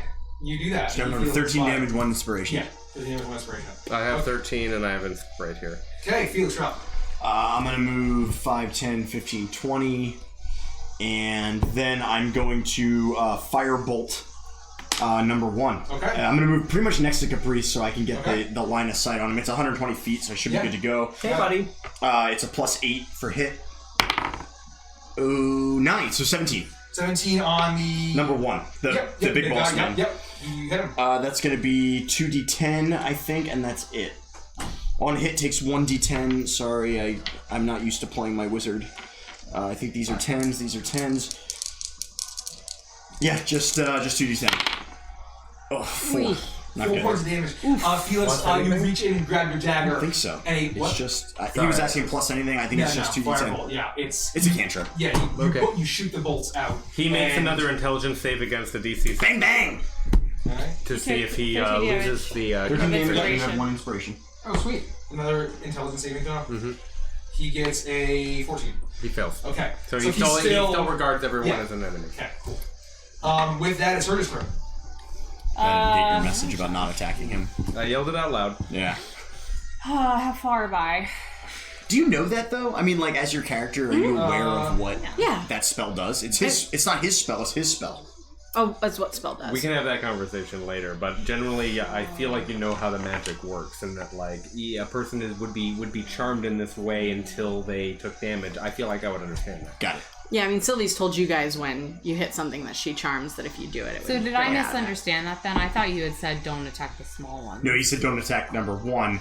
The all 2, of them, 4, when it hits, it fucks it. The reason why for one, like if I hit the smaller one, it hits it. That breaks. Just for him or just for all of them? For him. Oh, okay. I charmed this dude. He charmed these 3. Right. So So if you break the big one, you break all. If you break a small one, it's just him. Yeah. So which one am I not attacking? Well, that's up We're to just you. going in at this point. They're already really they're all fucked. So fucked. just kill as fast as you can and probably. It's whatever you think you would do, right? It's just a character What I call. was gonna do. Okay. Your character sees this guy up. These guys are like incapacitated, and this guy's confused as hell. So it's up to you. I think I could use my action and my movement to get to 4, right? It's 9 squares. To sprint. Yeah, to sprint. Yeah, you can make that. Yeah. And I'll use my bonus action to activate Thunderous Thighs. Hell yes. So I run up to him intimidatingly as I'm staring down at him prone on the ground, and I slap my thighs together a couple times, taunting him to get the fuck up if he dares, and that'll be my turn because I used my action. You see her just sprint. The clanging that you're used to hearing and the rattling of the chainmail is silent as she's running forward, and she smacks her thighs together, and you hear a loud clanging of an anvil, and there's a swirling, thunderous magic that is swirling around Dakota. Okay, Toe, you're up. I will. Number 2 is up. Remember. Well, he's prone, so Right. So I'm just gonna 1 and 4 are not 2, up. 3.5. I'm just gonna walk right up to this fucking guy. You guys are funny. I'm just gonna beat the Also, little Toa, you took 13 psychic damage, I recorded and that. you have inspiration from me. That's right. Okay, perfect. I'm going to get him into my tribal trance. Okay. And I will attack twice. You do that. Not a 20, but a 18 hits. And then higher than that. Okay. So Be serious. I will roll 9, 10, 11, 12, 13, 14, 15, 16, 17, 18, 19, 20, 21, 22, 23. 20 damage to 28 damage. To number 1. Oh my god. Jesus Christ. Holy fuck. So you see Toa run in and And it just channels. And you get to see the kind of faint wisps of these tribal animal spirits kind of swirl around him, and he just gets an incredible focus. And it's not at all like the rage that he beat the shit out of, or tried to beat up Felix with. And you see bam, bam, and doosh, doosh. The bullhead flies off of him. And you just see this old man with this kind of with a wrinkled face looking at you with just this pure hatred in his eyes. And so he needs to make 2 saving throws? I guess Thank you, Bodabot, for the follow. Thank you. Depends on how you define each time he takes damage. Yes, so that would be him. So Gotta love butts. Gotta love that'll butts. be an 11. Gotta love butts. And a 6. Bodabot. He fails both. He fails times. both, so That's he's still crazy. fucked. He's still fucked. That is mind blowing to me. He's 0. 16, right? That's pretty good. That's hard to beat. DC 16, yeah. With a plus Depends 0 on the- to- it's That's tough to beat. Yeah. That's tough to beat. Depends on the man. If I have an opportunity, I'll yell out, "See if you can knock him out!" Number 2, where's number 2, by the way? 2 is the one who's not Okay, engaged. so he's gonna run to the first target that he sees, which is Herja. And he's gonna get up, and with his flaming sword, and he is going to... He's gonna look at you with his bonus action, and just channel this, and you hear this loud, as you feel Hunter's Mark go on to you, as he's going to swing his sword, his long sword. What a hunt. And there's just two attacks. Okay. I 20 and... need a nat 20 on Fireball. 23. Both hit? Yep. 16d6, that wouldn't be too bad. That doesn't work. Fireballs can't crit. Oh, does it not? Yeah. I didn't know if it was a one It's a saving throw. Oh, it's a saving throw. Yeah. Oh, right, because it's just like evasion. It's a dex save. They can just... Ah, fuck. I need So a... is fire different from slashing for you? Can you imagine? No, I think I'm just, The it's best just class poison, to crit with I think. is either rogue or paladin. Yeah, the rogue crits are so tasty when I get them. It's like... Because even right now, I'm only 5d6. You see Persia's weak points in her armor get slashed as the fire burns her, and you take 26 points of damage. Totally Which- slipped my mind which into it. He one? said I was like... So both hits. Shorts. I was going to ask him... I if have to roll had it, concentration. and he was like... Oh, so... For first hit, then the second hit. Okay, yeah, so I'll separate Didn't even that. think about it. Ooh, that big ass die. Because I roll really well on this one, so I put the other one in jail.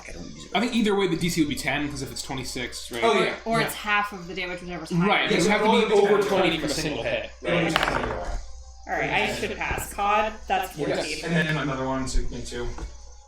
14 and The natural. Oh, no. 4. So I drop Thunderous 4. Thighs. So the thunderous magic disappears from Dakota as he is standing there, angry with his bull helmet. Okay. With that, that was his turn. And you kind of feel, as he's hitting you, that the hunter, that is his hunting bloodlust for you, is allowing him to strike even harder than he normally would. And the rest are all just fucked, so look. Okay. So I would just rush up to number 1 in front of me, and I would whip out my spoon and just kind of whack, whack. Nobody likes a bully. Okay. Hey. Thank Thank you. Oh, we got fucking high school. That one is a 24, and that one is a 14. 14 misses. Okay. 4 hits. So that is 1d6 plus 5. Ooh, that ain't good. That's 7 damage. So number 1, you punch and you remember your advantage because he's on the ground. Oh, I did not do advantage. Yeah. So just roll again for each. Yeah. Just in case So you get a the crit. natty 20, yeah. Okay. So one would have been a 20, but not a natural. No, 20. you're just rolling for the natty. Yeah, because you hit either way. No. Okay. So 1 hits anyway. So 1 of your spoon hits as he's on the ground. And how much then damage was that? Well, both of them should have hit, No, right? so both should hit. Oh, both with, hit, yeah. with Okay, the so I'll advantage. roll damage for a No, both second of them, one. yeah. So roll damage for both. What's roll that? That is going to be an 11. Wow, we all So make the it first damage was, what did I say? An 8. An 8 and Yeah. 11. So 19 total. So you just smack him and smack him again as he's prone. Okay, and then I'm going to use a key point to do Fury of Blows Okay. and just kind of wail on him Yep, on you the just ground. start beating him on the ground. It man. Whoops. What is weird, boys? Oh man, that You can do 2 attacks instead of 1. Yep. So you basically do 2 more attacks, but they're unarmed attacks. 2 more unarmed. Yes. Okay. And Are they both advantaged? Okay. We're looking for natties. Okay, so 16 plus 8 is 22. Double hit. They're AC 17. 22. Ooh, there it is. You get 4 attacks with advantage. Coming to the One's better. stage, natural 20. Thank you. There you go. So the first damage is going to be 10. 10? Okay, you smack him down. He doesn't die out. Second damage is going to be 15. Thanks for the cheers. 25 total, she said. This is the bit that I should do the humidifier. Yeah, so 25 total on the unarmed attacks. Dang. So how much damage was it all together? Who are you 25 attacking? plus whatever that was. Thank you, McBadward. Oh my god. Just barely. Yes! Smack, and then just Dujin kind of pulls his head off and just boosh, and his secret snap as he his neck snaps and looks. You just like one shot KO'd him. Just ends him. Damn. Exactly enough. Okay. Iris, you're up. I am going to move forward a little bit to the wall here, kind of like halfway between, along the wall, but halfway between Lufty and Caprice. Hey. Like up front of me, or like just No, like against the wall closest to us, to the girls. I'm crossing here. the other direction? No, against the wall closest to the girls. There's a line that shows a wall. The classic. Yes. You were, that's what I'm saying, in front of us. Yes, and then like halfway between Lufty and Caprice. So like here. Yes, right about there. Okay. And then I'm going to cast Bane on the 3 that are. They make a Charisma saving throw, all 3 of them. They all hear they're alive. Okay, so we're going to do the 2 warriors first. That's going to be a catastrophic fail. That's going to be a natural 20 plus whatever. So that's number 4 fails Bane, and then big guy that's cocked. Big guy fails Ward. You put this on the So big guy, he's the big guy and he gets baned. And then Great. And then I think that's all I'm doing. Okay, so as Iris runs up in the darkness and you hear this another kind of like a gong that echoes through this chamber, and you start to see like these kind of shadowy bindings emerge from the ground and start to wrap around 2 of them, and it seems to be constraining them quite considerably. Shit. And with that, it is number 2. Nobody cared who I was until I put on the bull and mask. I need. Of course. The bull mask. So I need to roll random again. Yeah. Okay. Because he failed. He only gets to save when he takes damage. It's the nightmare of that. So 1, 2, 3, 4, 5, 6. That's so good. Yeah, it's really busted. It's my only 3rd level spell, and I chose it because it's fucking bonkers. It's good. busted. Thank you for the tier 3!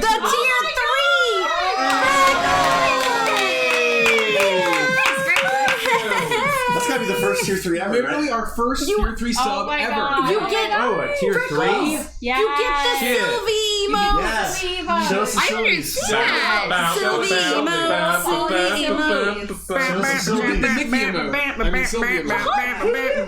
Yeah. We love you! They say continue with the stream. He looks at you, Lufty, and he says, there was the Sylvia emote, and he says, That's so cute. You've done nothing. He was not strong enough for the cult. Only when you hear this, you hear blah blah blah blah at you, and you need trying to yell 2 it out. saving throws as he casts vicious mockery on you. He's like, I don't know what he's saying. Does he still have your thing on him? Yeah. Yeah. He chose I her rolled a 3, randomly. so What am I doing? Sorry. I just wasn't sure if he still had it. What or does she not. need to roll? wisdom saving throw. 2 of them? No, just once, right? 2. Oh, shit. I'm doing it twice. 1 is 11 and 1 is 16. 1 is 11, 16 passes. So the 11, you'll be taking 4 points of psychic damage. Whoa. Okay, that's all he can do. Caprice, you're That's up. fine. Oh, hey, I'll just, I'm gonna maintain concentration and I'll take a shot at 2, I guess. I'll use my bonus action to load, and then, because I have to load my fucking hand crossbow, because those aren't OP as shit, as everyone assumes. And so I'll just roll to hit him, and that'll be a 20 to hit, Go ahead. and that'll be a That's cocked. Let's do it like that. That'll be a 7 points of piercing damage to 7 him. points of piercing damage. It plinks him through his armor. So you do it's not a bonus action to load. You just can't do it twice in a round. Yeah, I was gonna say that. Oh yeah. Yeah. So if you have a bonus action, I have a bonus action. Yeah. It doesn't take a bonus action. You know 7 what? points. You plink him.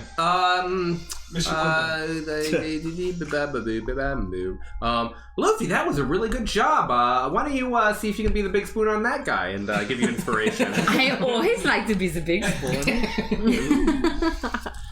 And he is looking pretty rough as he's going after Urja, just with this savage rage. He's whoever's closest to him. So I finish my turn with yelling out, see if we can just knock out the old man, and then continue. Caprice, you're up.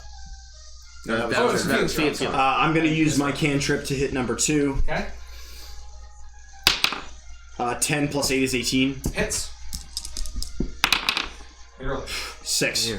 6 points. It's almost a 9. The fire bolt hits him and singes him. He's looking pretty rough. My turn. Okay. Cool. With that, it's Urja's turn. Out of the two in front of me, which one is one prone, or are they both still So the guy, he's cursed and he's baned and prone, and he's not doing anything. The guy who just attacked you and just chunked the shit out of you, he's looking really rough.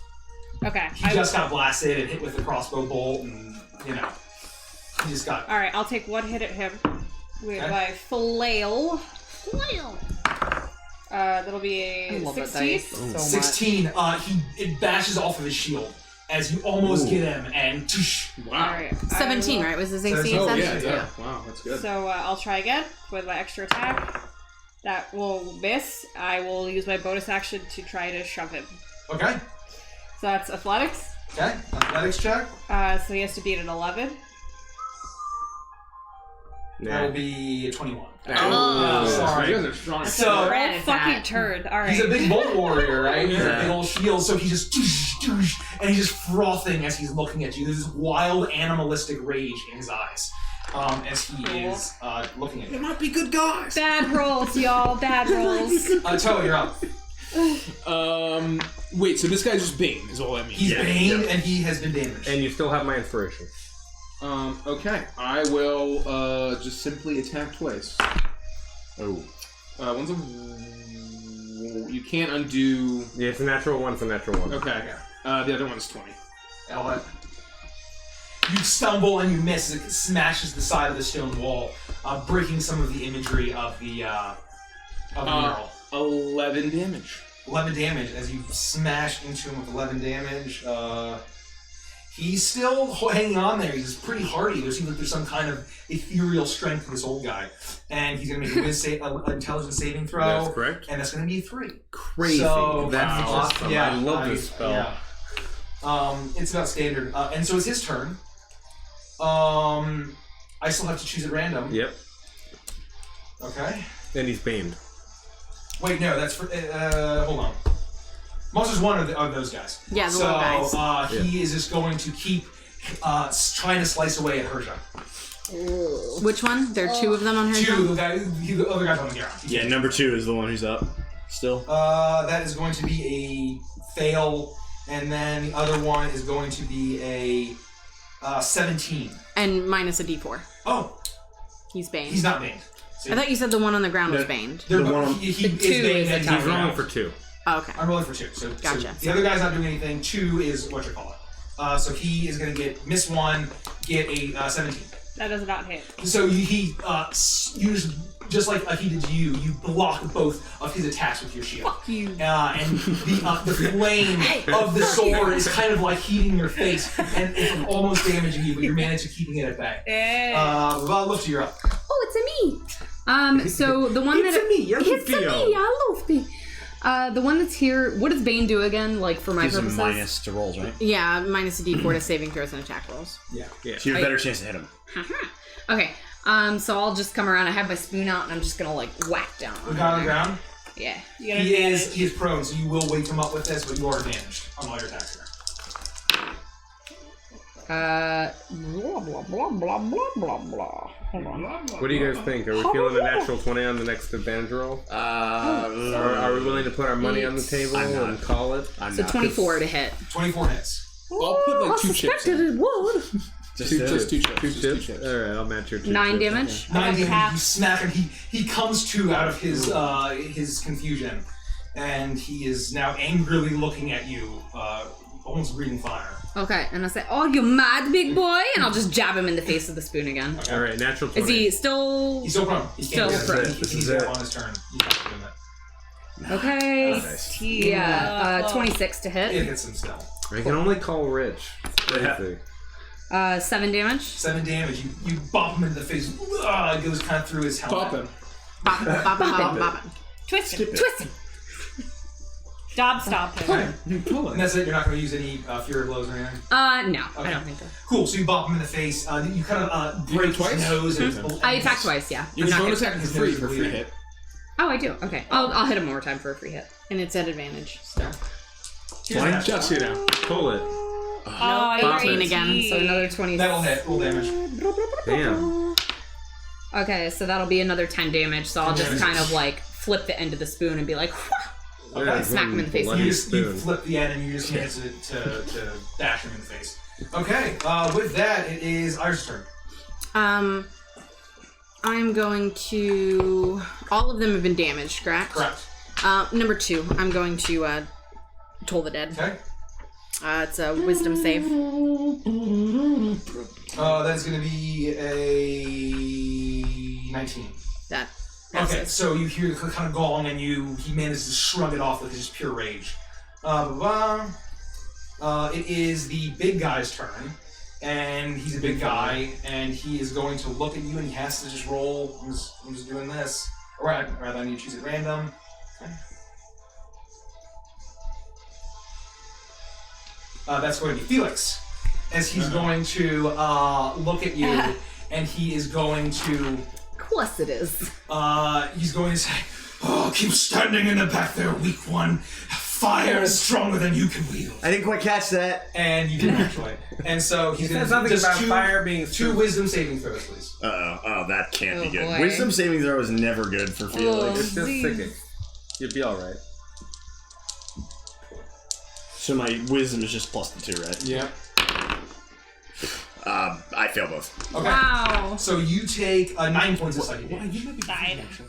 I'm not. Oh. Go to saving throw. Oh, there. Yeah, so it's I still fail both because one's only 11. One was a Highest was 11. Yeah, you fail both. Yeah. So it's 9 total. Yep. 9 total psychic damage.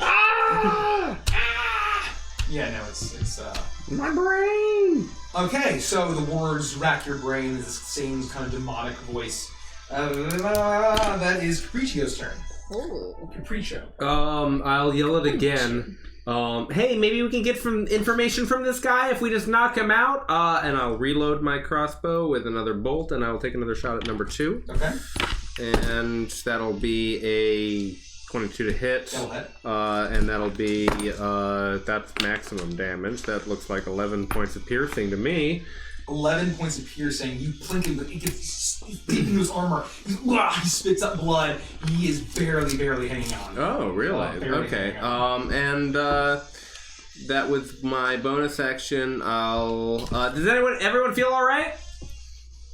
Yeah. Yeah, so far, darling. Not really. These things smell bad, but I'm okay.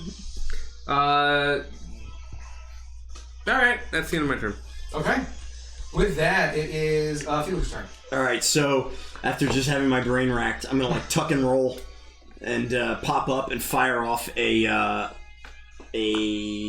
frostbite at the Baned guy. So he has to make a Con 16 save. Con 16 save. Midas Bade. 16 for the How money. does frostbite work? It's going to be 12. So when he fails, he takes 2d6, and on his next weapon attack, he is disadvantaged. And number 2?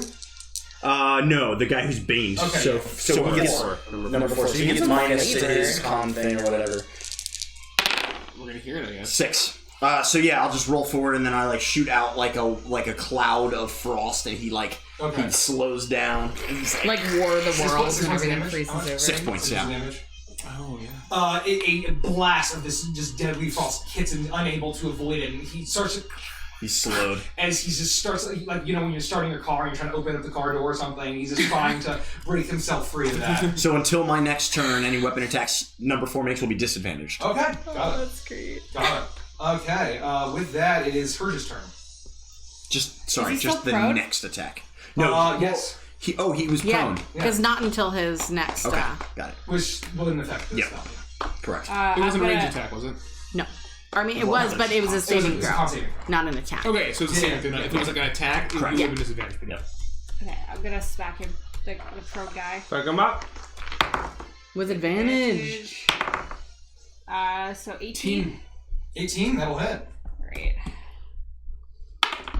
So he takes 7 points of bludgeoning damage. 7 points. He's smacked on the ground and he is still barely hanging on. Alright, I'm gonna take my second attack on the other guy.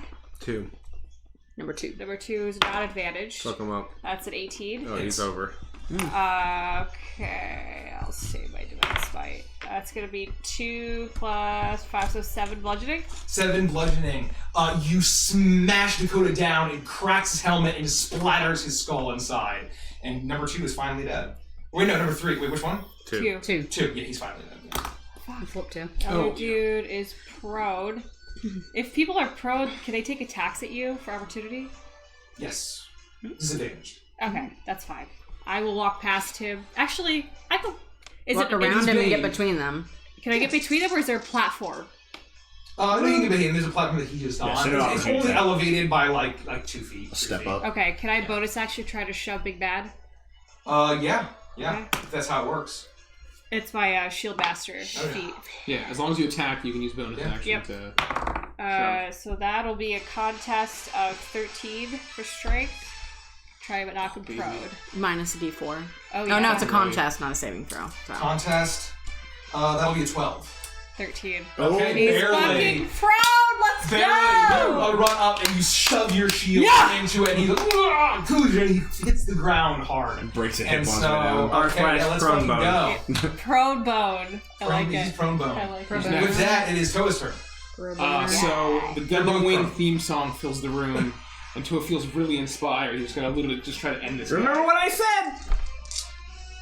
I don't remember. That's gonna be a hit. I'm just gonna run and roll both of the attacks first, and that's another hit. So 1, 2, 3. No one needed inspiration. It's crazy. What do we got? 6, 7, 8, 9, 10, 11, 12. Plus 14 is 20. 26. Thank you. For both rows or individually? Total. So you smash him on the ground effortlessly. You're like, and instead of caving in his heavier armor, kind of maybe a heavy leather, and he's spitting up blood. He's looking weak. All right. Okay, with that, it is Monsters 1, which is the guy who's prone is going to stand up, and he's baned. And the one that just, he's going to turn to Lifty, and he's going to just, he's going to channel Hunter's Mark onto you, and he just does that, right? It's not, he just Hunter's Marks you. Saving. And he's Bonus gonna- action, move it. Is this a melee attack? Yes. I'm gonna impose disadvantage. Wait, which one's doing this? My shield. Okay. Number 2, As I a think. reaction. Or the Number one 4 is that's already saved. disadvantaged. Oh, so Because of the frost. Okay, that's so the right, first one, that's right. you see he's gonna hit, and then all of a sudden and Lifty's easily able to dodge out of it. And now he breaks out of it, right? Yep. So the ice breaks, and now he's gonna swing again on Lifty. Alright, I'll impose disadvantage on that So one. disadvantage on this one. And minus a d4. God, these poor guys. It's getting walloped. We must have the most debuff-oriented party Yeah. of all time. Yeah. He gets a 12. He gets a 12. Fuck yeah. And so after it looks like it's going to hit, and then her just sticks her shield up and it clangs off, protecting Lifty. This is all gonna be rolling And then- for a and then- while. and then- all of a sudden things What- are what gonna do be you mean very you love strict her? left Thanks. for right. I didn't mean Oh, thank you for the follow, Grunty Bits. Grunty Bits. Welcome to the Avengers fam, Grunties are Grunty like Bits. Gruntilda, or you just like to grunt and throw bits, maybe. I don't Good know. old Grunty Bits. Grunty bits. So after he, lunges at me or whatever, I'm gonna just kind of like swing back with like a foot and like try to smack him in the face. Okay. What's that called? Okay, sorry. What? Go ahead. A whole swinging foot? The old No, swinging foot move? like, is that an ability you have? A reaction? No, I was just kicking. I'm kicking him. just It's an unarmed attack. It's an unarmed attack. Oh, okay, sorry. I'm just giving some flavor. Cool. I like to share No, what that's I'm fine. doing. I didn't know if it was like I'm a doing an I old love that roundhouse for and smack him in the face. Because I don't know many fight moves, so. Oh no! Terrible. You accidentally kick Herja in the face. Yeah. Oh, I'm so sorry. I just protected you.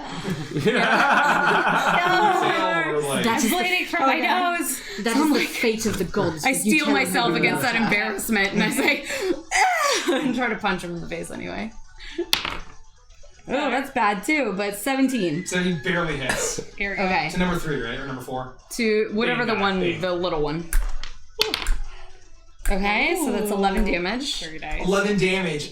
You bring your knee up. You hear a loud as he, and he falls to the ground dead. Excellent. Which And number then was that? as my Bane? bonus action, I want to make an attack and jump Kill Bane. on the big guy and try to like pin restrain him. Can I do that? So you already use your action, so you can't grapple him. Oh, I can't. Okay. Yeah, so you So gotta no- get full action. He's already He's already stuck prone. together. He's prone, but I'm trying to That was an accident. grapple him, so He's he can't. prone and he thinks everyone's a nightmare. Were you missing a token? How's he looking then? I lowered the. Okay, because they were stuck together. When I Oh, flipped yeah, over, no, I found yeah, it. no, I found yeah. magically found number 3. I had already. I print more tokens generally than I need. So does the big one how's the big one look? He's looking very rough. Okay, I'm gonna just kind of brace myself and let my turn Remember, pass. you can do Thick non-lethal thighs. Sit on him. non-lethal. Okay, well then I'll make a non-lethal attack as a bonus action on the big Hit him one. on the Okay. head with your spoon. Is he prone? Yes. After being shoved and horribly cursed. Don't kill him with the spoon. Oh, Terrabad. 2 Terrabad. and 3. Yeah, 11. That's Yeah, not gonna hit. despite that, he's managed to dodge out of the way I'm just as he gonna punched down. smack him on the nose and then back up. Okay. Bad. Iris, you're up. Bad. I would know that I would have to make a normal attack too. Yes. I'm going to hold my turn. Okay. So you hold there, seeing that he's surrounded and pretty fucked. You'd have to make a normal attack to ... I would have to a spell attack. You can't do non-lethal, Oh, okay. Yeah. and Good to I'm not know. gonna get Do you close want enough to to. hold to do something? No, I'm just going to pass it. Okay. So Monsters 2 is his turn, and so he's going to get up, and there's this still kind of heaves himself up, and he needs to choose at random because this is bullshit. Oh wait, he would have taken if he took any damage. Oh, he he would have did. made another intelligence. So yeah, twice by total, right? Yeah. Both of those at a D4. Minus D4. Minus That's a D4. horrible fail. 16. Fuck. The Bane drops it. So he would have made it, but the Bane just barely dropped it. Iris, you and me. And he's still fucking bonkers town. So there's 6 of you, so I'm gonna roll D6 now. And that's gonna be Caprice. As he stands up and he's just gonna be like, fuck this charm! And Sorry, it's a bunch of bullshit. Making 2 with saving throws, please. 2 with saving throws. That's gonna be a 19 and a 10. 19 and a 10. 19 passes, 10 fails, so you're gonna take 5 points of psychic damage. I accept. As your brain gets racked. And that's pretty sure. Do you have to roll concentration? Yes, I do have to roll concentration. Thank you. I never remember to roll concentration. How does that work? It's 10. 10. Con saving throw. It's a con saving throw, 10 or half of the damage, whichever is higher. 17, so I'm fine. So I maintain concentration on the spell. I will. What will you do? I'll move next to Felix on his right side. Yep, and I'll reload my bow, but put it away, and I'll be like, I think this guy's kind of done. Toei, you still feeling inspired, right? Yeah, I'm still good. How you used to be? Can't you see I'm bloody? My nose is bleeding. Are you feeling all right there, Herja? You're not feeling good? You feel bad? Okay, I'll You use see your my. horrible burn marks. I'll use and my. slashes with a fucking bull. I'll be like, fucking heal! And I'll use a healing word at Yeah, I'll use it at first level. That's fine. I can't remember, but it gives Anything you. helps. It's 1d4 plus your Oh, charisma. it's really bad. I should have Yeah. fucking. Oh, yeah, no, If healing word at first level is 1d4 plus charisma. A 9 points of healing damage. Wow. Those words feel very Thank magical. you. I as rolled the a healing 4, runes. so. Feel sure.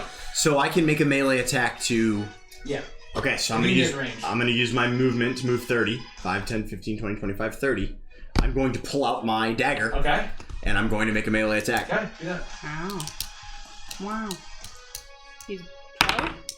There you go. Whoa. That's definitely a hit. He's not prone though, right? He is prone. Oh, no, you got back up. Got back up. Alright, well, it's That's 23. Yeah, no, that. Damn good hit. 1d4 plus 3. Whoa. 7. Nice job. You take the back of your dagger, you smack him across the face, you see a tooth fly off. He's barely hanging on, powered by pure rage. And then I'm assuming... Oh, he's... Fuck! Yeah. Well, okay, well now I've put myself in mortal danger. You'll be alright. Trying to end it. Okay, tell you're up. Oh no, Horjo, sorry. Yeah. Can I non-lethal attack with a flail? Yeah. Alright, I'm claiming that now. We'll just say you bop him on the back. Boop. That'll hit with a 23. That'll hit. That's a D8.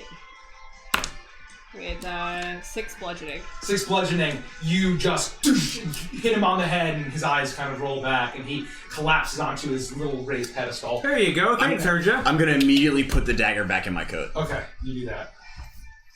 Okay. Wait, are we out of It's combat? your Wow. Damn. Wow. Damn. Wow. Okay. I want to just walk over to the other bodies and like drag them away from him. Okay. Just like in a heap. I'll start tying him up. Okay. I will assist him. Roll Dex advantage. Owen Wilson. That'll do it. 19, 20, 22. You tie him up very intently, and he seems to be very tightly bound as Herta drags the corpses away. I think that if this guy's gonna wake up in the near future, then we should ask him what he's up to, why he's here, what he's doing in this dark, deep, weird den full of traps. I think that there's a lot of questions we could ask him. That's why I wanted us to just knock him out. I mean, is he going to answer any though? I mean, I might be able to suggest very strongly that he answers. Oh, I see what you're doing. Yes, I like. I did notice that glaive that he's got over by the altar is a desecrated, consecrated sort of item. So I would just the whole. Did you feel that in The your what? in your heart? The whole altar, Yeah. not just the glaive. No. Oh, okay. You felt that in your heart? Yeah, I divinely sensed it. Oh. Does that mean that we need to do anything? Like take action right now? It Or just is means that there's bad juju in that area. Oh. Just maybe be careful touching it, but it might not hurt to destroy it. That's exactly my point. Should we destroy the bad juju glaive? Altar, but yeah, we can do that. Oh, okay. Is the altar something we can destroy, or is this is it built? Yeah, it's built around it, so it's like this stone altar around it. They've been placing things like crowns and skulls and weapons and things like that. Well, I'm comfortable if we think we can make progress against pulling down this altar. That I'm all for it. I'm not a fan, but I just feel like we could take a 5-minute rest or a 15-minute rest here and just sort of get our wits about us, and then when this guy wakes up, we can question him for the rest of this crazy maze labyrinth right here. What do you guys say? I don't hate that idea. Oh, I can start beating down the altar with my flail. I like to kick stuff, so I just Somebody should Stop probably... I think we should also be aware of the amount of noise we're making. Do you think destroying the structure, for one, potential stability issues, and two, potentially calling people to our location? I feel like we've made enough noise as it is. Yes, Yeah. it was a big fight. It's up to you guys. We should probably search the bodies of the... I think at least disrupting this altar is probably okay. Let me if we can spare the time. Let me see what's in these bodies. I will search the bodies. Okay. So I'm making an investigation check. These dice are heavy. Yeah. Are we taking a short rest? Investigation 19. Up to you guys. Short rest is an So hour. you dig through, Oh, is it? you find gold, I think we're and there's a lot of gold on the guy that you've bound up. In total, you find 1,266 gold pieces. Oh, shit. God. Someone want to divide that by One 6? moment. I will do it.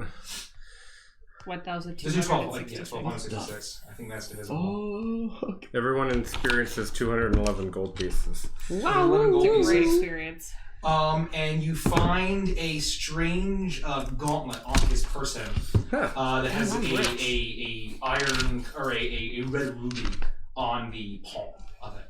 Interesting. A red ruby gauntlet. Yep. I will put it in my pack. Okay. And I guess we can short rest while we're waiting, like to kind of wait. Well, I was asking. Are we doing after rest? That's what I asked the gang. I didn't know if it's a whole hour. Long time. Are we feeling all right?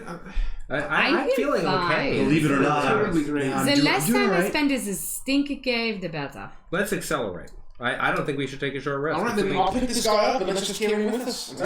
When he wakes up, he wakes up. Is there anything on the altar that we should take? If he starts screaming though when he wakes up, you kill him. We can't draw the entire labyrinth to our location. All right, I'll kill him instantly.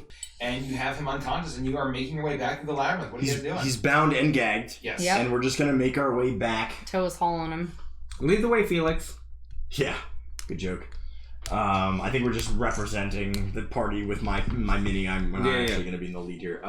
Did we inspect the altar area at all? For, oh, like, we tried to and stuff? disrupt it. Was what we had talked about.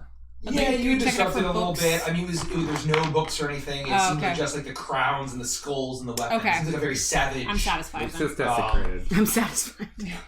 So we can go. So you guys can go all the way back the way that you came. Holy shit! All right, hold up. That's really far. Making Mikey moves. Yeah, but look, I'm saying then all Yes, the we way go back. all the way back to this. All the way back to Right all there. the way there. back to here. Well, we never went in that little room, did we? Yeah, I know. I'm trying to. It's just an odd shape. So I'm gonna fast forward us. Let's bring the map. Map Did camera. we want to go in that room? Or yes. Yeah. I would go in that room. We should go in that room. Voting that we go in the room. We're gonna go in this room here. Okay. Oh, we do. Okay. Yeah. Hold up, minis. Okay. Oh, we can just remove that. Yeah. Do we need to re-enter? The one that's under the map camera. If you want to grab the If paper. you're planning on stealthing, then yes. Yes. Yes. Okay, yeah, that's right. Okay, so here we That's go. terror We're bad. re-stealing. We're re-stealing. Awful. I am not very stealthy. 9.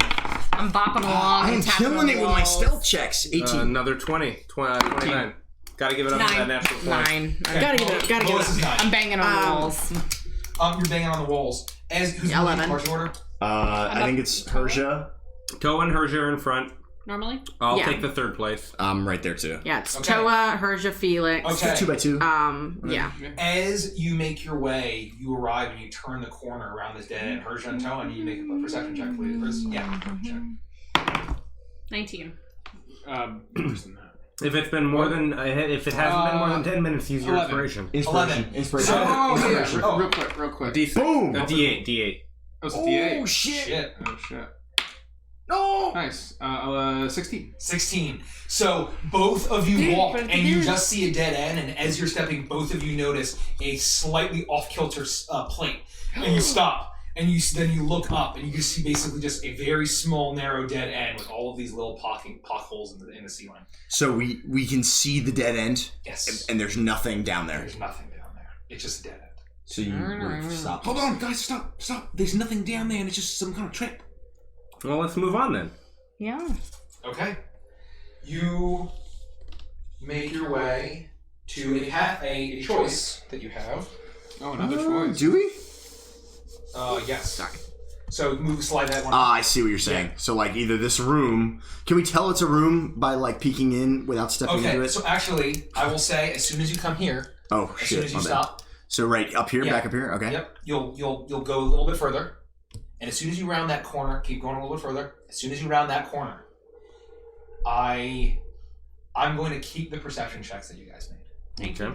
And 16. Yep. And you hear a faint language of chattering. Is it like humanoids talking or like monsters? Sounds like something talking. Do you need to know what languages we speak? Who speaks Infernal? Only one of us. I kind of recognize from the muttering of earlier's, and I call you forward. Make a perception check for me. That's not good. 14. 14. You listen in, and you clearly hear a muttering in Infernal. And you hear it, and it's coming from the room right around the corner, and it's low enough that you can't make out the words. Well, it's definitely Infernal. I can't make out the words. I'm just, do I get a sense of tone with a 14? I would say impatience. Frustration. Well, you know, here's an idea. What if I were to become unseen and sort of sit down there and see what I could see?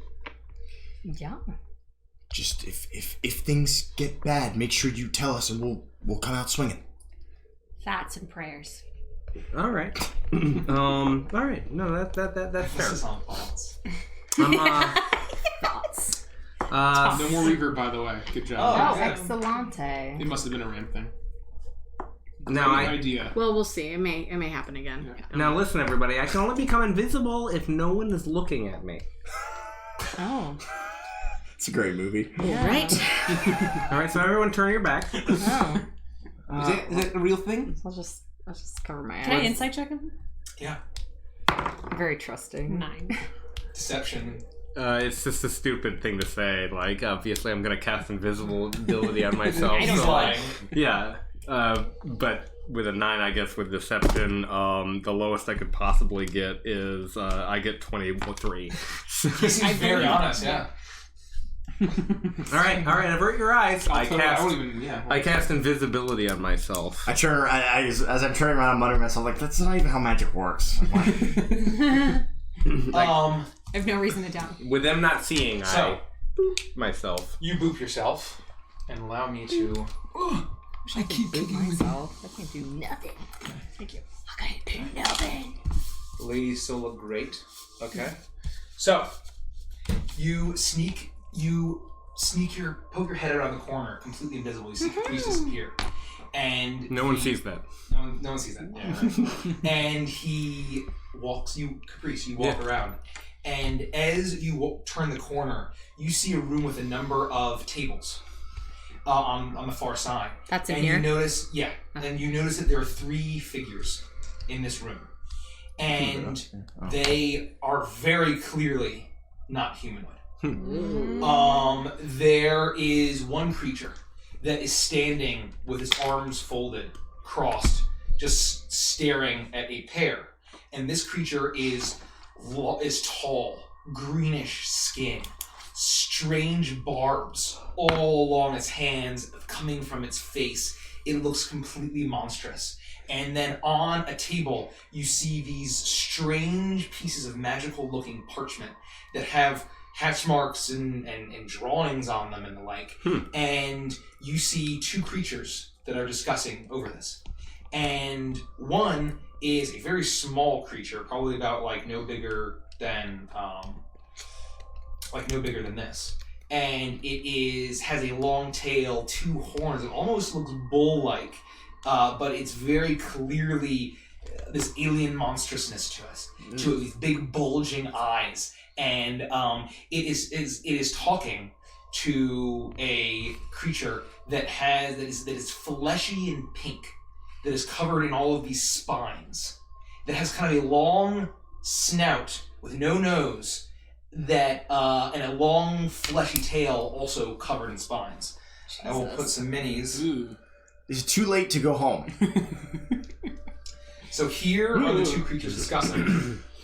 And they are on the far corner. So the far corner. This corner? No, the casual. I don't know if we can show them. And then straight ahead of you is this creature on And then he's And he's just what? Is he watching the 2 of them, or is he watching the door? He's watching the door. Yeah. So he's watching the door, and he's in the other corner actually. Like up here? Yeah. And he's folding his arms, and you can make a stealth check with advantage, right? Because you can be seen. I'm invisible, so I don't know if I even need to make a stealth check. You can be heard. But with advantage, I will very quietly move forward. Kick a stone. With a 21. 21 stealth. Okay. As you approach, they do not seem to notice you. I will very quietly approach the table and see if I can read the scrolls on the table. Okay. As you approach, you hear the in Infernal. They're speaking. Yes. And the one is the little one is chatting like, I don't know where they are. They're being delayed. I don't know. The plans. He looks fairly nervous.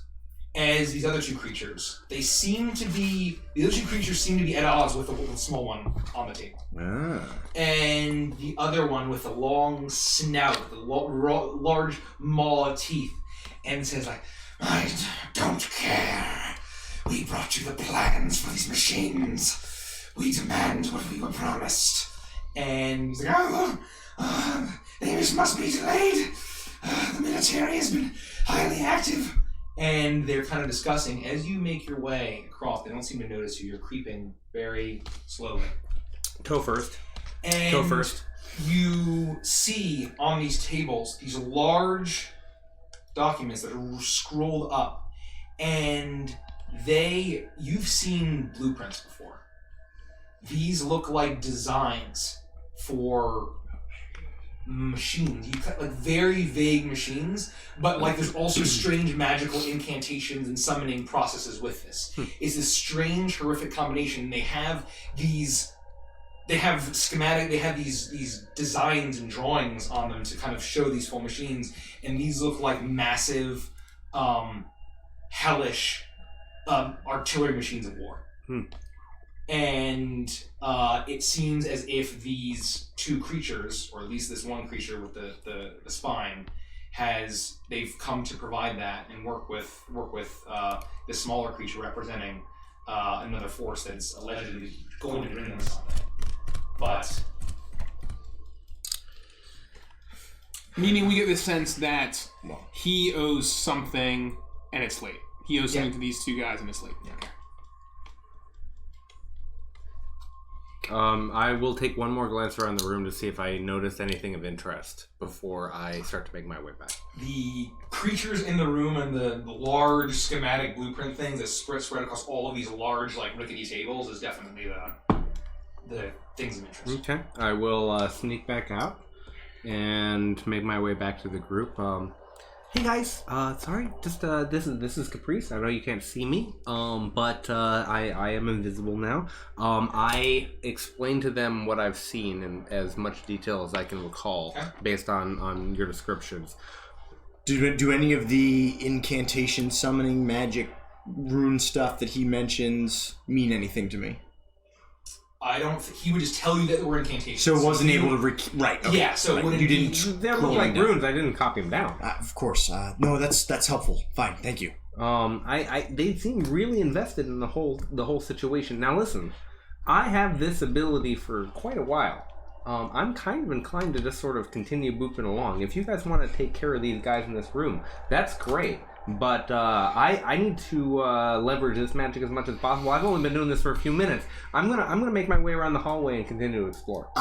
While I think avoiding confrontation is probably a good thing, do we think that there might be any value in destroying these blueprints? I mean, I can burn them instantly. I think that we should destroy them so that they can't use them, but I have mending, and so we could always put them back together if you rip them up. I mean, we could just steal them in that case, but we'd have to kill the people in the room. I'm not against that. They seem particularly evil. I mean, any beast, excluding myself, that speaks infernal should be killed. I've got plenty of juice in the tank, if you know what I'm saying. I'm good to go. All right, I love your tank juice, but I'm going to continue on my way. Good night, E.G. Mitchell. Thank you for hanging out with us. Good night. I love you. Have a good one. Thank you. Good night. Also, props for making dinner for your wife. I just think that I'm going to split for just a hot minute, and I will be back, and I'll be back in, I'm not going to give myself more than 10 minutes. I just want to run down the next few hallways, and unless I hit on a horrible gas trap, I think I'll be fine.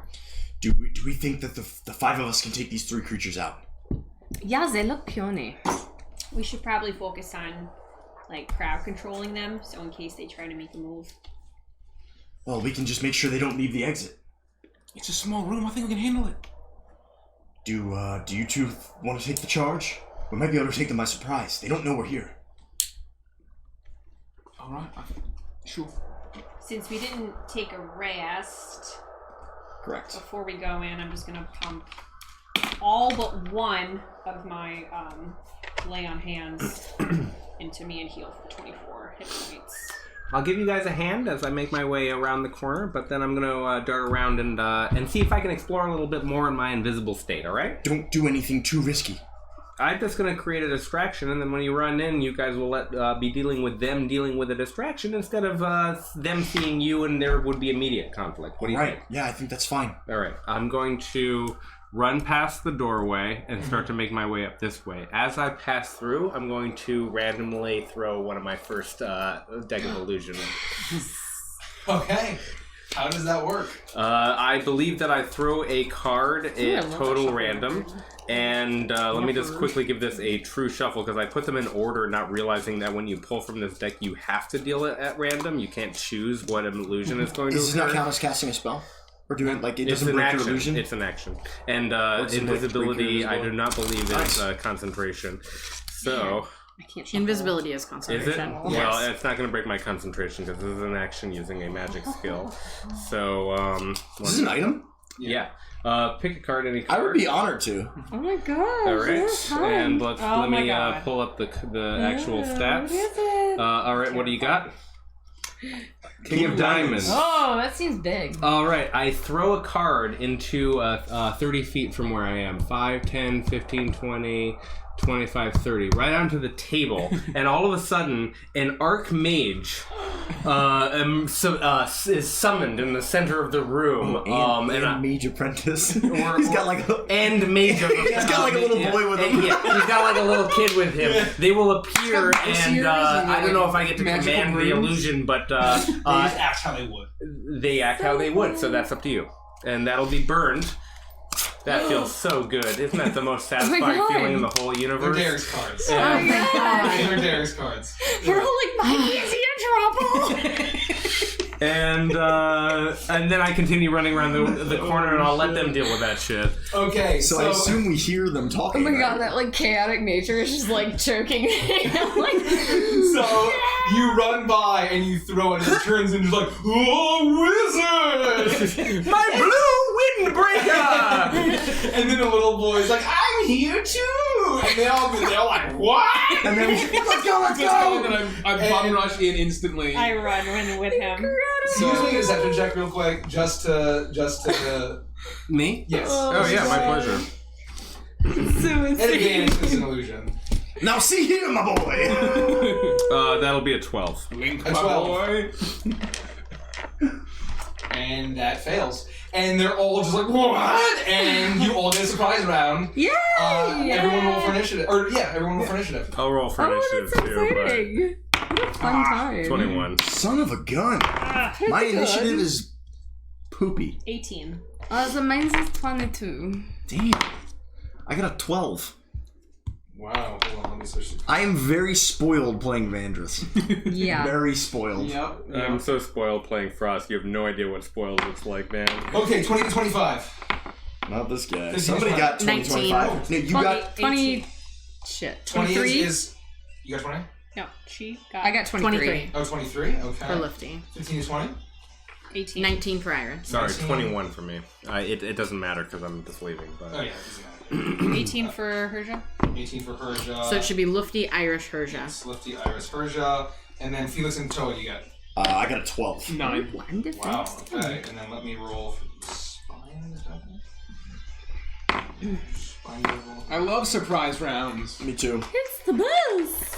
So how does that work? You get one attack, not your normal like. So the round condition, attack? it's not a surprise round, but we call it colloquially a surprise round because all of the monsters that you surprise are surprised, and the surprise condition means you can do nothing on your turn except end surprise. So basically, I get like one attack. You get a free attack. No, Free it's, attack. We're gonna do a full round. You get a free, you get a free basically turn. there's a whole turn, but they don't go. That's what a surprise round is. Yeah, it's basically a status effect. Right, a surprise. It's not just like a surprise attack where you get advantage. You just get a free turn, basically. Yeah. Yeah. So he rolled. Sometimes I so wish if I you could look, smile oh like the shit. he like it, Yeah. Like, listen. if you look, he rolled. Okay. They rolled better initiative than us, but they don't go. They don't go. So cool. there is this like wizard, I'm here, that you burst through the illusion and start unleashing whatever it is. Lifty, you're up. Hell. Okay. So which one looks like the more minis over measly than the others? The one, number one, the little guy fucker over yonder? In the Not the middle. far one, middle guy. The blue one. The blue. Yeah. Oh, they're all number one. How Yeah. confusing. Sorry. I'll go to blue I number should've one, and I'll just kind of break through the illusion, like, and jab him in the face with my spoon. Okay. Do you want to just be focused on one, like not be between them both? Like, Yeah, that's fine. Sure. Natty 1. Natty 1. And I like trip over my spoon. the and illusion break trips my you. face a little Yeah. bit. You like burst through, like, huh? And then you missed the first time. Yeah, choking I on the missed illusion. that. So my second attack, and then I'll just also make my bonus attack on the same guy. Okay. God sakes. So a second one probably misses. That's 10 and misses. then 27 to hit. 27 for your fist hits. God. Man, you're rolling 6. like shit tonight. I'm 6. sorry. As you run through, you miss. He's so small. He's like, and he's like dodging your spoon. And I'm just like, and he's trying. You can tell he's like, and he's trying to like cast invisibility. He's trying to go invisible, and you just punch him. He's like, just want to like boop and he him looks, really like, hard on the incredibly nose. weak and horrible. As if Yeah. you could like need one more point of damage. Man. Okay, Iris, you're up. I'm going to cast Toll the Dead on that one. Okay. That's a wisdom saving throw. With saving throw, Hmm? he catastrophically fails. And he's already damaged? Yes. It's a D12. Mike, it happens when you lean in or move closer. Oh, so I'll just stand back here and make sure. Okay, apologize. 7. 7. And as he gets punched, he's like, I'm getting scared. And he's trying to, okay, and he's like, one arm turns into like a bat. And he's like trying to transform. And, and he just falls onto the table dead. Oh, shit. He tried to fucking transform. Holy shit. What are you doing with the dude, by the way, while this happens? He's in Toa's arms, right? Toa's holding him. Like Okay. over her shoulder. But he's bound and gagged. So even if he wakes up, he'll... I would say if you're fighting with the guy on your shoulder, you'll be disadvantaged on everything you do. Well, I might put him down. I Okay, can't use okay. my weapon while Okay. he's on my shoulder, right? So I'll put him down. He's Yeah. bound. Do it. Yeah. He ain't going nowhere. Okay, that is her turn. I'm gonna run up to the other dude. Okay. Make my attack. Wing guy, he starts to try to take off. 9. 9, that misses. As he dodges out of the way. 10. 10, that misses and he dodges out of the way. He flaps out of the way. He's trying to take flight. Bonus action, trying to shove him. Okay. Fuck, what the fuck is in my dice? I rolled a 4 and a 5 and a 1. Is it a stone dice? No. Oh. This one's a stone dice. This one isn't. I normally roll really well on that one. Let me know if you need new dice. 7. We've got dice jail. Yeah. You want some? Yeah. I think you just shot somebody with a rubber band. You just and he is flapping around, dodging out of the way, trying to take flight here. It is okay. Felix, you're up. Do define weapon attack. Is that bites and claws? Like for a creature like this that isn't wielding a weapon, if it makes a weapon attack, is that counted as a bite or a scratch or whatever? The frostbite says the next weapon attack. Yes. I was a natural weapon. Yes. It's a natural weapon. Then I am going to Have these exact same. reposition over, I guess, 1, 2, 3, 4, 5, 6, and try to frostbite the one that is engaged with Hersha. So it's a Dex 16. I'm sorry, Con 16 save for you. Natural 1 plus yeah. Yes. So he is disadvantaged on his next weapon attack and takes 7 points of damage. 7 points of damage as the frost once again crackles around this creature. And he's like, I'm just really getting my Todoroki over here. As it does, however, the frost seems to not be as effective as you were hoping. It doesn't seem to damage his flesh as much. Well, the Lone Guard is suggesting that you use the Frost old man to resistance. boost your AC by 2. Okay? That's pretty good. I like that idea. Okay, It's like Choa got in front of me. Meat shield. It's your turn, Choa. I would gross. like It is. to. I'm going to change my plan. So I'd just like to drop him, drop Okay. the old man at the feet of Iris. Okay. Just keep an eye on him, and then I'm going to run up to that guy up there. Still unconscious. And I will just attack twice. 20! 20. Yeah! Gotta give it up. 18. 18? Okay. So I'll do the first. They could have crit first. Not bad. 9, 10, 11, 12, 13, 14, 15, 16, 17, 18, 19 damage in the first attack. Do you have a magic weapon, or no?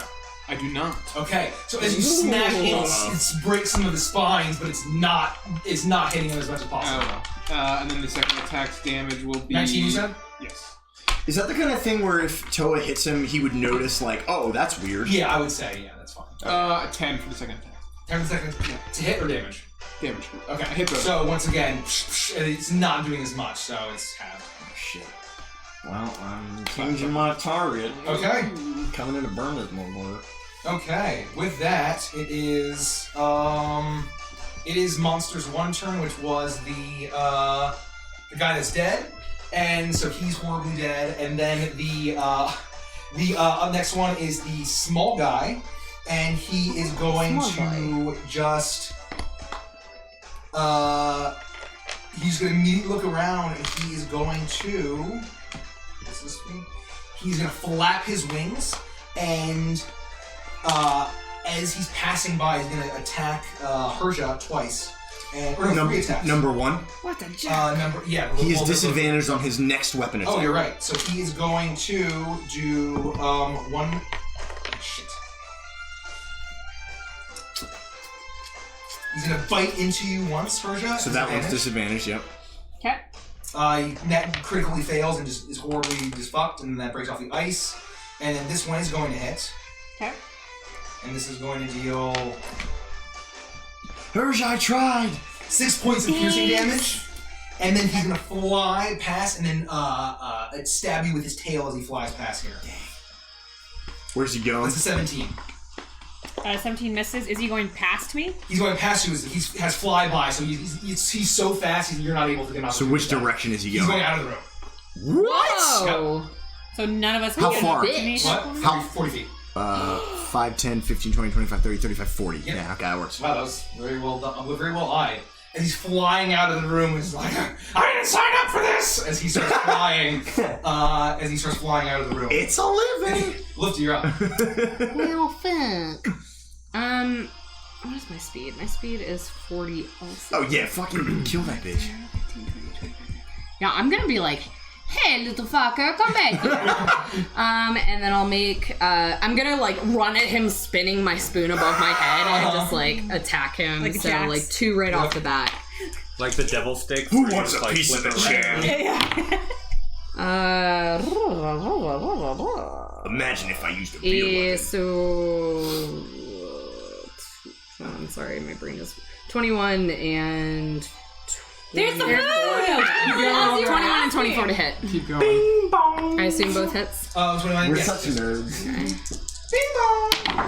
It did make me more hungry just talking about it, though. So 15 damage from the first 2. 15 damage. You boosh boosh, and you knock. I mean, you notice that your spoon is still. It's not hitting as much as you would like. 15, so divided by. Okay. So he does not. He takes damage, but it's just not as effective. Do you get a bonus action? Yeah, I do. I'm gonna be like, what? And I'm gonna hit him with a bonus attack, like jab him with the spoon. Yeah, 24 probably. Okay, and 7 damage more. 7 damage more. As you're bashing him, he's starting to, like, despite your attacks not really being as effective as it normally would be, he's starting to start flying a little bit more radically, and he's looking bloody. Okay, Iris, you're up. I'm going to turn around and I'm going to toll the dead on him. Okay. So it's a wisdom saving throw. 7. Okay, so he misses. Or he fails. Do you need help? No, I got it all. 4. 4 points of damage. Yeah. And you hear the gong when he's like, and he's stop! And you are hearing. It seems to do a full bit of damage there. Yeah, that's magic. As put the food in my belly. As it You just starts pass to, it around. as he starts to get more, he's more wounded. Okay, Herja, you're up. God, he sucks, man. Run Kill up. him. Can I get with 25 feet of movement? 5, 10, 15, 20, 25. The path is kind of blocked. 5, 10, 15, 20, 25. 5, 10, 15, 20, 25. 7.5, 15, 20. Yeah, That puts you here. Would that be a possible attack range? I would say, yeah. Why I not? would say you can swing around. Yeah. The DM's gonna give it to you, might as well. You could scooch a bit. Alright, I'm gonna try and hit him with my flail. That is better, 17. 17, that will hit. You have a Magic right? weapon. Yeah. Oh, shit. And I'm gonna dump a Come on, Dakota, yeah! first level Divine Smite into that. Okay. So that's another 2d8. I love Divine Smite. So this is that is 4 bludgeoning, and then this is 11 radiant. So as soon as you swing Dakota and it's flapping away, Lufty's weakened, it's flying erratically, and Iris has followed up, and he's starting to fly even more. You swing down, you hear the clang of the hammer on the anvil, and it charges up with holy fire, and you smite this creature, and his body completely disintegrates. Dang. Falls to the ground. Nice, good hit, good hit. Nice. Very I don't good. have Very any good. more movement. You know. I do have a bonus action. I will cast Shield of Faith on Toa. Okay. Oh, baby. A molten, orangey, shimmery, glowing shield appears around Toa. And with that, it is the barb gentleman's turn. Oh. And Pass he the did. thing to Maya, and we'll pass it out. So does the Spine is dead. Barb so the alive. numbers of the monsters don't correspond to the Correct. numbers. Yeah, okay. sorry. I should have done that. That would have been really nice. That's okay. What is this? Whatever this is. Yeah, I don't know whose that is. So, with that, he's done well. And with that, he is going to. Toa's right in front of him, and he's just going to start attacking. He sees both of those guys dead. He's like, "Argh," and he seems frustrated. And so, I think this is my. That's Maya's wontons. he's going to swing around with his barbed tail. Vegetables and. And get a 14, and he's going to miss. That might be pierce orange through chicken. his hide. And he's going to do 2 claw attacks. Do you know if the sweet and sour? It says O. Oh yeah, or. Orange. One of his claw attacks is going to hit you, Toa. That could be sweet and sour. I don't know. Yeah, that would be 5 yours. points of piercing damage as the barbs of the claw hit you. Do you see that, Rich? Was that? Do you hear that at all? Barb of the claw hit you. Take damage. 5 points of piercing damage. That's it. That's all he can do. Okay. Felix Rock. I am going to again cast Frostbite, which is a con 16 save on your part. This is Steam Brace. That's going to be 19. The both of them got So on a failed save, you just take half. Okay. Oh no, 1d6 cold damage and a disadvantage on the. Oh wait. Oh no, I'm sorry. I think it's just a fail. If it's Yeah, no, you pass, so you're just good to go. So the ice starts to kind of form around me, manage to force it off. And it's Toa's turn. I One of them is for will the free general sows. attack him twice. That just can stay in the bag. It's free general sows. 7 plus 8 is what? There's a coupon where they added it if you spend over 40. 16? No, 15. 15 hits, barely. Okay, then both hit. Okay. And that's your rights. 5, 8, 9, 10, 11. Oh, this might be mine. No, this is 17, 27. 27 points of damage. You're just smashing away. You're both just fighting for your lives in this corner here, and you're just it's not doing as much, but you're whittling them down. That should be it now. Lucy's turn. Alrighty. So I have 5, 10, 15. Okay, so I've got plenty of movement. I'm gonna rush up there, just again, like wildly spinning my spoon and like battle crying. You're spinning your spoon, just smacking. Yeah, sides. I'm just all revved up and don't seem to know why. So I will move up here and make 2 attacks with this spinning spoon. Yeah. So it's 18 and 25. 18, 25, both hit. Big one for him. That was 19. 19. Okay, so yeah, you smack him with your spoons, and you're whittling away. The occasional spine breaks off. His devilish hide is still kind of staying resilient, but you're whittling him down. Okay, so bonus attack, I'm just gonna swing it one more time and I don't know, fucking jab him in the chin or something. Okay. 187. You come in with an uppercut. You need full damage. 8. 8. Okay. Okay. You suck! Iris, you're up. I will toll the dead him. Okay. Saving throw. That is going to be a fucking 13. Okay. 3. Oh, 12. Pardon me. 3 points of damage. Yeah. And this seems to kind of rack his brain. Okay. It is Her's turn. I'll run up to him. How does he look? He's looking fine. I mean, a lot of you are just bashing him with weapons that aren't magical, and and he's resisting a lot of it. He's pretty sturdy. 17. 17 hits. Okay. I'll save my divine strength now. 10 bludgeoning. That's magical. 10 bludgeoning. It's your magic weapon seizes his flesh. Okay. And it seems to do the full thing. 24. Hits. Whatever. 5 bludgeoning. Okay. And then bonus action to knock him prone. Okay.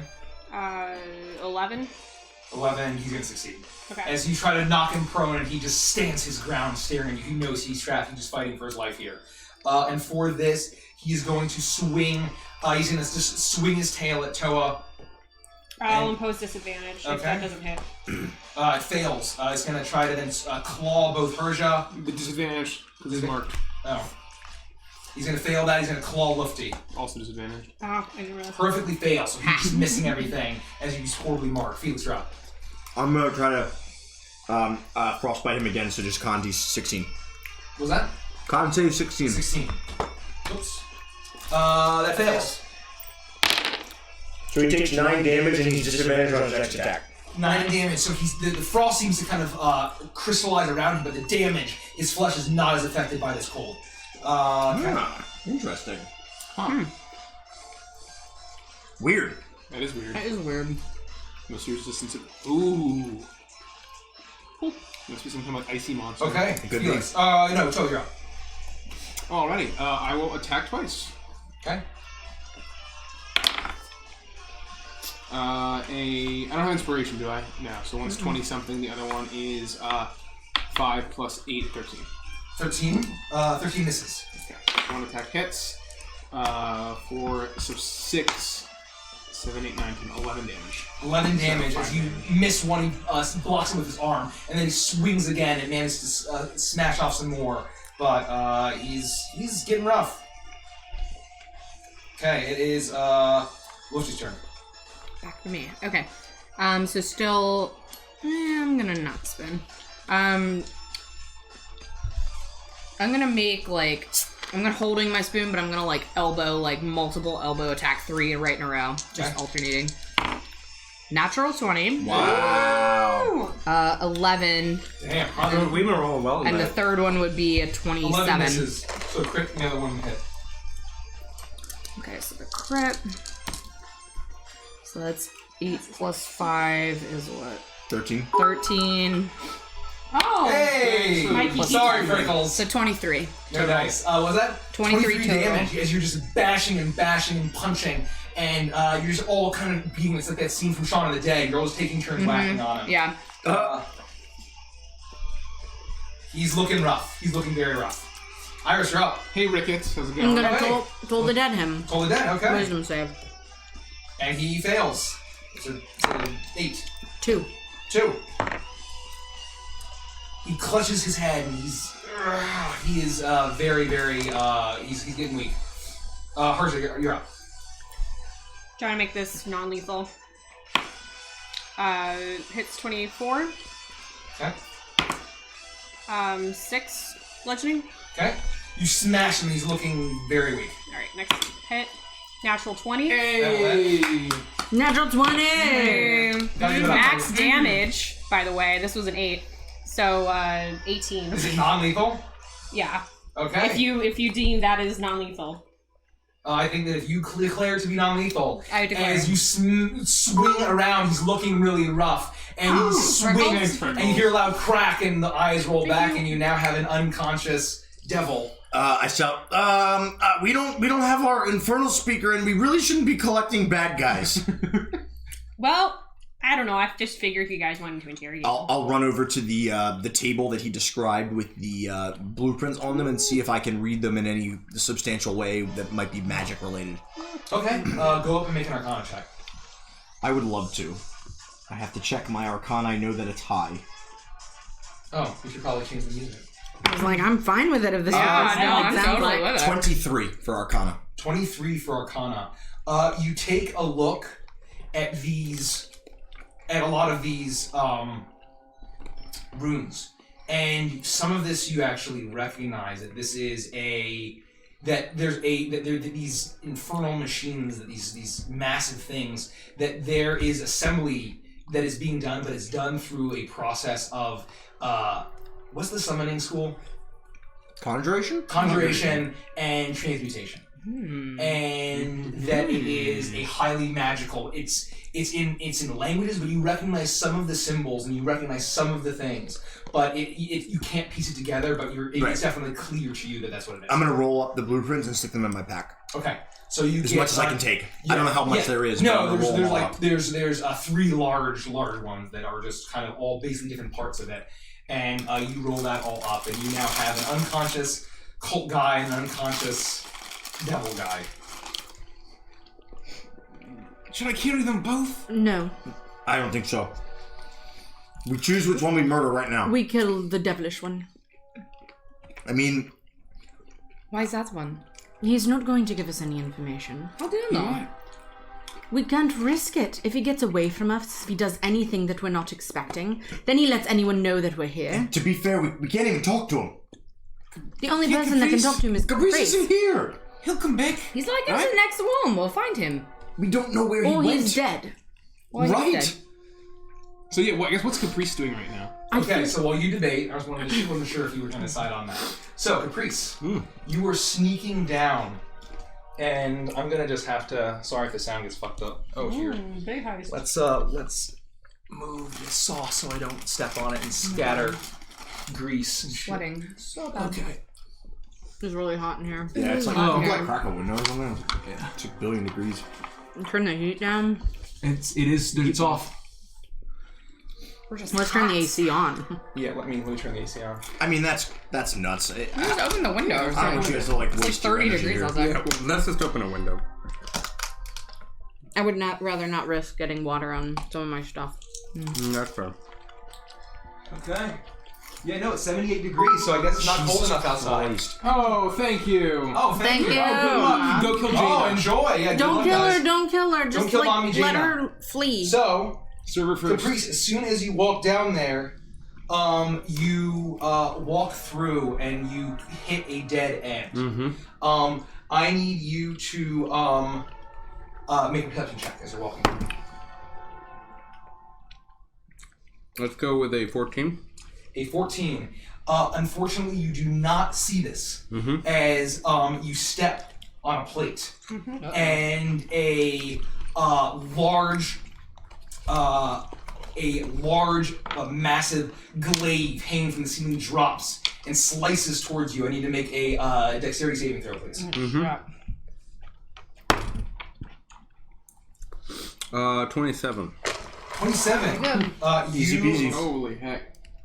So you manage to dodge out of the way, but you're still sliced on your side. You don't take the full glaive, and you're going to take this much in slashing damage. Do you get a bonus to straight dex saving throw? I'm proficient. That's like +7. Yeah, I've got a bunch of shit. Alright. OP. You're going to take 7 points of slashing damage. Okay. And that sucks. And you are still invisible, but it was the pressure of that, and so you hit that trap, and it is a dead end on all sides. I don't see anything with this dead end? Nope. It's another one of those dead ends with the trap. I'll turn around, avoiding the trap. Okay. And I will return, and I assume by the time I get back, the combat's over. Oh yeah, that's a dead end. Okay. Yeah, probably.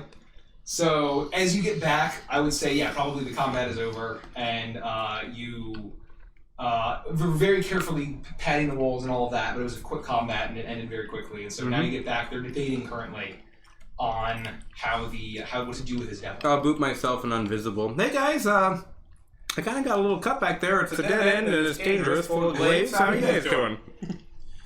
I kept one alive for you in case you want to talk to him, but they might want to kill him anyway. Oh, I thank think you. we should talk to both of these guys. Why don't we just take a rest for just a little bit? And mechanically maybe take a short rest while we talk to these guys. I'll talk to them before we take a short rest. Or while we're talking to them, if we're just talking. I want to bind the devil guy if I can. I don't know, like, physically how that would work. But. Does he have armor on of some kind? He does not. He has like a thorny hide. I would say that you could try to bind him, but it's very difficult. I'd say you do it at disadvantage. You might take some damage doing it. Because of his spikes. Yeah. Okay. So disadvantage. Dex. Do you want this?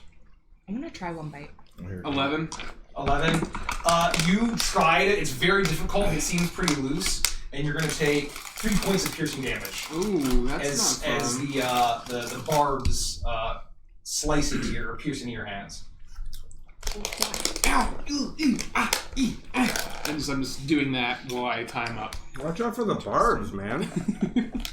It's kind of hard to do. I don't know. Maybe he should have done it. Kind of like wild. It's different. And it's like very orangey. So how does that sound, or should we just keep carrying them with us? No, I think we need to deal with these problems right here. As soon as we have 2 unconscious dudes, we're not going to be able to stealth our way through this labyrinth. I agree. Let's wake them both up, or wake one up and then the other, and see what they have to say. And if we don't like what they have to say, then I can make nightmares in their head. Are we actually taking a short rest? What do you guys do? Talk to him beforehand, or no? We're going to talk to him, and then we're going to decide if we need a short rest. Well, this is out of my wheelhouse, so someone step up. I'll just sort of grab the old cult guy and let's kind of smack him awake if I can. He looks at you, and his eyes are just immediately, he looks confused, and his eyes immediately narrow, and he's filled with like this animalistic hatred. Hey, friend. How you doing? What's your name? My name is Caprice. It's a pleasure to meet you. Oh, yeah. And I pull the gag out. Sorry, Hi, Leafy. We love you. Thank you for hanging out. Thank you. Bye. Have fun with Ice Cold Budweiser. Ice Cold Budweiser. He sounds like, hey guys, I'm a cult leader. And he looks at you, and he says, "You should have killed me now. You should have killed me back then. You should kill me now. You get nothing from me." Well, if you want to be dead, we He's can certainly speaking make that. Oh yeah, He's speaking common. we can certainly make that happen. But we want to know what you know. Why are you doing what you're doing? What's up? What's going on down here? Yeah, I will tell you nothing. Is he a humanoid? Yes. I'm gonna charm him. Okay. Spell save DC 13. Wisdom. I still don't know, but sure. I'm gonna. It doesn't tell you in D&D Beyond? Oh, don't tell me. What's On the thing. item? That's crazy. I will Google find. Wait, what are you charm using? person. Eyes of Charming. It's charm person. Charm person. Yeah. It's got to be Wiz. It has to, right? It is a wisdom saving throw. It's Oh, that's the item you If you got? click on the spell that it lets you cast, it should pull it up for you. It doesn't like bring anything It's up. bolded, but it's not linked. Yeah. It is charm person though. Wiz. It's Wiz. Okay, so he gets a 18 as your goggles kind of flare, and he seems to be, despite being chain fucking charmed the whole fight, he seems to resist that. It's a broken! I told you all's a broken! Well, let me see if I've got any jazz that I can play. I guess, if he wants to die and he won't tell us anything, he's a part of a cult, so, I guess it was foolish of us to expect we'd get any kind of information. Yeah, it's been a while. I'd be happy to let you snap his name. I could have, but couldn't someone else do it? I could spend some energy juice to suggest he might actually tell us everything he's been up to down here and why he's here. That's up to you, friend. I trust your judgment. Hey, buddy, why don't you tell us a little bit, as much as possible, why you're down here, what your ritual's all about, and what your ultimate goals are. I'll spend a second level spell slot for suggestion. You will make a wisdom saving throw, DC 16. That'll be a natural 1. Yeah, plus 3. 4. Okay. Unless he's immune to charm. He's not. Okay. I magically influence the creature that can hear and understand me, which he can. It's a reasonable course of action. He, on a failed source, he pursues the course of action that I described. So I want him to tell me all of his secrets. He looks at you, and he tells you. His eyes kind of gloss over, once again charmed. And he says, "We are the cult of the Horned King.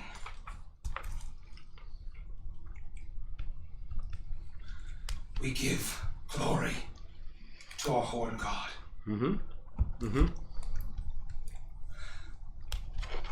We are calling the army.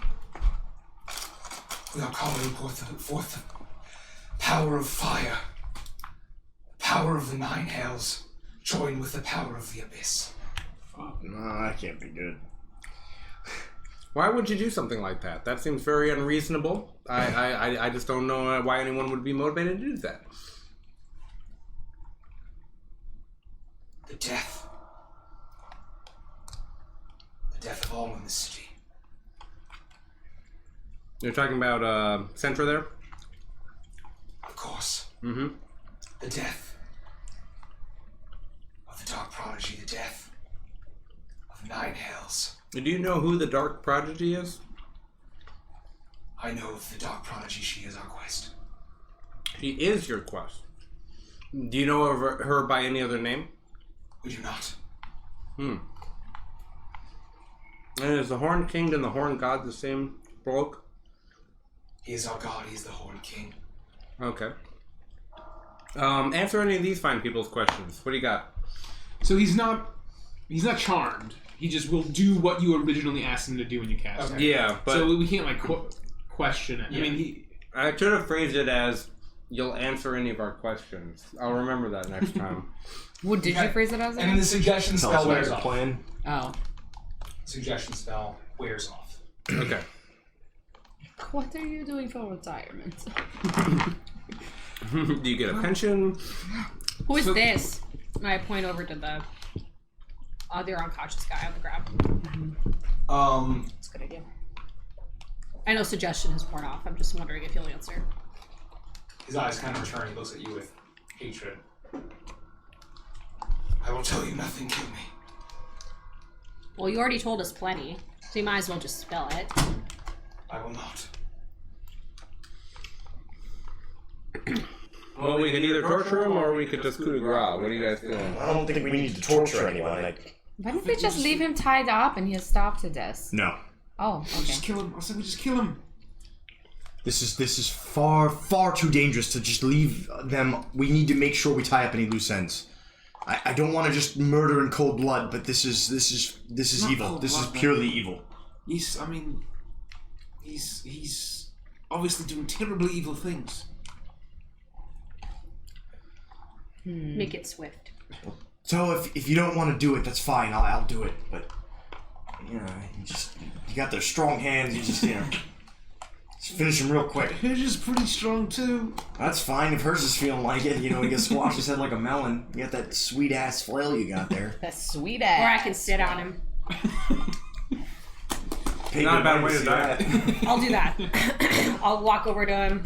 I'll straddle the back of his shoulders, and I'll try to crack his neck and kill him instantly with a twist of between the thighs. I would say with how weak he is, you just grab him by the thigh, just coup de grace him in a very interesting way. Wow, and that he was falls to the ground. His eyes kind of and he collapses. Caprice will remember this. That was unique, to say the least. I'll close his eyes and fold up his arms and just quick word in prayer and. I point to the spiny one and I say, this guy seems a bit more dangerous as well. Yeah, I'm not going to put my thighs around his neck. I wouldn't suggest that. I don't even know if we want to wait for him to wake up. Do we just want to take care of this right now and move on our way? I feel like we've got about as much information as we can out of that guy. And this place seems large. We could be here a while. I'd like to keep moving. Yeah, I only kept him unconscious because you had disappeared and he spoke a language you understood. So I figured if you wanted to interrogate him, you could. Oh, he speaks Infernal? Yeah. Yes. He does. We don't understand him. He's a devil. We just don't know how long it might take to roust him. Did he seem like he was of the same kind of leadership quality as this old guy? He seems like a bodyguard. He was just... It's hard to tell, yeah. I mean, he's just standing there. He was just kind of threatening. Oh, I don't love the idea of killing him, but I feel like if we just do that, then we can move on. What do you guys think? It's fun. I feel like we learn... I cast Toll the Dead on him. Okay. We could put it to an anonymous vote. Wisdom save. And yeah, he fails. And as soon as he does that, Iris waves her hand. You kind of hear that familiar gong, and all of a sudden, all those unconscious, and then his eyes, like this gross ichor, seeps out, and his jaw hangs out, and his tongue wobbles. I'm gonna look at all of them, and I'm gonna say, what on earth is wrong with every single one of you? Do you not hear and see what we are getting into here? And you're standing around trying to be just to two people who are hoping for the destruction of innocent lives in a city not miles from here? You don't know how many innocent lives are dying as we speak in here, and you want to give justice to these devils and this disgusting human, and I'll kick his body. What the hell is wrong with all of you? I think we're just trying to learn some information, that's all. And the time for learning that is done. There are people who may need our help. Knock it off. You're all a bunch of idiots. Now let's go. And I immediately storm out of the room. Pretty sure that's what I was saying, but all right, let's keep going. And Iris marches out, sense. and you make your way back to the entrance of this labyrinth. Yeah, we're back to literally square one. And you all arrive there, and there are several more paths to take. 4 more paths. Do they still smell the same as they did before? I would say you sniff it with your cat nose, and yeah, they smell the same. I would actually have you make another perception check with smell. We're back at the penis. Back at the old... 12. 12. I would say that you smell a bit more, and it smells like the smoke scent is a little bit stronger. From which one? From 3 and 4. Yeah, 3 and 4. Okay. Whatever they're doing down there, it is increasing at the very least. I think we need to go. More expanding at the very least. So 3 or 4. We're right here at the entrance. Does anyone feel like popping out and talking to Ravioli, or should we just continue on our way? He would let us know if he needed us. He was gone. I mean, he ran off into the woods. Oh, you're right. Okay, let's make our way. So we just flip a coin, 3 or 4? Let's just do 3. 3 it is. The next one. I'm with Luke 3 over here. Okay. So, with Lufty and 3, we slide this over, and the main boss of soy sauce and duck sauce. Mm-hmm. Oh, soy sauce. And you can continue this way or this way. Do you guys want any of this stuff? No, thank you. No, thanks.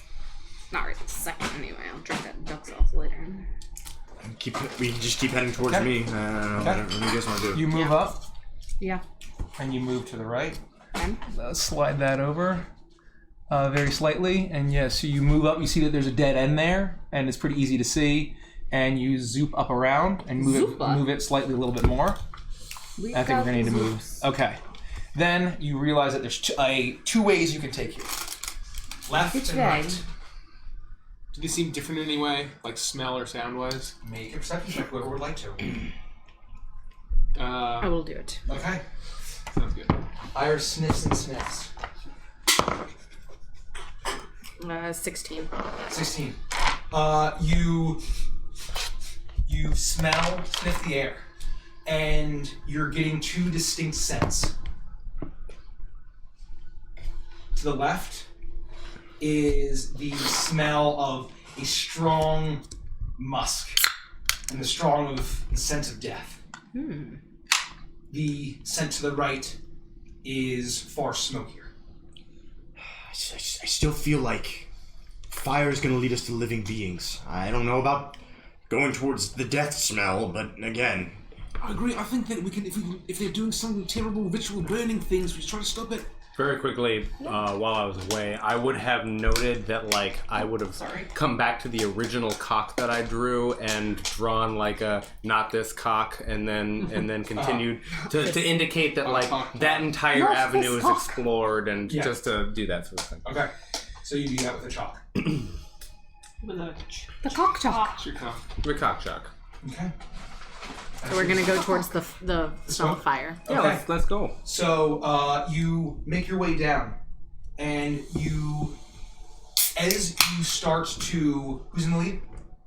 Toa, probably. Herja. Toa, Herja, same martial order. Herja and Toa need to make a.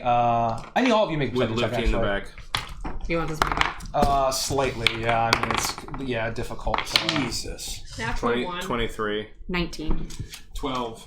I got an 11. Okay. And as you make your way towards this hallway, you go down Got an further 18. and further. You start to hear a strange whimpering sound.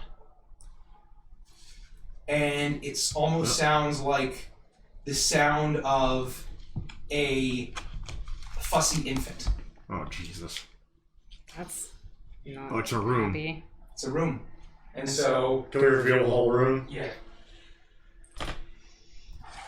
Oh, it's a room connected to Yeah. another hallway. Okay. So as you enter this room, it's very dark. And this kind of strange smell hits you. And it's not good, and you kind of hear it. What is the smell? And you see a number of baskets on these long tables. Oh, I hate it. And they all seem to be empty except for one. In the darkness, you see strange shifting motion on the farthest of these baskets. And it's filled with straw. It's dark that we can't even see with dark vision. No, you can see it with dark vision, but the basket is high and it's filled with like the straw, like But material. we can't see them. Oh, the movement is coming from the basket. Coming from over Okay, the basket. I misunderstood. I'm Got gonna it. like push past and rush up to the basket and You look in. rush up and you look I'm right behind inside, you. and you see a human infant, squirming, fussy, kind of looking distraught. Does it look normal? Make a medicine check. I'm gonna, seeing her pick up the baby, I'm gonna roll over. Oh shit! Oh, that was bad. I'm right behind her. That wasn't a super great roll. Roll over. Huh? Once I see Oh, the baby, oh, I'm gonna just- go over to Yeah. examine it. Okay, I cool. kind Yeah. of fell out of my hand, but what did you So tell me? medicine check for you. Lufty, Yeah. give me the child. Okay. And it is 23. 23. You check the child, and it seems to be a normal human baby. And it seems as if it's not in the best shape, but it's relatively healthy, surprisingly. I want to check the other baskets while they're doing that. Okay. Make an investigation check. Can I help him? Yeah, On the other advantage. side. Oh, there we go. 15. As you and Herja poke around, you dig around and you find the occasional small doll rattle, little scraps of clothing.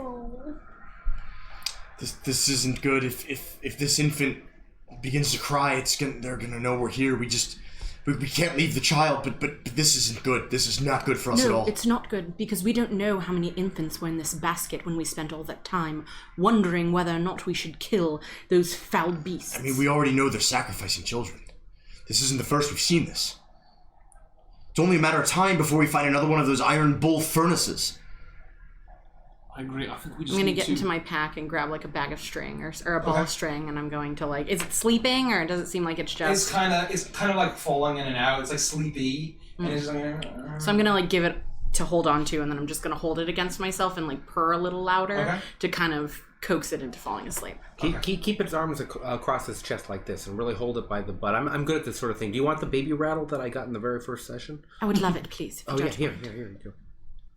And you hand over a little baby rattle, which you assume to be baby Thomas's, from Miss Crow's Crossing. And you, it takes it and kind of clenches it, and then with some coaxing from Iris. Oh, I put the rattle in my pack. That's just for later. I don't want it rattling while we're in here. Coaxing with Iris, the baby gently. Do we bring it with us? I'm not leaving it here. So we either bring it with us, or you leave me here with it. Let's bring it with us. You just stand in the back. I planned on it. Yeah, keep like 10-15 feet back. Someone should be back there with her. Why don't you stay back and I'll lead? Sure. My speed is quick. Should someone come on me, I could make my way to you. Who's in the rear? More than likely quicker than them. I will be. Okay. Iris, as I would like you to make a perception check. This will be ear or 16. 16. As you're doing this, you start to hear an echoing through the hallway behind you. There's someone coming up behind us. And the stench of this musk, this just bestial livestock scent, and it's. Would I recognize it as the same one that I smelt down the other hallway? Yes. I believe whatever was down the other hallway is on its way. Does it look like we can hide behind the baskets?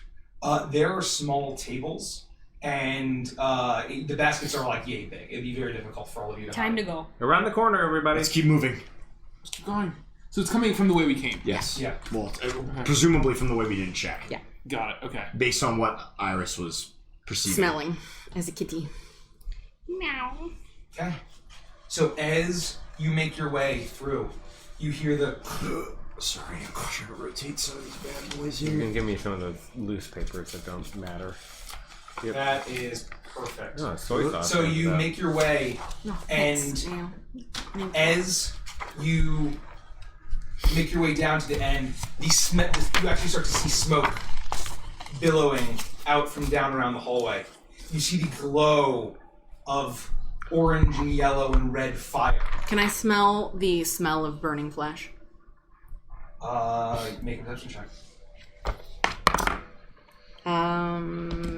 24. It does smell like burning flesh. Oh boy. They're burning some kind of flesh down here. It's got to be one of those furnaces. We can try to put it out like we did last time. At least slow them down, but I'm concerned about what's coming from behind us. As am I. Like, we have to keep moving. We got to go forward. Is this another path? Yeah. Yep. You can pull the rest of it off. What is all this? Yeah. Yep. Let's just peek. Well, I mean, So just hand it but to Mikey's me. saying you can pull We it can pull it off. off. Yeah. You can blow up. Very good. So you Let's not peek run to the into the room, and you now see the source of this light. At the center of this room, a massive brass statue. Bull-like in appearance. Not too unlike the mural that you saw in one of those chambers. A raging furnace inside its belly. Arms raised up to the sky. An open, roaring bull mask that almost looks like a helmet. Fire raging out, a large pit with stairs leading up to it. Oh, shit. Where the flames, this inferno just raging. And then small little windows with metal grates just going all along the body of the statue. And it's sitting there at the center of this room as the smoke is building up, and you can kind of see these very small vents heading upward. Where the smoke is somewhat billowing up towards. And there's no creatures in the room that we can see. Not that you can see. Just a massive thing. I just look at Iris and I say, I'm going to put it out. I think you should. So I move forward and I cast Ice Knife on it. Okay. Just like I did the first time. Okay. To try to quench it. Everybody I around the other side of the statue. Everyone around the other side of the statue. Yeah, I'll follow. So I'm going to basically just Ice Knife this thing as many times as I need to put it out. So you run up, and as soon as you enter the room and you understand what's going on, you Ice Knife, and how does that work? I mean, it's just an attack roll. It does. It shoots an Ice Knife and then explodes into ice all over the place. You make an attack at advantage, please. Okay. 16. 16. It flies into the furnace, and it hits and explodes, and the fire starts to. And how much damage was that? It would be 1d10 and then plus 2d6. Okay, roll that. 8. Okay. I can do it again if it doesn't look like it's enough. As you throw it, it explodes and it turns to water and starts to like douse some of the fire. But it's a raging inferno. It is duller. However, as soon as you do that and explodes, you hear, and then the head of the statue turns to you. Ah, fuck. Jesus. And it moves down, and where it was sitting, it stands up. Ah, Jesus. This massive brass statue with a raging inferno in it turns to you, and it starts to move. Its eyes blaze. I yell, Toe, I made a mistake! And we're all behind it. We're all behind it. Oh, shit. Oh my god. Jesus, my rolls have been so bad 1 tonight. and 3. Okay. 5. Allow me to... I'm assuming hitting this thing with a fireball would be a bad idea. You don't know life. Ooh, I don't know. Yeah, no fire. So, it... Let me get this, let me get this. And I'm not feeling too great. Ooh. So, I need 20 to 25. 24. Or, Okay. sorry, 23. Iris is 23. first. Okay, 15 to 20. 19? 15. 19, 15. Felix and Caprice, what do you get? 11. I got a 7. Replace me with Herja. I was 19. I don't know what Herja is. Or do we get? 5. Oh, fine. Oh, wow. I think you just grabbed me instead of, or grabbed Brutal. Herja instead of me. Okay. And as it turns to you, you kind of see its large, bloated belly as these creatures made of ash and smoke appear and form. They have flapping wings and these almost juvenile-like faces as they swarm and fly That is around so them. messed up. And with that, I need to roll initiative for them. And do we get tokens for this purpose? We do. And so we if should you put wouldn't ourselves in the mind- room. Yeah. You I can would listen to be- yourself forever. I would be back in a corner somewhere. We all would be in that corner. Yeah. I was in front of it, you guys were behind I'm just it. saying, I Right, would but be... everyone else would be where Maya. And So- I would be as close to Whichever the direction wall it's as I facing. could possibly be. Yes, and then these are creatures. You can just put it around. Put it around it. That's intense. Where did you want to be, Nikki? As close to the wall, like in the very, very corner as possible. Put them around once. Oh, dear lord. Oh, are you sure you miscounted these, Mike? Where do you want to be? Okay. Thank you.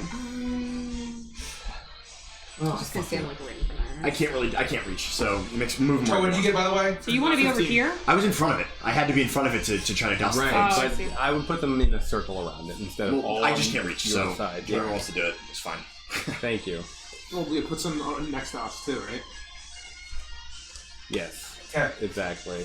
And thank you. You want to also jump in there too. Okay, cool. So this creature, all of these smoke creatures flap out around Iris. You're there. This massive brass statue is looming, ready to attack. I'm going to hold the baby in one hand, and then with my other hand, I'm going to reach up and cast Mass Healing Word on all of us. Okay. Ooh, fuck yeah. It's not much, but... It's enough.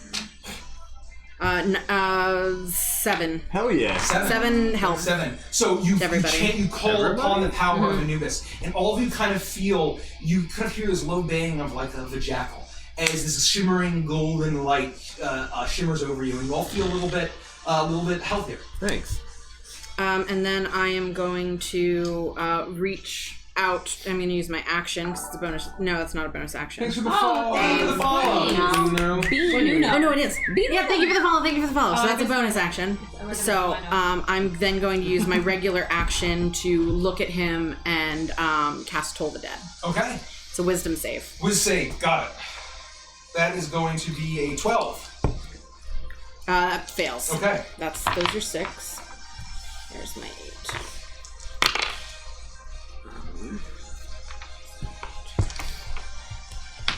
14. What kind of damage? Necrotic.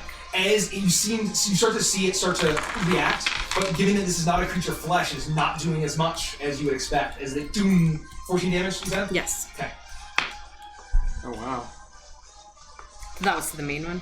Yeah. Okay. Me? Yep. Lofty, sorry. Okay. So I would I'd move around over here to number 4 and make 2 attacks with the with my spoon. Yep. So that's a lot. It's a 27 and a 19 to hit. Both hit. Bobs. Is it too loud? 10, so 17 damage. 17 damage. Okay. You run up and your spoon. Are you hitting the little guy or the big guy? Number 4. Okay. You on to which guy? 17 damage. You smash into it. Puff of smoke and ash kind of puffs in your face. It's still alive. It's still alive. Okay. Yeah. So using my bonus action, I'll just kind of like knee it as well. To number 2, right? Yeah. No, number 4. Oh, number 4. 22 to hit. Hits. 9 damage. 9 damage, and that's enough as you knee it and it explodes into a puff of ash. Thank you, Bean Uno. That's really nice. Well done. I'm gonna use a key point for patient defense. Okay. Okay. Cool. Okay. So you do that, and you patiently defend yourself, and you're ready to go. As it turns and looks at all of you, it is going to turn, and it sees you running up, and it walks to you, Lufty, and it raises one of its arms, and it's going to slam down onto you. That's going to hit, and you take. Where the fuck is my D10? There we go. 15 points of bludgeoning damage. So do I get the dodge action there? Since Yeah. I did- Oh, is it disadvantage? I took patient defense. Yes. How does that work? Oh, just you're I disadvantaged. just Oh, never mind. You managed to dodge out of the way as it Right. slams. You had been Nice. waiting, Good move. and it slams out of the way. However, it's then going to turn, and you see its belly start to blaze up, and it is going to shoot right towards Herja. As a blast of fire, I need Caprice, Herja, and not Rodak, but Toa to make a dex saving throw. As a blast of fire explodes. 18. Dex save. 18? Yep. I'm behind them. Do I need to make one? Nope. 20. Succeeds? Dex save, so I might be able to use Shield Master here. You should be able to. 10. 10 is unfortunately a fail. But so you will take. Wait, hold on. So both of you take half of this. Caprice and me. So 10, 14, 18 points of fire damage. So you're gonna take the full of that, Persia. Okay. And both of you are gonna take half, so 9 points of fire. 9 points, and I cut that in half because I have hellish resistance. Yeah, there you go. As it blasts. And that is its turn. Toa, you're up. Do these guys seem like they would be like? Are they actually made of fire? These ones are like made of ash and smoke. So they can't like, or I guess does it feel like we can put out the fire to any effect, or is it sort of? I would say that you could certainly try, but this is like a massive living construct.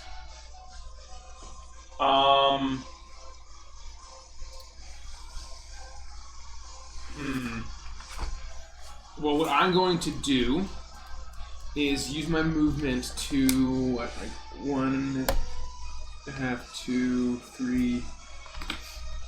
Can you go which way? I'm gonna get here. Like Here? You run up with your maul ready to go. I am going to. What do I want to do? Yeah, I'm gonna try it. I am going to then pull out the conch shell that I've been carrying this whole time. Oh shit. And I'm going to blow into it.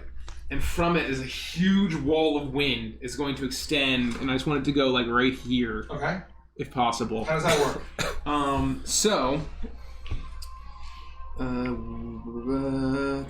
So a line of strong wind 60 feet long and 10 feet wide blasts from you in a direction you choose for the spell's duration. Each creature that starts its turn in the line must succeed on a strength saving throw or be pushed 15 feet away from you in that direction, following the line. Any creature in the line must spend 2 feet of movement from a 1 movement or 1 foot and moves when moving closer to you. The dust disperses gas or vapor and extinguishes candles, torches, and similar unprotected flames in the area. It causes protected flames, such as those with lanterns, to dance wildly and has a 50% chance to extinguish them. As a bonus action on each of your turns before the spell ends, you can change the direction in which the line blasts from you. Well, I would say roll a percentile die. Holy shit. I would say roll a percentile die. Okay. If it's that big of a fucking blast of wind. Iron flask. Fucking 53? 53. So, as you see Toa pull out his conch, and he blows, and this... I hold onto my hat and my cloak. It's just like going right past me. This blast of wind blasts this creature, and you see the fire get completely doused inside. And oh my god, good job. Let's see what happens. And as soon as that happens, it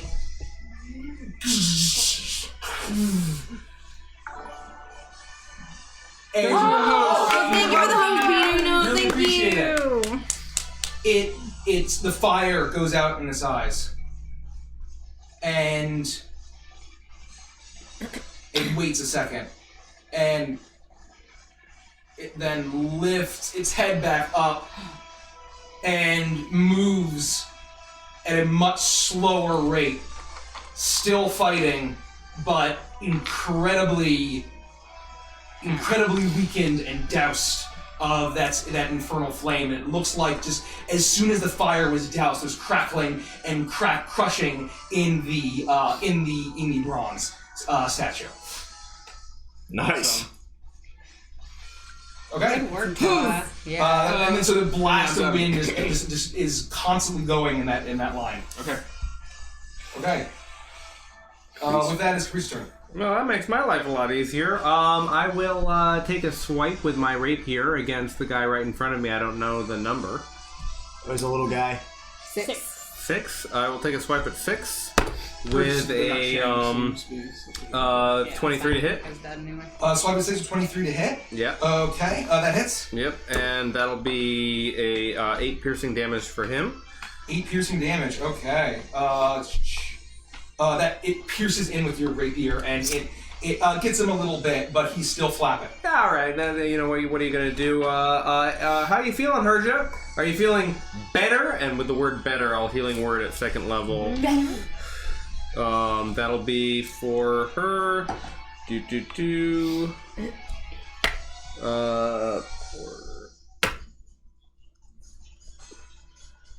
12 points of healing. Ooh. Okay. Thank you kindly. And that'll be the end of my turn. Okay. That is its turn, and then so the creatures are going to go. 2 are going to fly at Felix. 1 is going to fly to Herja, and the other is going to fly to Lufty. Well, hold on. 1 and 6 need to make strength saves. 1 and 6 need to make strength saves. Okay. That is going to be a 13. Little one or big one goes to me. A 13 and a 3. 13 and a 3. So which one failed? 6 or 1? We'll say 6 failed. Okay. So he's pushed back 15 feet. Wow, wow, wow. V, let's go. No, it goes that way. Towards Felix. Where are you? Oh, okay. So 1, 2, 3. Yep. This one goes to Felix. This one goes to Felix. Probably. Yep. And then one's going to go to Herja. This one's going to go to Lufty. And it needs. What do I need to do to move? What's their movement? What's their movement? Their movement is a 30 fly. 30 flying. Okay. Tapped, basically. So they can move 15 feet. So can 1 get to Felix? If that's the case? We only move like 1 square. Yeah. So 1 is going to move towards Caprice. If he can move that 3 feet. So he can flap. He's going to flap towards Caprice. Okay. Come on, buddy. That right? Why? No, Why this would one you got knocked gotta back. just flap away? It got knocked back, but it can then fly. Oh, He uses all of his movement to get back. He's all flying going to to the get wind. back. And so they're all going to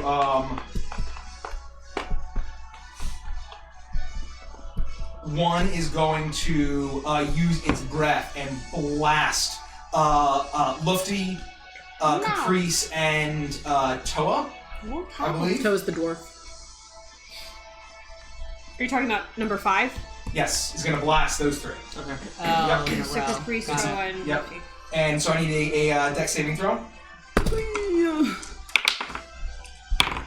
Natural 20. 19. 23. Shut up. Hold on. Not fire tonight. My rolls have been garbage. It's 20. been really, 20. really icy fire tonight. It I've been blasts, it rolling like almost gets crazy, in your eyes, but crazy. you're able to all dodge out of the way and you're not blinded. 2 are going to claw at Felix. Let me know that if 1 hits, I'm going to use shield, but if not, I'm not going to use it. One's going to be 13. That's a hit, so I'm going to use my reaction to shield, which then sets my bonus AC The plus 5, shield so 18. shines up and blasts, and the other one's going to claw at you, and that is going to be a 14. And so both the shield blocks both.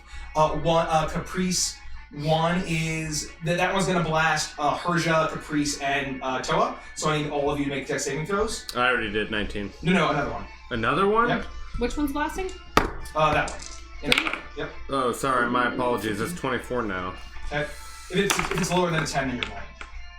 15? Yes. This is Dex. Yep. 15. 15, and once again, if the blast, it does not blind you, and then another one's going to claw at Caprice. And horrifically fail. Okay, that's their turn. Felix, you're up. Alright, oh, this feels bad. I am oh, Jesus, this feels bad. So, spellcasting at melee range is disadvantaged? Yeah. If it's a spell attack, then yes. Any other spell is not. Shit. It's just disadvantaged? This is terrible. I feel like I'm in really deep shit here. I am going to actually cast Thunder Wave on the two in front of me. Nice. It is con 16 save on your I part. didn't know you could do that. Bring. Yeah. Natural 1 and plus whatever. Con, that's going to be 13. Both fail. So they both fail, and then I do 4d8. You've been killing it. 4d8 damage. And so let me start by doing that. And they'll be pushed 10 feet away from me. Okay. So let me do the damage first. 4. God, my rolls have been so bad. And then 8 is 12. So 12 damage to each. They get pushed 10 feet away from me. And it emits a thunderous boom audible out to 300 feet. Okay. So basically, it's going to rattle down the hallways and everybody's going to hear this thunderous boom. Okay. Thanks, so Felix! What numbers are those, by the way? 1 and 2. Yeah, it's just 12 points of damage. That is the most miserable level 3 spell I've ever cast in my entire life. And you knock them back 15, you move them back 15 feet, right? Was it 10 or 15? Did you 10. Yeah. And you blast them back, 48. and you hear a loud crack of thunder. As Felix, you stick out your hand, and you hear, and they're looking rough. Can you knock them both into the wind? Is that possible? It's just 10 feet back from me. Yeah. I mean, I would have had to reposition, and then I would have taken an opportunity and like all this shit. Well, so back from you could have been like there, and then he would have been straight back that way. I think that's fine. Whatever. Okay. And then I'm going to use my movement, though, to move away, because they're not near me now, so I'm just going to... For sure. Keep an eye around the corner. Or keep an eye down the corner there with the bull guy. Persia, you're up. What did this... I'm rolling my I'm going to make an attack on... Really good beef. 3. Okay. That's exactly how you use it. 9. 9 misses. 15. 15 hits. Oh, nice. Max damage. 10 bludgeoning. 10 bludgeoning, Nice. yep. It smashes in with Dakota, and it blasts, it kind of flaps around. It's all still alive. They're only, okay. And then I will try to bonus action, knock it prone. 17 athletics. 17 athletics, okay. For number 3.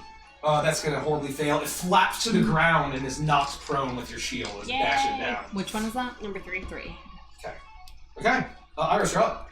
I am going to calm down the baby because it's screaming now. Oh yeah, definitely. Wait, it's screaming and squirming in your hands is this horrible thing, yeah. So I'm just purring at it, trying to calm it down. And then I am going to, as a bonus action, I'm going to cast Spiritual Weapon. Okay. Classic. And I'm going to put it... Classic. I'm gonna put it so that it's gonna hit not there, because it can be in people's spaces because it's a spiritual weapon. So I'm gonna put it between the guy next to Lufty and the big guy, so it'll hit both of them. Okay. Tight. Good. Yeah, so it should be right there. And then I'm going to attack with it. Okay. You see Iris pray, and then this shimmering, magical, crook and flail join at once appears and swings in to attack somebody. 17 plus 8, so 25. Yes. Which number? Both the big guy and number 5. Big guy number 5, okay. Big guy number 5, and they're both going to take 9 damage. Oh, is that AoE? Yeah, it hits anybody within 5 feet of the weapon. Oh, shit. Oh, a creature, you're right, yeah. So I'll do big guy. Okay. Big guy for... 9 damage. 9 damage. It smacks in, and you hear a loud crack as it takes the full damage. And then as my bonus action, I'm going to use Toll the Dead. Okay. As my action, because that was a bonus action, and that was yeah. a spell. So I'm going to use Toll the Dead then on the other one. Yep. And that's a con save, or a wisdom save. That's going to be a whiz. Mm-hmm. Has he been damaged? Big guy? No, little guy. That I just hit. 5. 5? This guy 5 has not been damaged. Okay. This guy closest to you has, and he's... So it's going to be 2d8. Every one of them has been damaged now. 9 points of damage. 9 points of damage. Necrotic damage. As you hear the golem and as they're kind of making this like a juvenile, really unsettling noise of these smoke monsters. Okay, Lufty, you're up. How's number 5 look? They all look like they've been damaged, but like 5 just got hit. All of them look more damaged than 5. Okay. So I'm gonna like see her spiritual weapon. I'm gonna like throw a wink over my shoulder and be like, "Thanks, girl." And then I'm gonna whack it twice with my spoon, number 5. That's not super good. 13 and 27. 13, 27, 13 for the little guy? For number 5, yes. Number 5, yep, they both hit. Nice. That didn't count. Roll the damage of the first one. Huh? Roll 1 damage first, just in case that you hit something else. 10 damage. To number what? 5. Number 5. Number 5, it's not enough. Yeah, it's still alive as you hit it. 6 more damage. Okay, 6. You smash it out of there and it disappears into smoke.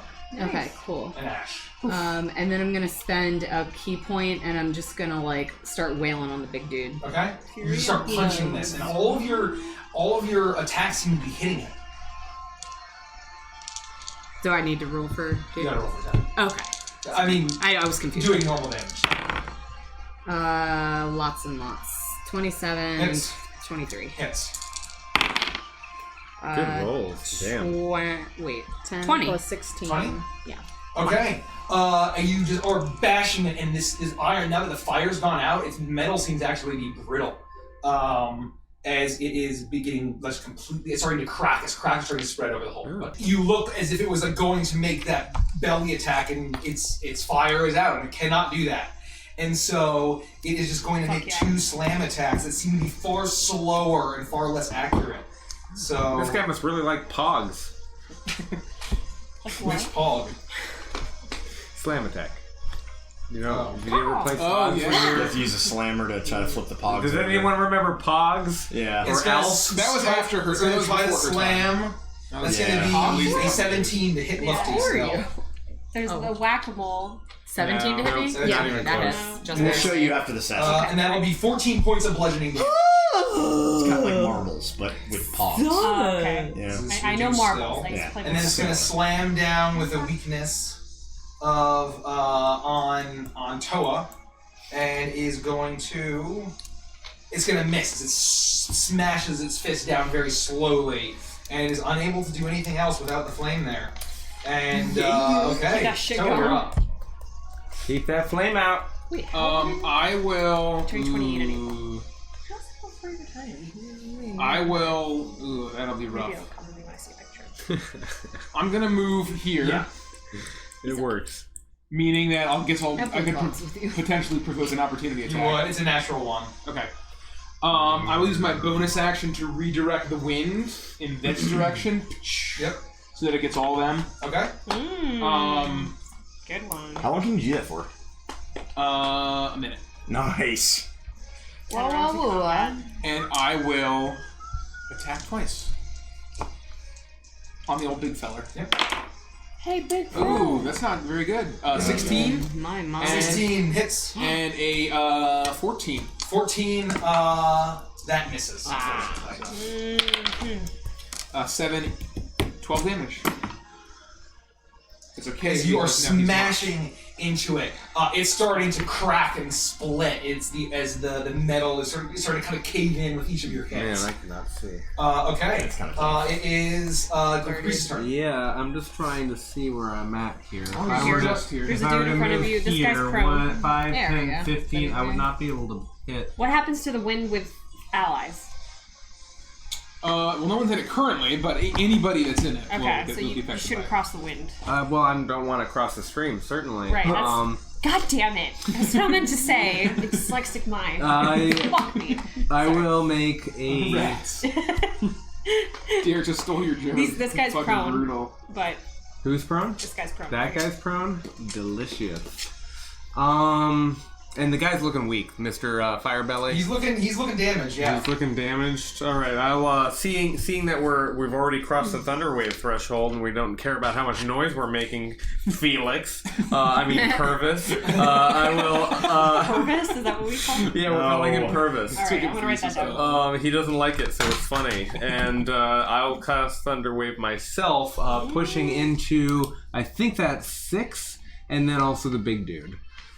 Okay, 6 Are you gonna move? I'll stay where I'm at. I'm just gonna hit both of those guys in that cone, coney way, and I guess I'll cast it at. I'll cast it at 2nd level. Why not? Okay. And that'll go for both of them. Constitution saving throws, DC 16. Con saving throw for the big guy is going to be 15. The little guy is going to be a 19. Okay, so the little guy succeeds, which means he's not pushed and takes half damage. But oh, it's a straight 2d8. Oh,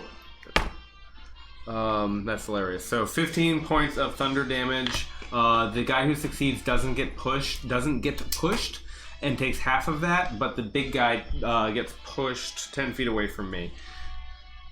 Okay. This way? You hear loud whoosh, and he gets pushed back as... How does this affect number 2? Maybe I would say it pushes him out of the way. Which way would you just toward... Yeah, that way, yeah. Okay, so and then, is that good? Yeah, we don't get opportunity, right? No, it's not his movement. As he gets blast, and then number 6 takes half damage, right? Number 6 if they Number succeeded? 6 takes half damage, so I guess that would be 7. It's blast, yeah. And so 15 to the big dude. And all of these guys are all damaged, complete split damage across the board. They're looking all rough. Okay. And I'll say to Herja, normally I sing a song, but you just go do your thing. You're doing fine, and that'll be an inspiration for you. Okay, bud. Thank you. Okay. So you do that, you feel inspired. It's the monster's turn. One's going to fly towards Toa, the other one's going to fly towards Herja, as this massive creature kind of blasts. So the number 1 needs to make a saving throw. Strength saving throw. That's going to be a 12. That fails. Okay. So move him diagonally 2 squares. Here? Okay, yep. Okay. Number 2 is going towards Toa. Yeah. Is that in your stream? Yeah, that's going to be... No, that's not. Okay. Once he gets... he didn't start there, so yeah, he's okay, fine. So he flies up. This guy is going to try to fly...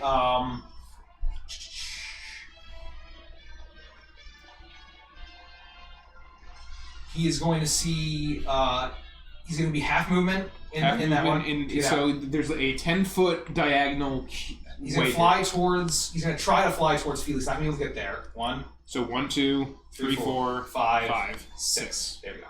Nope, he can't get there. So he's there. Nope. Back. Sorry, you were both counting. I just went with it. It's fine. And so we're going to do 1 claw on Caprice. And that is going to hit. I'm going to impose disadvantage. Okay. Sorry, I didn't realize he was right next to me. That is going to be 16. Yeah, it still hits. Okay. Thanks.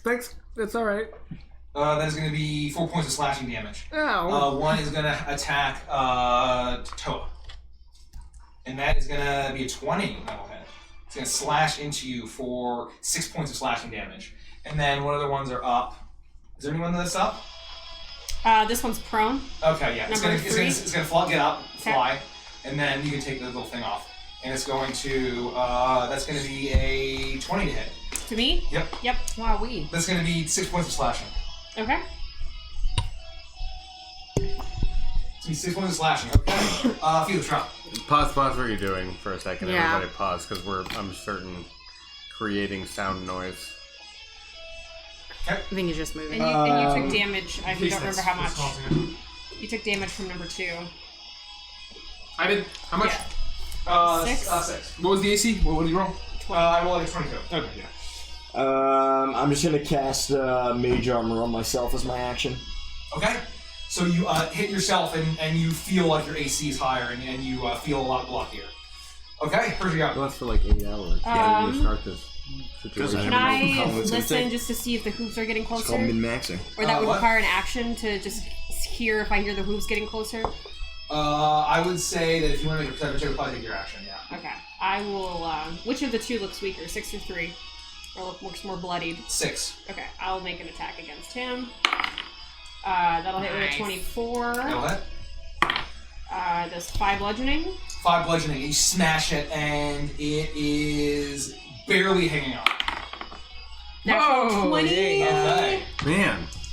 Gotta give it up for that natural 20. Yeah. Gotta give it up. Gotta give it up. 7 bludgeoning. So then you smash it out of the air as it explodes into smoke. Oh, and then I'm gonna bonus action try and knock this guy prone again. Okay. So 10 is my athletics. Okay. 10. It's gonna be a 6. Yes! Okay, it falls to the ground once again. Prone. Okay, it's prone. With that, it is Iris' turn. I'm going to use my bonus action to whack the guy that's right in front of my spiritual weapon with my spiritual weapon. 20 to hit. Will hit. And that is... Which number is he? 2.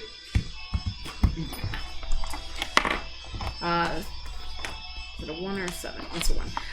6 points of damage. 6 points of damage. You smash into it. He's looking rough.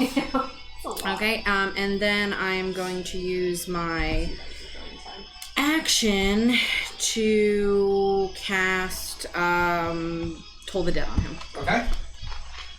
With Wisdom save, yeah. That's going to be a 10. It fails. Okay, number and 2. he's damaged already. Number 2, right? Yeah. Sorry, I'm looking for my Well, 5 damage. 5 points of damage is enough. And as it cries and explodes. Nice. Okay. Get him. So, with that, it is... Whose turn is that? It is... Lifty. She's still going. Oh, sorry. Oh, no, I'm not. I just want to see if I can move it to... I think you can as a bonus. As a bonus action. Because I can do it every turn regardless. 20 feet. So, I'm going to move it on top of the big guy. Okay. You move it and he flies over the crooked flail towards the big guy. Okay, Lifty, you're up. Okay, so I'm going to kind of lunge towards this guy. I'm going to, plant my spoon and, There's a thing here. There's a graft. Motherfucker. There's a what? You can get through. This is when you start to... It's the wind. Yeah. Where is it? If you don't start it, it's just difficult terrain. Yeah. You can walk so through. It's only half speed. Yeah, half speed. But you can walk up. It wouldn't be like there. If I start my turn in it, what happens? You get blown back. You get blown back. Or if you damage, fail a strength check. If you fail a strength check, it's purely a movement thing. And that's if he doesn't redirect it on his turn before it's your next turn. Okay, so I'm gonna lunge forward. I'm gonna sort of plant my spoon and then double kick up in the air on the guy. I like it. 27 and an 18 to hit. Both will hit. Very nice. So that's gonna be 17. 17 points of damage total? For those 2 attacks. Okay. Yes. How's he? He's looking rough as you smack, and you're smashing. You hear a loud crack, and it starts to split and kind of arc as the whole metal statue is starting to split. Okay, and then I'm gonna spend a key point for 2 more attacks on unarmed attacks on a bonus action. And I'm just gonna flick him with my fingers. Very powerful. Hijacked. Wow, 2 15s. Oh, yeah, double It's more 15s. annoying than Isn't that 1 in 400? That's right. No, I'm consistent. 23. That's the young Midoriya move. And so 15 to hit. How do I do this? 15. You literally just... Yeah, I'm fucking flicking him. And I just feel like he would just be so annoyed that the last little bits of pain would just I hate it! And then he'd crumple. I hate it. So this creature, it's sentient. It's still a construct, but if you could see a frustration, then it would definitely be frustrated. It's getting aggravated to not being able to move as quickly as it would, and you find just a large crack, and you just go, blink, and then just. and it's split Like and a cracks domino all effect. over the statue, and then it goes like, and then just collapses into a pile of death. Gotta go. Give it And up. there's one still shadow creature that's still going. You still have Two, movement, right? Oh, two. right? I can't see. I do, yeah. The dice come. Yeah, one is prone, and the other one's near. Both of those So, d4s look the same to me. What do I have? you would get advantage on the prone one if you just moved If you towards moved over to me. I don't think I have any. I can't do any more attacks though. Oh. Yeah, I'm gonna stay where I am. Okay. Or Stay I'm there. even gonna like back up a little. Yeah. There we go. And with that, the creature is dead and cannot go. So it's Toa's turn. Next. Seeing Felix dangerously close to this spooky hallway where we know a big evil bull man I've is got my hiding. mage armor on.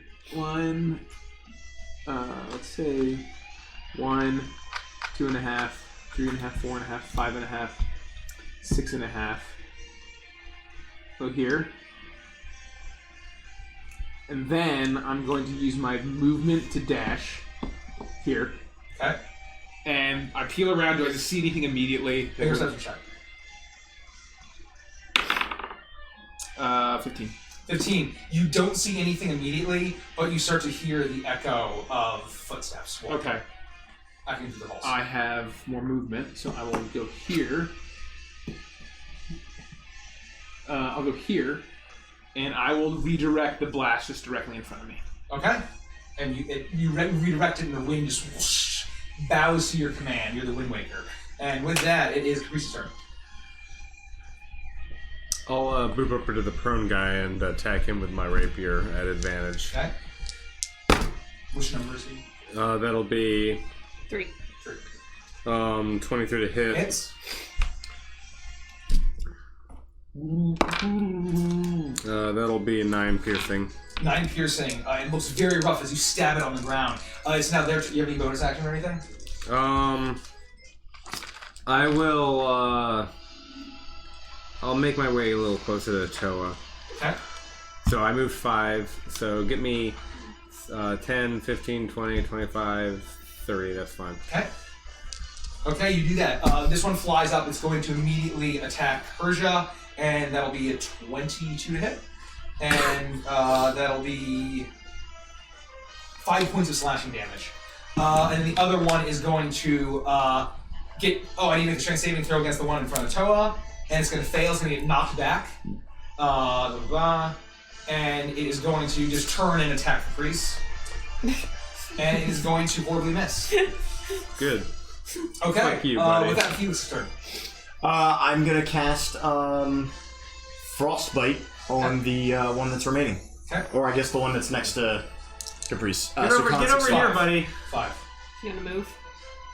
Is the number or the con saving throw? I rolled a 5. Oh, okay. Yeah. 6. 6 points of damage to And then number he's 3? whichever one's next to Caprice. 1. And then disadvantage on his next attack. Okay, the cold starts to settle in, uncrust on his wings, and he's flying slowly and kind of slowing him down. Okay, Hershey, you're up. I'm gonna whack this guy. 24. What? 5 bludgeoning. 5 bludgeoning. Okay, so which one? 3. Number 3, 5 bludgeoning, and you smash it with the coda and it explodes into ash. Hell yeah.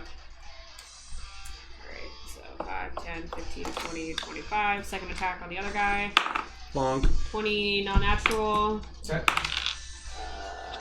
5 bludgeoning. 5 bludgeoning, and it looks very weak. Bonus action shove. With a 13. That's going to fail, and it falls to the ground and prone. Yes. Excellent. Okay. Iris, you're up. I'm going to move my spiritual weapon and I'm going to whack it. Okay. Whack it! 18 plus 8. Oh, it hits. Anyway. Yeah. It could be a crit. Yeah. It wasn't. And it's a D8.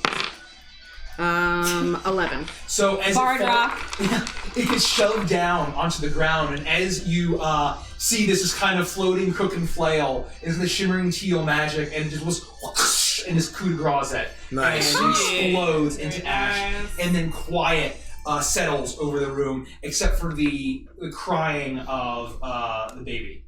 Starting to like cry a little bit, and Iris is doing whatever she's doing with it. Guys, we might still have company behind us. Yeah, we should figure out if there's any other way in or out of this room. You all immediately run out here and look this way.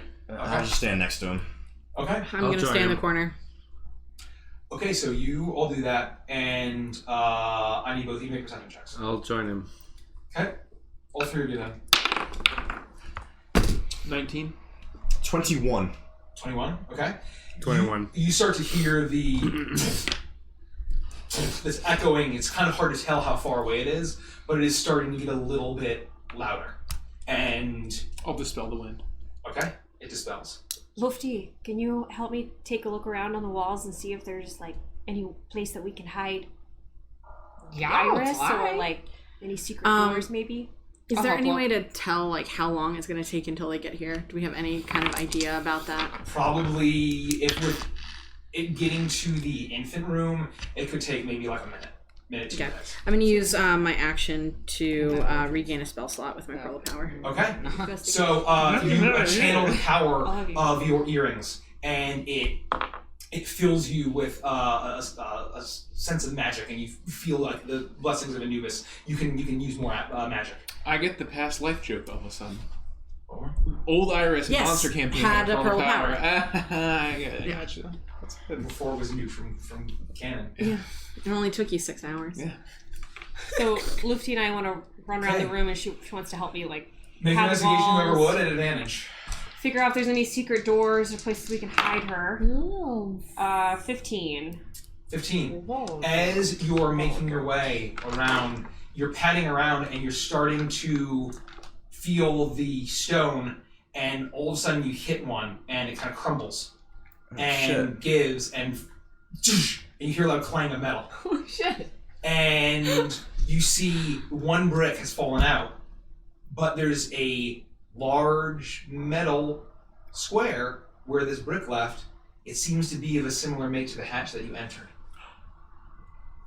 Is it look like it's like covered by more bricks? Is that what you mean?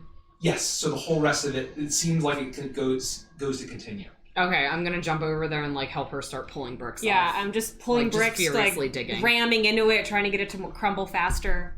Okay. Guys, be quiet. I've got an idea.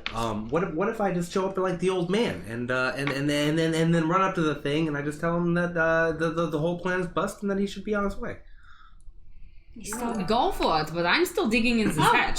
Thank you for the follow. Don't stop digging. Don't stop digging. We need to get out of here. But I think that if he just turned around, then it would be ideal if we could leave out the way we came in, because then maybe Ravioli might be coming in the wood behind us, and if we go out some other exit, Capricci, I love you, but this really isn't the time, and I'm just like hauling ass. Why don't you try it? Go on and try it. We'll try to open this gate. At least there's a second way to get out, even if we don't leave right now. All right, if you hear my agonizing death, then just leave. And then I run. I start running down the hallway towards the steps. Okay. So you guys start to pull over the bricks. You are running, and as you're entering towards the infant room, you see a shadow start to cross around the threshold. As I see the shadow, I will pop myself. Was the old man more than or less than a foot taller than I am? I will not say that would be the case. I will make myself look like the old man that we captured. How did you do that? Disguise self. Okay. So you disguise self. And you do that, and you suddenly see this, and all of a sudden this turns. You see a massive, monstrous bull creature. You saw something similar in Miss Crow's Crossing. It seems to be a massive minotaur with this huge glaive, with these massive horns, but its eyes are red, and its mouth seems to be kind of filled with bits and pieces of flesh, rotting and otherwise. Gross. And here you can just put him down. Around the corner there. So is he in the baby room? He's turning the corner to the baby room, and he sees you standing there, and it stops. I'll immediately interrupt him and say, in Abyssal, I'll say, the sacrifices are complete. Our day is done. We can rest now. Make a persuasion check, and I will make an insight check. That's damn good. Guys, damn good. 25. It's a pretty good roll. It's good text too. 25. Hold on. Insight. I'm so scared. I'm so afraid. The suspense. I got a 23. Wow. And it kind of sniffs and says, "Oh," and this it speaks to you and starts to grunt. And what language do you say that in, by the way? I said it in Abyssal. And it responds in Abyssal as it says, as he says, "Where are the others? I was the one to deliver the sacrifices today."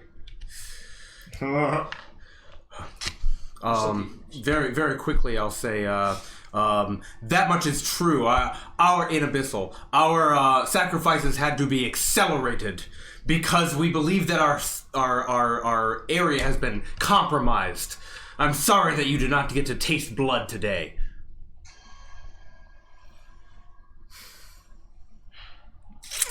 He slowly, his dumb bull eyes, despite being a massive monster, he's still a cow, kind of glaze over for a bit and tilts his head. And he looks disappointed, if a horrific demonic creature can look disappointed. God. And Derek's too quick.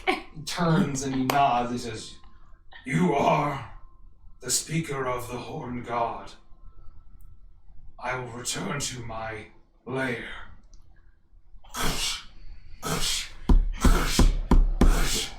As he stomps off into the fog. Oh my god. And as soon as he turns the corner, I'm like, ha ha ha, ha ha ha. And then I turn around and I run back to the fucking room as fast as I fucking can. Amazing. Okay, you run. Can we get a round of applause? MVP For the bar. Round of applause for the bar. God damn. As you do that, you actually also find hanging up. So you start to the bricks start to fall away as the ash and the smell of smoke drop. You see the little plumes of chimney that are up, and it's too small for any of you to fit through. But however, you're starting to pull away, and you notice this metal hatch that seems to be fully formed, and beside it there's a little outcropping. And hanging on the side of this outcropping seems to be a pair of these dark lenses that are just hanging on a strap alongside of it. I'll take a look at the lenses. I'll pick them up. Okay. Take a look. You grab them, and they seem to be, these dark lenses. You put them over. I would say you would immediately be able to tell. You can see better in the dark as soon as you put them on. Excellent. I would say that would be a thing. Goggles a night. Potentially. Who's standing closest to me? I'm right next to you. I'm gonna toss them to you and keep digging. And so eventually there's this little outcropping, and I would say in your investigation check, you dig through the pieces of metal, and you see that this furnace, although fire was blazing out, deeply inset, it was too tall to see, are these two large rubies that you're able to easily pry out of the ruined metal statue that was cooled so intensely by the blast of wind. And you are now standing before a large metal hatch. I would have having pried those out, just tossed them over my shoulder and kept working at what I'm doing. Okay. And so I'll just kind of check the latch to see if it's locked or if it was kind of like the other one, if it. I don't know. I would say that you lean down. There's still that same kind of metal handle, and you give it a tug. Doesn't budge. And seeing her throw those rubies, I would immediately go over and grab them both and put them in my pack. Okay. You sprint over, and you have the baby. Well, I have the baby, so I'm being careful. Okay, you're very carefully, you can see, huh? What a wasteful genasi! Oh my god, and I put it in my pack. And you do that. Don't ever have a genasi parent, little baby thing. Little baby thing. And I always be keeping watch, so I guess whenever. So I can't lift the hatch open, but it doesn't appear to be locked. It's just not that you can tell. Can I help her? Does it seem like you it could try. budge? You should probably try. Gives us a budge, Oh, okay. Well, I wasn't sure if it was locked. Athletics. I might just be pretty That's weak. great. I'd say roll you through it. You still have that inspiration I gave you. We'll do that. And that's a D8? That's a D8. Nice. 6, 8, 8, and 14. 14. I would say you start to lift it up, and it starts to budge a little bit, but then and it slams back down. It's very heavy. And there's no window or anything like the see-through to see what's on the other side. It's fully metal. At this point, you see an old man who you recognize to be dead turn the corner, and I immediately address all of you. Everything's gonna be okay. I mean, hey, everybody! I'm sorry. I think I convinced the giant bull man. Very similar to the one we. You know what? It's not important. How fast can we get out of here? Because we could be super fucked at any time. That depends how much help we have. Maybe Toa can help? I suppose this thing is very heavy. Let's go. And I go over and I will attempt to lift it. I'll help him again. Okay. As you do that, roll with advantage. Felix, you... I need you to make a perception check. Ooh. That's 25. a darn Natural 20. With a natural 20? Yeah. And you start to hear like it. very faint footsteps. Oh boy. Coming down the hallway around in the corner there. Different from the other footsteps? Yes, they seem very soft and slow and gentle. Oh, shit. Psst, Toa, someone's coming! Give me 1 second. I rolled a 20. Oh, a 20? Yeah. You, with Hirsch's help, both of you help him, and it clangs and holds into place. I want to say it's different this time, and I'm just readying to wait to see what it is. Okay. And praying that it's ravioli. Okay, so as you make your, you see, and you just see a shape turn the corner, and you're like, oh, thanks, Chef Boyardee. as ravioli, I knew that you ever It is ravioli! That, which was actually partially my intention. Rivali turns the corner. He seems to be roughed up a little bit. As his half-elf, his slighter half-elf frame kind of turns the corner, and he's running a hand along the wall, and he's obviously reading the magic chalk that you have. Seeing it's him and that he's potentially slightly wounded, I'm going to run to him and say, are you okay? We're here. He sees you and he puts, thank goodness you're alive. What the fuck happened here? I start to fill him in on things that we saw and the fact that we still need to be quiet and move towards the exit because there are creatures that are still alive and they've been distracted by Caprice, and I tell him about the fights and blah blah blah and get him into the room with everybody else. Let's move though, let's move. Okay. Good idea. And he turns the corner. You see Felix and Rivali turning around the corner, and Rivali looks beat up, not quite as beat up as he was when he arrived at the lodge, but he joins you, and he says, like, it's well worse than I thought. We need to. Can we go through here and get this closed? We're trying. Well, it's open now, right? Oh, yeah. And does it look outside? As you open it, the clangs open, and you see a dark tunnel that goes out into the darkness. Can I just say that we're at 666 followers during this yeah. session? Oh my god! Hail Satan! Alright. Hail! Let him who hath understanding reckon the number of the beast. For it is a human number. His number? 666. Wow. Why? Holy shit, that freaked me out. That was a little I gotta too go. real here, guys. I don't Iron Maiden, understand everybody. it, so it Iron must Maiden. be banned. Hail Santa, who sits at the table with us. Hail Santa. Hail Satan! Does it look like this door can be closed behind us? Well, I mean, are we just gonna leave with that terrible bull creature behind us? Yeah, if we can close the door, we'll be all right. I told him to go back to his lair, and he seemed like, yeah, I'm just going to go hibernate for the next 6 months. I think we're good. Was there anything in this room we should take a look at first that might be important? Like the blueprints we found earlier? Maybe you guys can make yourself useful and look around. I mean, do you think... I mean, we've obviously disrupted what they're doing here, but leaving at least a bit of it understood. What do you think? I mean, was our major goal just to learn something here? Tell me what you learned. I pull out the blueprints that I mentioned. I've already mentioned them, but I pull out the blueprints, I lay them on the ground, and I turn to Toe and I say, make sure this door is closable again. And as I'm explaining what I found, and Okay. I'll interject with the occasional story bit where I think that the story needs some additional meat on the bones, that sort of thing. But also specifically how I can add the few moments that I experienced privately without the group. What I told the beast, and also what I noticed when I was invisible, that sort of thing. Okay, so you tell the story, and he's sitting down, and Felix and Rivali are across each other, and says, Okay, let's first of all, and let's get inside. Let's get in the tunnel. And so he guides you all to the tunnel, and he sees like these hinges, and he points to you two. He's like, "Can you smash those and get that close?" So all right. Can you not push it back open? What do you mean? If we close it, we can get back in if we need to. If we just push it. Yeah, I'll close it. Yeah, with the intention of not. Yeah. Okay, so you get into the latch door and you're into this tunnel again. Similar, all of the brickwork is gone. It's all back to its natural tunnel, and it closes with a clang. And he listens. He sits down, and Felix. He listens to Felix's story as he points over and says, "Can I take a look at those blueprints?" Absolutely. And I hand them over. He grabs it and he. If we're gonna be here for 10 minutes doing this, I'm gonna cast Prayer of Healing. I would say that's a thing. Hell yeah. I'm gonna start to rest. Okay. We'll use the. I would say you can start to rest. I'll just sit down and think about what I've done. So you all sit down and you're all resting, and he's looking over it. 20 points of healing.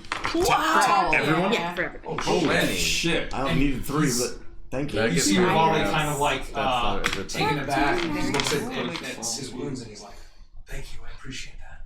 You're welcome. I saw part of one of these. Like in this tunnel or before this? No, when I went to scouting, I got far too close. It was stupid and reckless. So they're building these things now. They have prototypes. At least part of it. At least the beginning. We were hoping that if we took these, it might slow them down. But if they've already started, then maybe they can't complete it without these. They were debating quite a bit. I don't know if everyone else understood that or if I communicated that at the moment, but they were really insistent about like the what fors and the whatnots about those diagrams. So if they were debating about them, I don't feel like they were feeling success and construction in their heart. They were trying to figure things out still. Do you mean that you saw something exactly like this, or like this is a part of something, like you've seen a separate part of a bigger plan that this is also like part a of? huge skull furnace on wheels, parts of it. It was. I didn't think that they could build anything like this. This is more than the Korvakian military can build. I thought these were savage beastmen. That these are just creatures of the forest.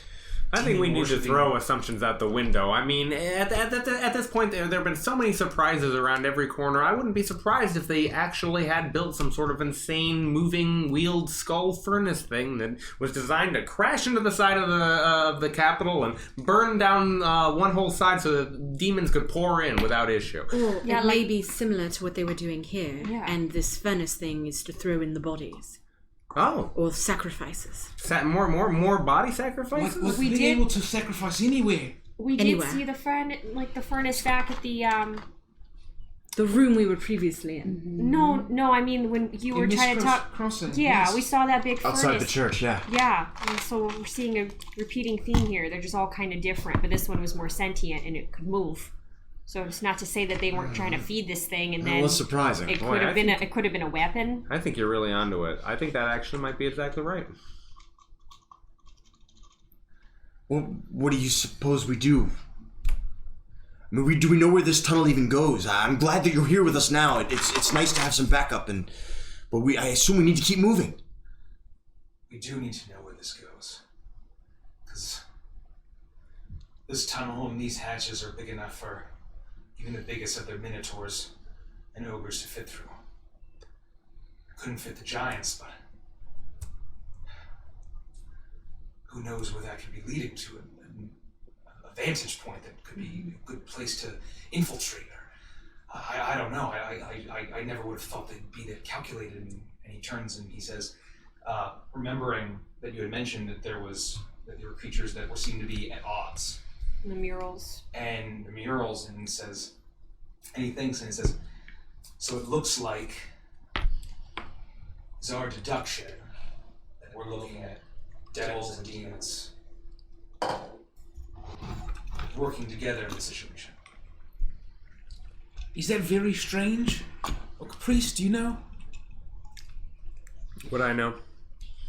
I would make a history check. I hope that it's a good roll. It is of acceptable quality. 18. You would know that they're different. And Yeah. you would know that it's very explicit and that, like, you know, even tieflings in Goltica would take offense at being called demons.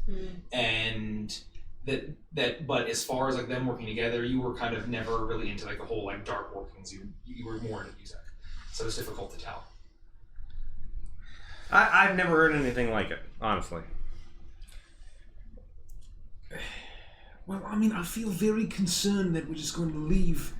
Potentially, maybe there are more babies somewhere in there. Or more captured people are just, without having been through the whole thing. I just worry that we're endangering someone by moving on. I agree with you. I think the problem here is that even if we do find more people to save, we don't know where this tunnel goes. And if we have to carry along, 5 to 10 more people, I'm running out of the ability to protect myself and you guys, let alone a host of 10 people who can't defend themselves. If we knew of a clear way out of here to get these people to safety, I'd say fine. But if we go back and we waste more time and more resources dealing with a creature that Caprice outsmarted, we should continue on. I think that we've discovered a lot here, and I trust our guide to point us in the right direction, and I just don't think that we can waste the time. I should have told him to leave. If I'd been smart in the moment, I didn't outsmart him. I just happened to look like a guy.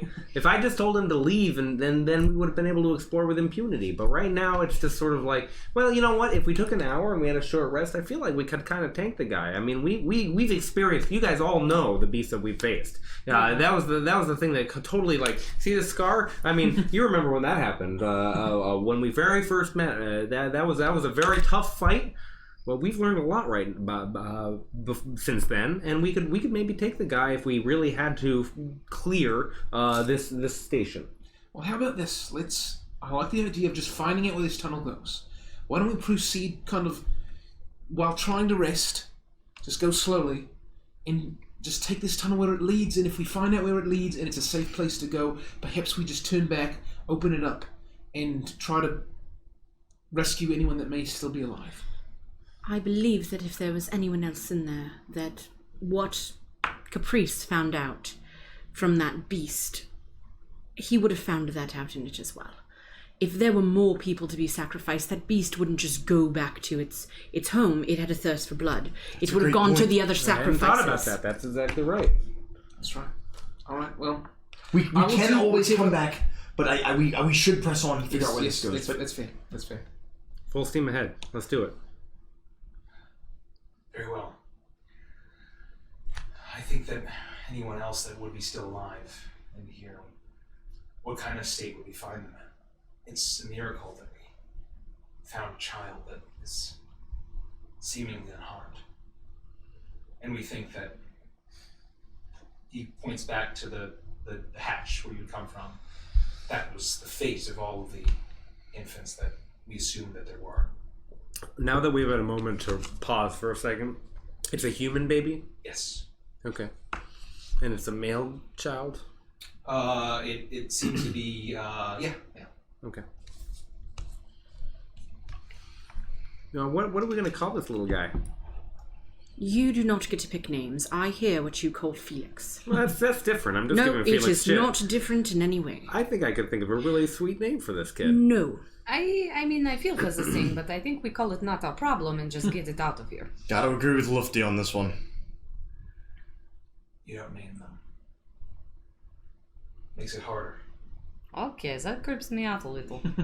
Maybe we should name it. I'm with Rivaldi here. What? Just out of curiosity, what gets harder? You haven't seen a lot of horror and death and war, have you? I've seen many things. You don't know what I've seen. I think you look at it incorrectly. There's nothing wrong with death. Death is natural. It doesn't mean this child shouldn't have a name. It doesn't mean that should the gods choose to take its soul and it passes into the afterlife, that someone, even if it is just me, thinks on of its name and of it for the rest of my life. A legacy is tantamount to immortality. I am all for for the gods deciding our threads of fate.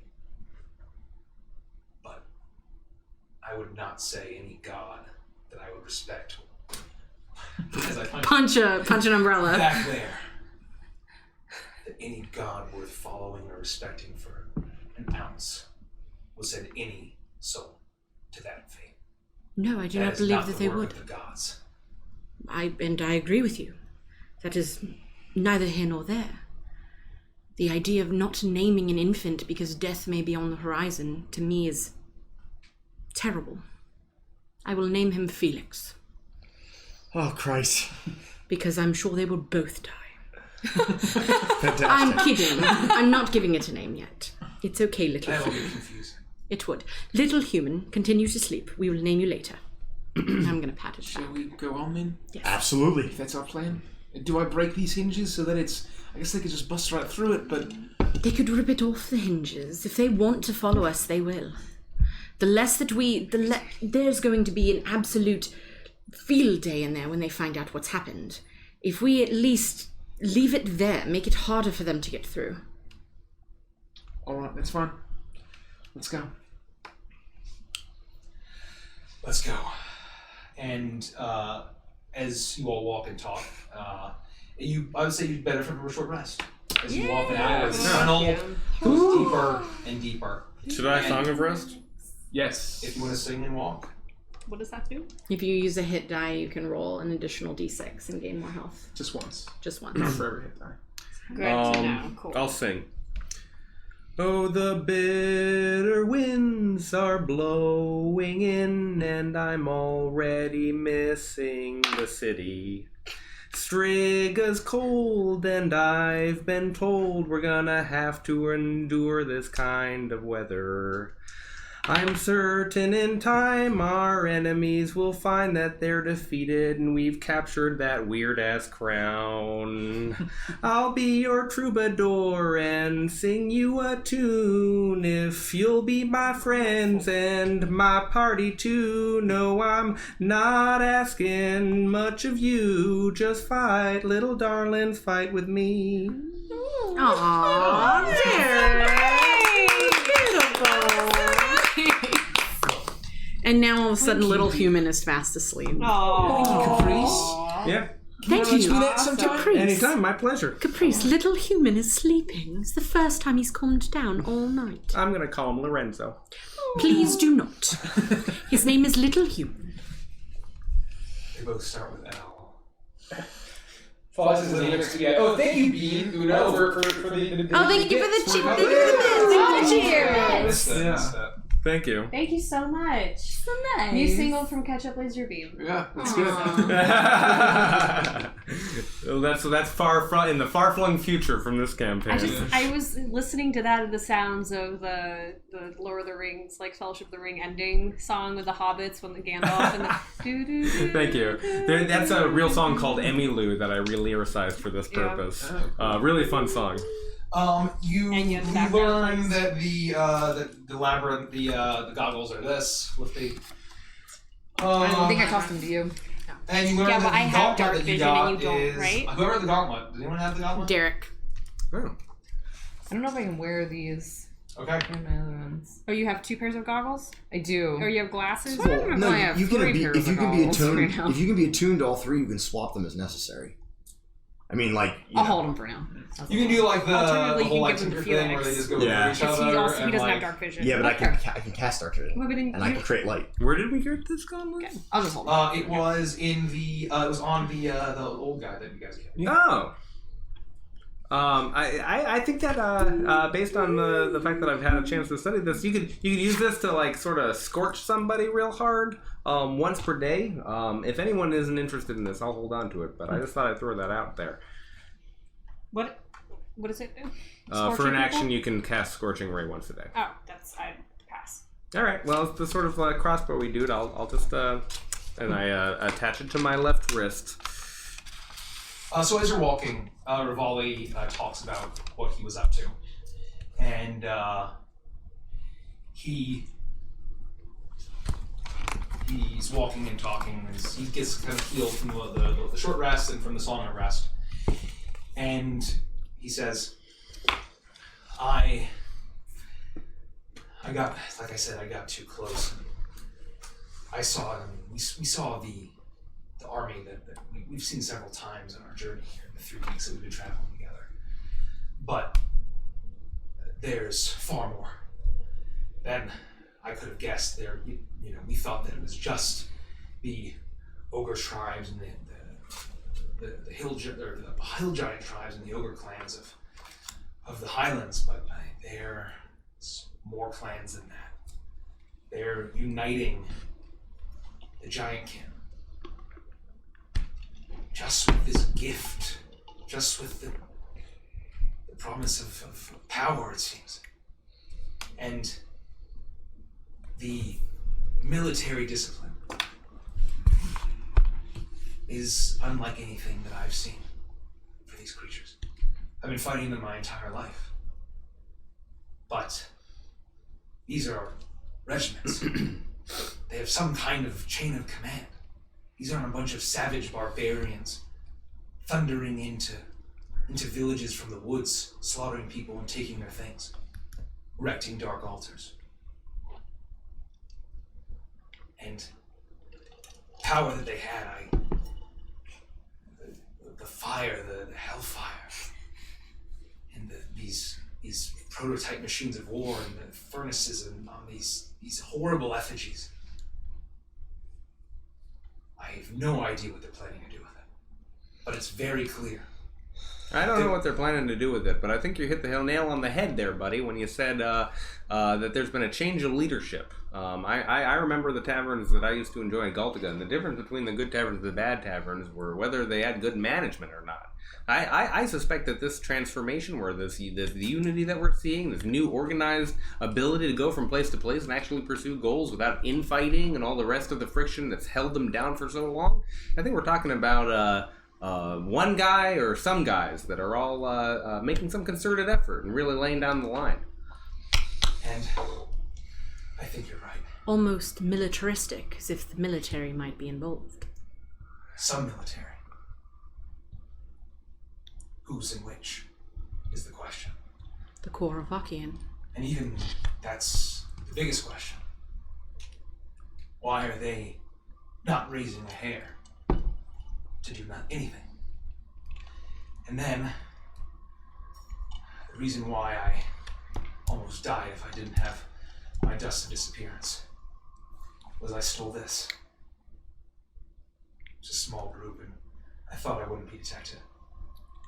Pulls out a parchment. He said, I wanted to get the full, unpolluted story from you all before I showed you this. And he pulls it out, and there is a very crudely drawn map of the Clockwood that sprawls over much of the country. And there are some points that have X's over them. And he hands this to you, Felix, and he says, do you realize what this is? And make a history check with advantage, please. Oh, Jesus. You can do it. I can do it. I won't. Are you proficient? In history, I am. Yeah, my history's actually banging. 20. 20. It looks to you like every point you see the rows, and there seems to be X on small towns throughout, and you see an X on Miss Crow's Crossing. And it seems to there are a few dots that are no longer X'd out, or that are not X'd out. Okay. And it seems to be as if everything kind of around towards Zentra and all of that, and in the opposite direction of where you were coming from, all through the Clockwood, are dots that are marked out on the map, but not X'd out. This, if I had to guess, I'd assume that you were pointing out almost an origination point. Because why would they start one way and only go one direction if they had started before? You don't understand what I'm saying? I do. I don't, so could you maybe elaborate? So the idea here is if you take a look at the map, the X's, they only go in one direction, Tala. So we have to assume that they wouldn't have just skipped all of these towns. They would have originated here and moved this direction and systematically destroyed and ransacked these X's, but left all of them behind untouched. So we can almost make the assumption that this point here is where something started. Wait, so the point, Miss Crow's Crossing was the first one? So no. No, but that's in the just one sense of them. that basically that the path was going back from Miss Crow's Crossing towards the clock went around around Zentra, and then out, and then it's going towards Miss Crow's Crossing and then past it, and then it's Towards heading. So you guys were heading this. It was heading towards the coast of west. So like past where you were headed. I just think that there's a reason why. It's odd to me that only certain directions would be X'd out. You know what I'm saying? Yes. So it means that if we went all the way back there, perhaps we could investigate where this all started? I mean, that would be... God, like months. 5 weeks worth of traveling.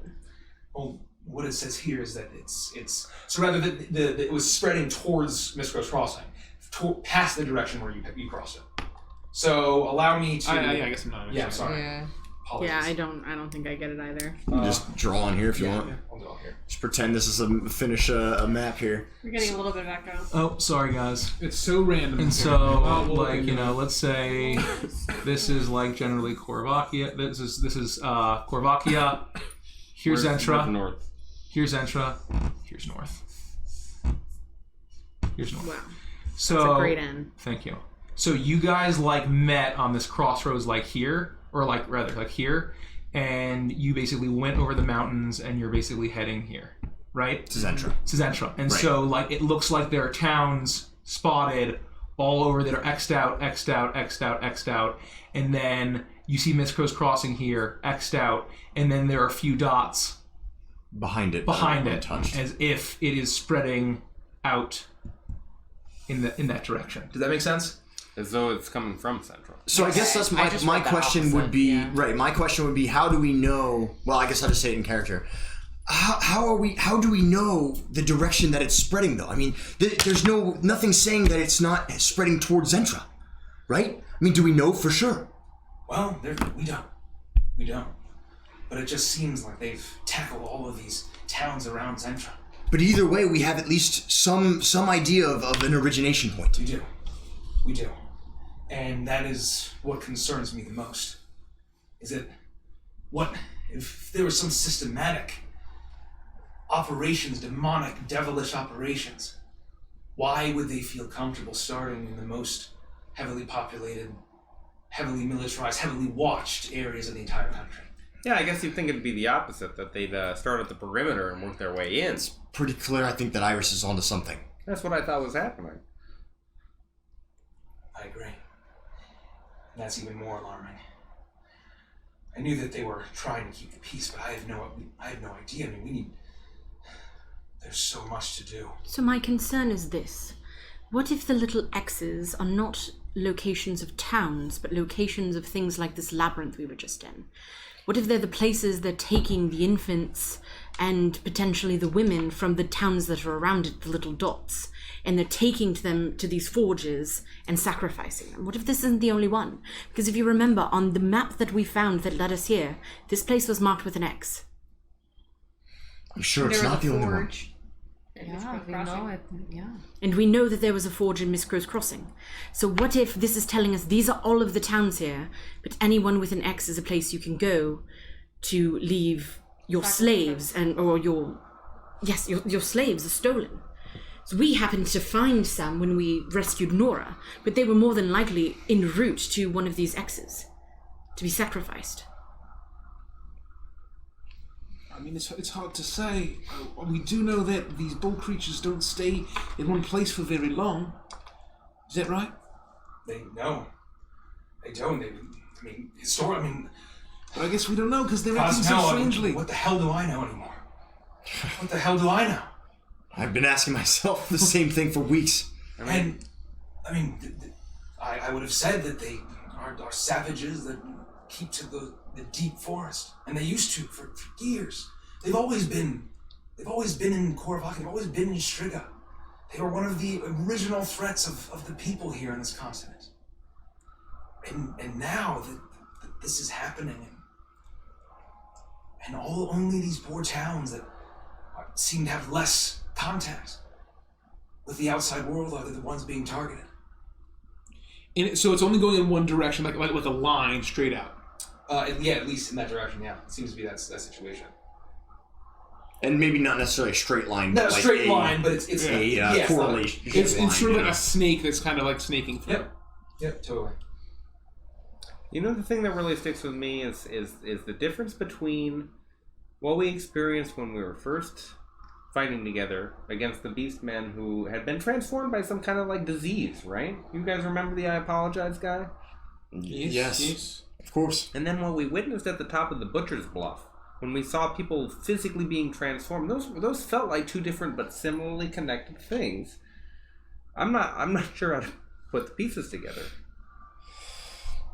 I mean, again, you're right. You're onto something, and it goes back to the fact that, I made an assumption about the military, eradicating these people who had this beast plague, and then realizing that it was an illusion, and then finding out that it wasn't an illusion. So we've got multiple layers here of things that we don't know about, that we don't have enough information about. The fact that it seems to be originating from Zentra, that is very disturbing. I agree. Mean, that could mean that the military is super on board with this whole thing, and the whole country is just this crazy sacrificial pot that they're just gonna wipe clean and do whatever they want with. But didn't that guy say that Zentra will fall? Are they originating all of this stuff from Zentra only to go back and destroy it He did later? say that, but that might be part of the plan. Right, if they just need humans, there's a lot of humans in Zentra. There's a lot of humanoids in Zentra. There's plenty of sacrifice. Well, I think we're not going to make heads and tails of this until we learn more. At least I won't. Felix, you might. You're way smarter than I am, but... I just want to make sure we've got all the puzzle pieces in front of all of us at the same time. I think that we're all on the same page as far as the confusion and what mysteries lie in front of us. Are we still heading to Zentra? We have to. I mean, even if our original goal of alerting somebody isn't going to work anymore, we still need to go and find out if that was the origination point. And I still think that there could be clues that lead us in a better direction. Zentra's a big place, and even if the military is behind this, not everybody will be. We'll find people who don't believe in the military, who are against the military. Nobody's gonna just let this happen. Are we still walking the tunnel? Like I said, it's super long tunnels. I feel like it seems to keep going and going and going and going. What was the name of the woman and her daughter that we met in Rosalina and Olma. And what was the name of their little boy? Thomas. Can't believe I remember. Yeah, Nice proud of job. you. I looked at my notes and I just wrote down girl, boy, and mom. So Yeah, you literally could have said anything and I'm like, wow. All right, we'll stick to the plan, but I'm getting really skeptical that we have anyone to trust in this country. We don't. You're right. Look, I barely even trusted you people. It's taken me a long time to understand that you don't mean me harm. I thought we were can't trust anybody. I thought we were into the city because that was going to be walls and safety. And it sounds like when we get there, we still can't look at anybody straight. I never guaranteed that. I'm hoping to find information about where my brother might be. And yes, I was hoping we could alert somebody, but even if that's not the case, there's nowhere else we can go. Do you have any kind of clout in the city? At all? Depends on what kind of clout you mean. I mean, just anything, getting us, just helping us save people. I was born in Zentra. That's good news. Were you born in Zentra, Felix? I don't think I've ever asked you. No, I wasn't. I was not born in Zentra. No. You look like you have some training, though, don't you? I know that, especially with everything that's going on, you're not going to like to hear this, but I was once part of the military and I went AWOL. Academy boy. They're actively looking for me, and I was, just trained to be a wizard. Well, with the connections I have, they hopefully won't be able to find you. Or us. That's fantastic. I mean, I'm doing everything I can to be undetectable, but, you know what they're capable of. I hope you guys weren't hoping for high society living. I'm always hoping for high society living. Yeah. Toe and I have been... We've been living in shit, more or less, for the last maybe 3-4 months. Yeah, we're used to sleeping in the dirt. I'm not, but that's fine. That's why I have Lufty. Yeah, I'm pretty used to the dirt. And, Kit Kat on top. You don't have to worry about dirt. It's more of the company we'll be keeping. You all are far more modest. Oh. We'll be fine as long as we can help these people. If there's any way we can save these people, we can do it. I agree. And I understand that I made a pledge to Homeheart and the Conclave, but this takes far more priority, and he'll understand that I am gone for a long time if that's what it takes, if I even do ever come back. This is far bigger than whatever he has going on. You don't seem very convinced with the whole mission of your enclave. I do. I believe in destroying evil. I believe in ending the lives of the horrible beasts that would ruin the lives of all of the poor people that live here. If it wasn't for people like me, the hunters, the ones that kill the beasts that lurk in the dark, Korvakia would not stand. This continent would be uninhabitable. And I believe that is a good cause. But it comes to a point when, if we're focused on spending our lives in the highlands pecking off Ettins and large, dangerous boars threatening peasants, while death marches on the center of civilization here. After Zentra, what next? You mentioned that they said that Zentra was just a stepping stone of some kind? That was beyond the scope of the city? I mean, relay that to him. Someone mentioned the Zentra will fall. Where did we hear that? From the cultist. The Zentra will fall. He mentioned it as we were sneaking up to him, and he reiterated it when we were interrogating him. Right. Yeah, so we did mention it. Yeah, I figured. So anyway, Homeheart is a good man. He's a fool, but he's a good man, and I appreciate everything he's doing, but I may not know his full story, just like he does not know mine. So maybe I'm being too harsh, but this is important to me, and I think it's very, and maybe it is bigger than any of us can possibly imagine. Maybe everything that we all have experienced, the attack on the lodge, maybe it's all connected in some horrific way. And then, God's help us, we're doomed. There also seems to be a repeating theme of fire, and I think it's related to these furnaces. If we can find a way to snuff out that resource, whatever they're using, instead of just, human sacrifices, of course, but like if it's coal or some nearby thing that they need to start the fire, or as much wind. Wind is going to be a resource on our side. You're an Air Genasi. I'm not saying that we need to contact your people or anything, but that seems to be their greatest weakness. It's adorable how little she knows about Genasi. Like you have a bunch of little wind genies that do your bidding. Yeah, I wish I did. No, she's useless. My people. That's the only people I have. Useless. Well, we could be your people. We are her people. She's not going to find better than us. I like that.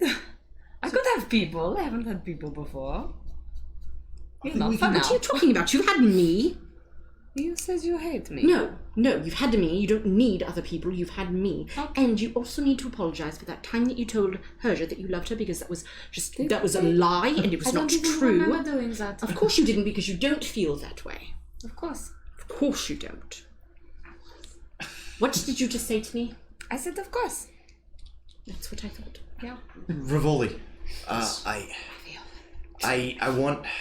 Is it Rivoli or Ravoli or Ravioli? Rivoli. People say Rivoli all the time. It's obnoxious. It's been retconned. I said Rivoli. No, call him Freewing. That's so badass. Freewing? Calling him Freewing. That's kind of cool. Do you have a ranking? Like, are you? I think it's a captain. It's a captain. Captain Freewing. Captain. Listen, Caps. My brother's missing, and that's a big part of the reason why I went AWOL. And I'm looking for him, and I have reason to believe that the military may have him. And if it turns out that the military's working with these people or with these creatures, then and you're going to do everything you can to save these people and stop them, then I'm going to do everything I can to help you.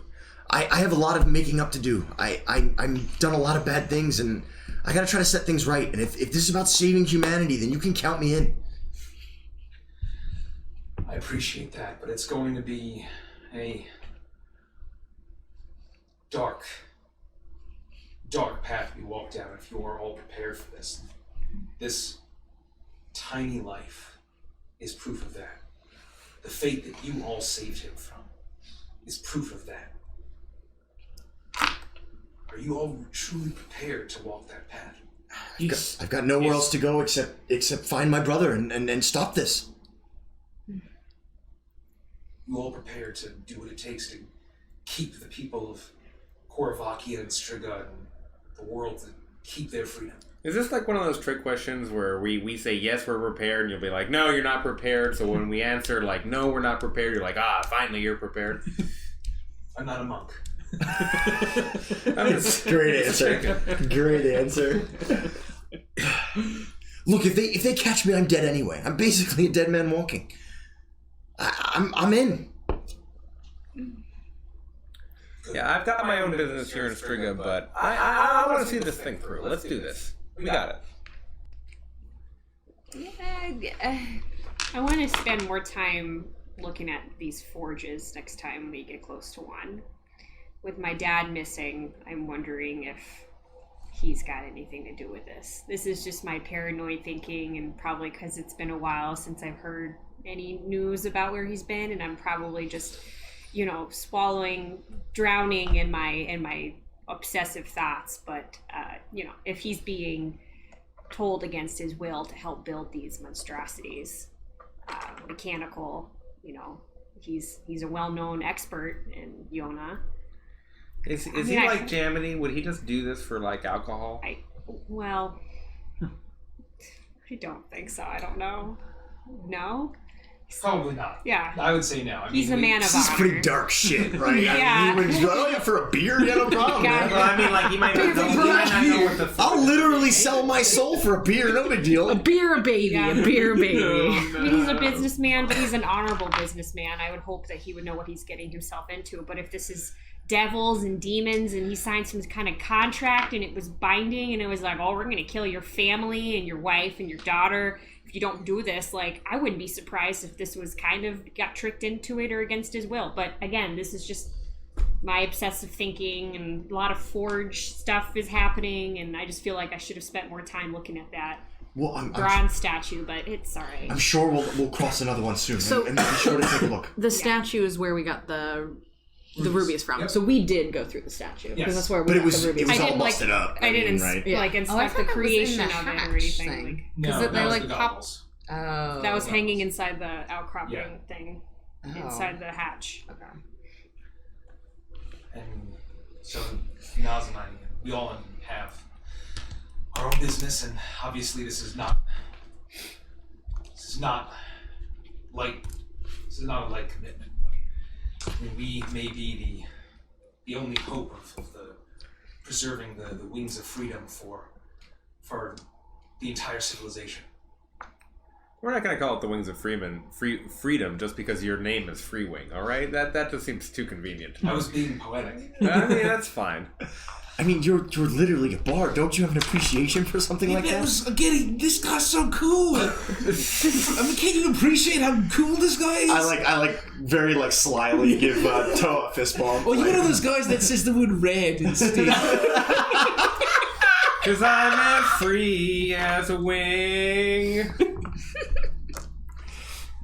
Was that too meta? It was a little meta. I don't know about that one.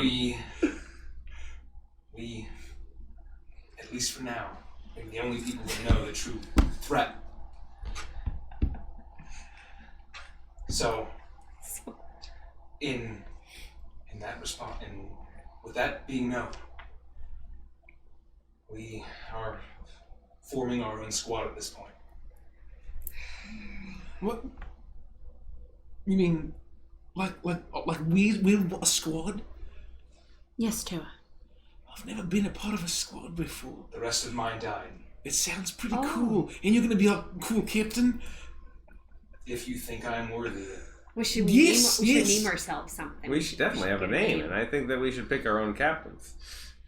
Plural? I vote for Rivali. Me too. I vote for Rivali. Why not? As long as we all chose Rivali. I mean, anyway, it's very cool. Very cool. It's very cool and very legal. Boys are very strange. Yeah, I don't quite understand they're this very weird worked up. passion they have for this man. I'm feeling like a lot of strange energy going back and forth here. Yes, significantly more than I've seen them be passionate about anything else. Yeah. How tall is this guy?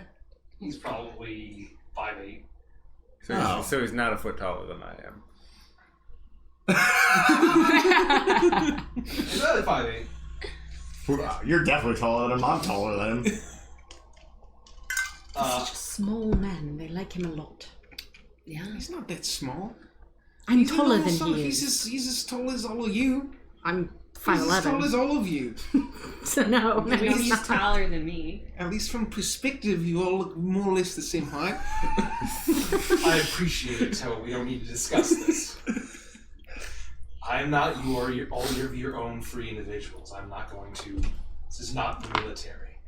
This is more of like we have our squads and our ranks within the conclave. We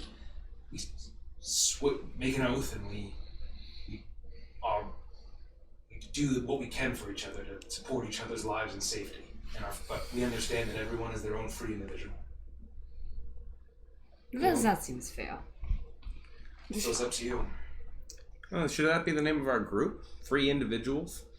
Or we just don't name our group.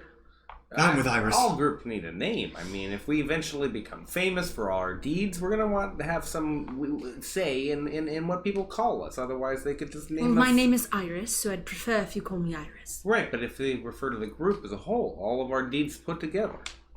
What? Or were we just gonna call that Iris? Of course. I don't want any recognition or name acknowledgement from anyone anywhere. They'll literally kill me. I mean, well, that's the point. They wouldn't know you as Felix. I'm talking about they would know you as part of this cool new group. Squad. Look, this is something we can talk about later. We have a lot on our hands. I mean, Wings of Freedom sounded pretty badass. Yes, for band's album. You're kind of right. I mean, that sounds kind of cool to me. But then it's like, oh, well, their leader's name is Freewing. But maybe that's the point. Maybe the whole group is poetic. Anyway, we can talk discuss about later. it later. I want to find where this creepy tunnel leads. As we continue to walk, I lean over to Toe and go, I thought it was a good idea. Me too, thanks. We can work on it. Maybe if we convince Caprice, he can convince everybody else. Come on, something. Yeah, I suggest. I'm not going to ask for commitment, but it'd be nice if all 7 of us could trust each other implicitly. See this through. Yeah, I mean, I trust you all. It's just, this whole thing is just kind of a bummer. And I mean, I haven't, I don't know, you know? I'll go along though, because I haven't been to the city before, and I'd like to see that, but... I feel like Anubis would want me to continue along this path. And Lufty, it would mean a lot to me if you would stay with me. Of course. And I think your daddy would very much like me to come too. So I'll be here.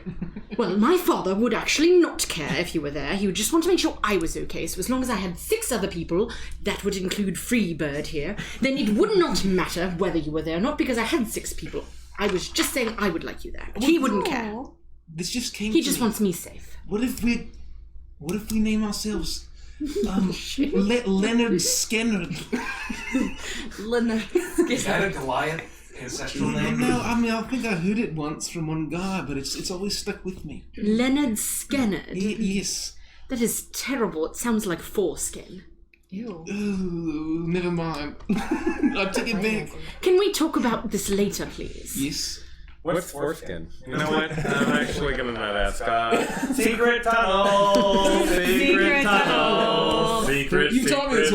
Secret tunnel! And with that, you continue on the way.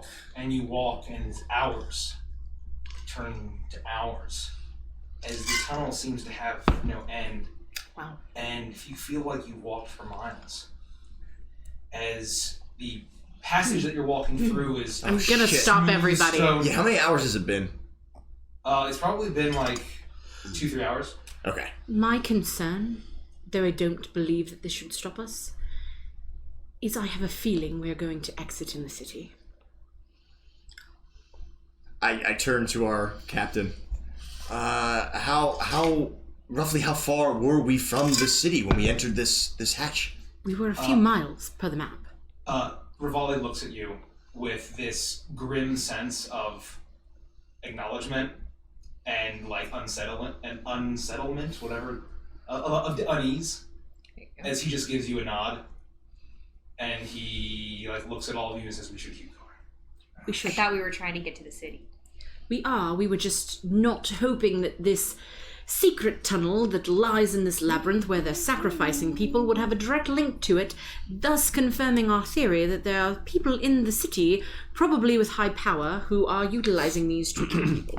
But that's fine. Who built these tunnels? Why are they here? Why do they connect to seemingly nowhere? Are there more than one tunnel? I have so many questions. We had no branching off from this main tunnel so far in the last 3 hours. Yeah. Let's continue. Let us. And it continues forward until you finally see it you feel the elevation start to rise up. And you walk up higher and higher, and you see up ahead very faint rim of light around a large rectangular a rectangular outline of light. Very faint though.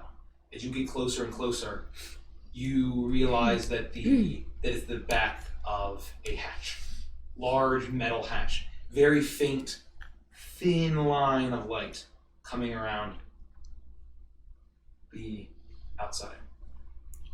Can we hear anything on the other side? Make a perception check. Gladly. Oh, that's terrible. It's a 7. I don't hear nothing. It's very difficult to hear. You can kind of hear that there is. It seems to be quiet. Well, seems good to me. Let's go. Is there any way we can find out what's on the other side of this door using all of your abilities? I can open the door. And I have the ability to enter into the room afterwards. I also have the ability to open the door. What about before we open the door? I'm just worried about what if there are bad guys around the other side of this door? Well, I mean, I might be able to open the door. Yeah, I think we should lift it a little bit, have somebody peek under and see what they see on the other side. That way we're not making a shit ton of noise, but it's a little bit of noise. I think the second we even touch this door and start to open it big, we're going to alert everybody on the other side. I say we just open it and be ready to fight. I'm with you. There's really no other way around. We don't know what's on the other side of this door. And we have a child with us. I'll stand at the back. Okay. I reach down and I just try to... Make an athletics check. Oh boy, my boy. You're going to push it. This is going to be like the back of a tavern or some shit. 24.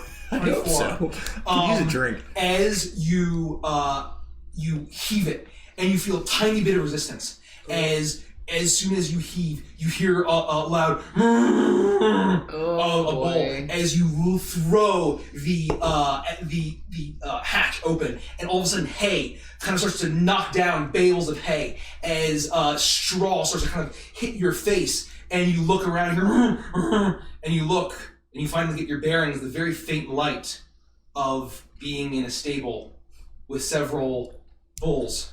Actual bulls, livestock, and cows, livestock, and this faint light is kind of peeking through the slats of this building, and it's kind of illuminating the whole thing. And as you step inside, you hear the sound of voices and footsteps, and like the rattling of carts and the light from outside. And Rivali kind of looks at all of you, and he looks around. This is stable. He walks forward, and there's this little side door. You see that there's a large double barn door, and there's just a wooden rickety side door. Then he just grabs the handle and opens. And as the door swings open, you see a bustling city street of Zentra. And that is where we're on the session. As we do that, Iris will look down at the baby and she'll go, "Well, welcome to Zentra, Thomas." And she'll hold him close to her heart. Very nice. I thought we agreed that Lorenzo was going to be the name. She completely ignores you and walks out. Featuring Antonio Banderas. And that's where we'll end. Wow. That was really awesome. Holy crap. Man, that felt like some old school D&D with the fucking map and shit. Yeah. That was classic. This is the first time in a very long time that we've had like an actual dungeon since like old school Prime. Exactly. Like I'm saying, it's been a long time. I feel like even for Prime that we haven't like dungeon crawled. Yeah, Let's go mix it up. It's a totally different skill. Well, thank you guys. I appreciate you staying up with us and watching. I guess some announcements. Yeah. We're at 666 followers. Yeah. So in how many is that? Jesus. In 34. 34 followers. We're gonna do a big giveaway. Nikki will make that and decides that. So it'll be a blast. So tell your friends. Welcome to all of our new followers. We really hope you enjoy the session. We apologize for the echo. We're going to fix it by next session 100%. Yeah, we're working on it. So hopefully when we weren't echoey, the sound was better than our other setup. Hopefully, praying. And then we will be doing a recording of a debrief after the session, like we just started. So all of our subs get kind of a 10 to 20 minute video of us just kind of talking about the session and shooting the shit and, talking about whatever. Not our doms, though.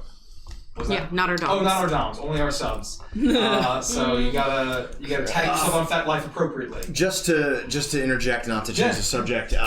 Being mentioned, being a little lost or whatever. If you're new to the whole stream, all of our stuff's going to be on YouTube, and a lot of it already is. Yeah. So if you want to catch up and kind of get an idea of the first few sessions of this campaign, you can go watch. This is session 5. Yeah, this is session 5. You can go watch the first 4 sessions on YouTube. Yep. I guess. I know Rich is in the process. Yes, they're all of them are okay. So, and then you can watch the other campaigns are there as well. But if you're specifically interested in a particular campaign, you can get caught up on YouTube. Yes, and session 6 of this is actually going to be this month. This month, yeah. And it is 28th? The 28th. So it's the very end. The very end of this month. I believe that we're doing that. Yes.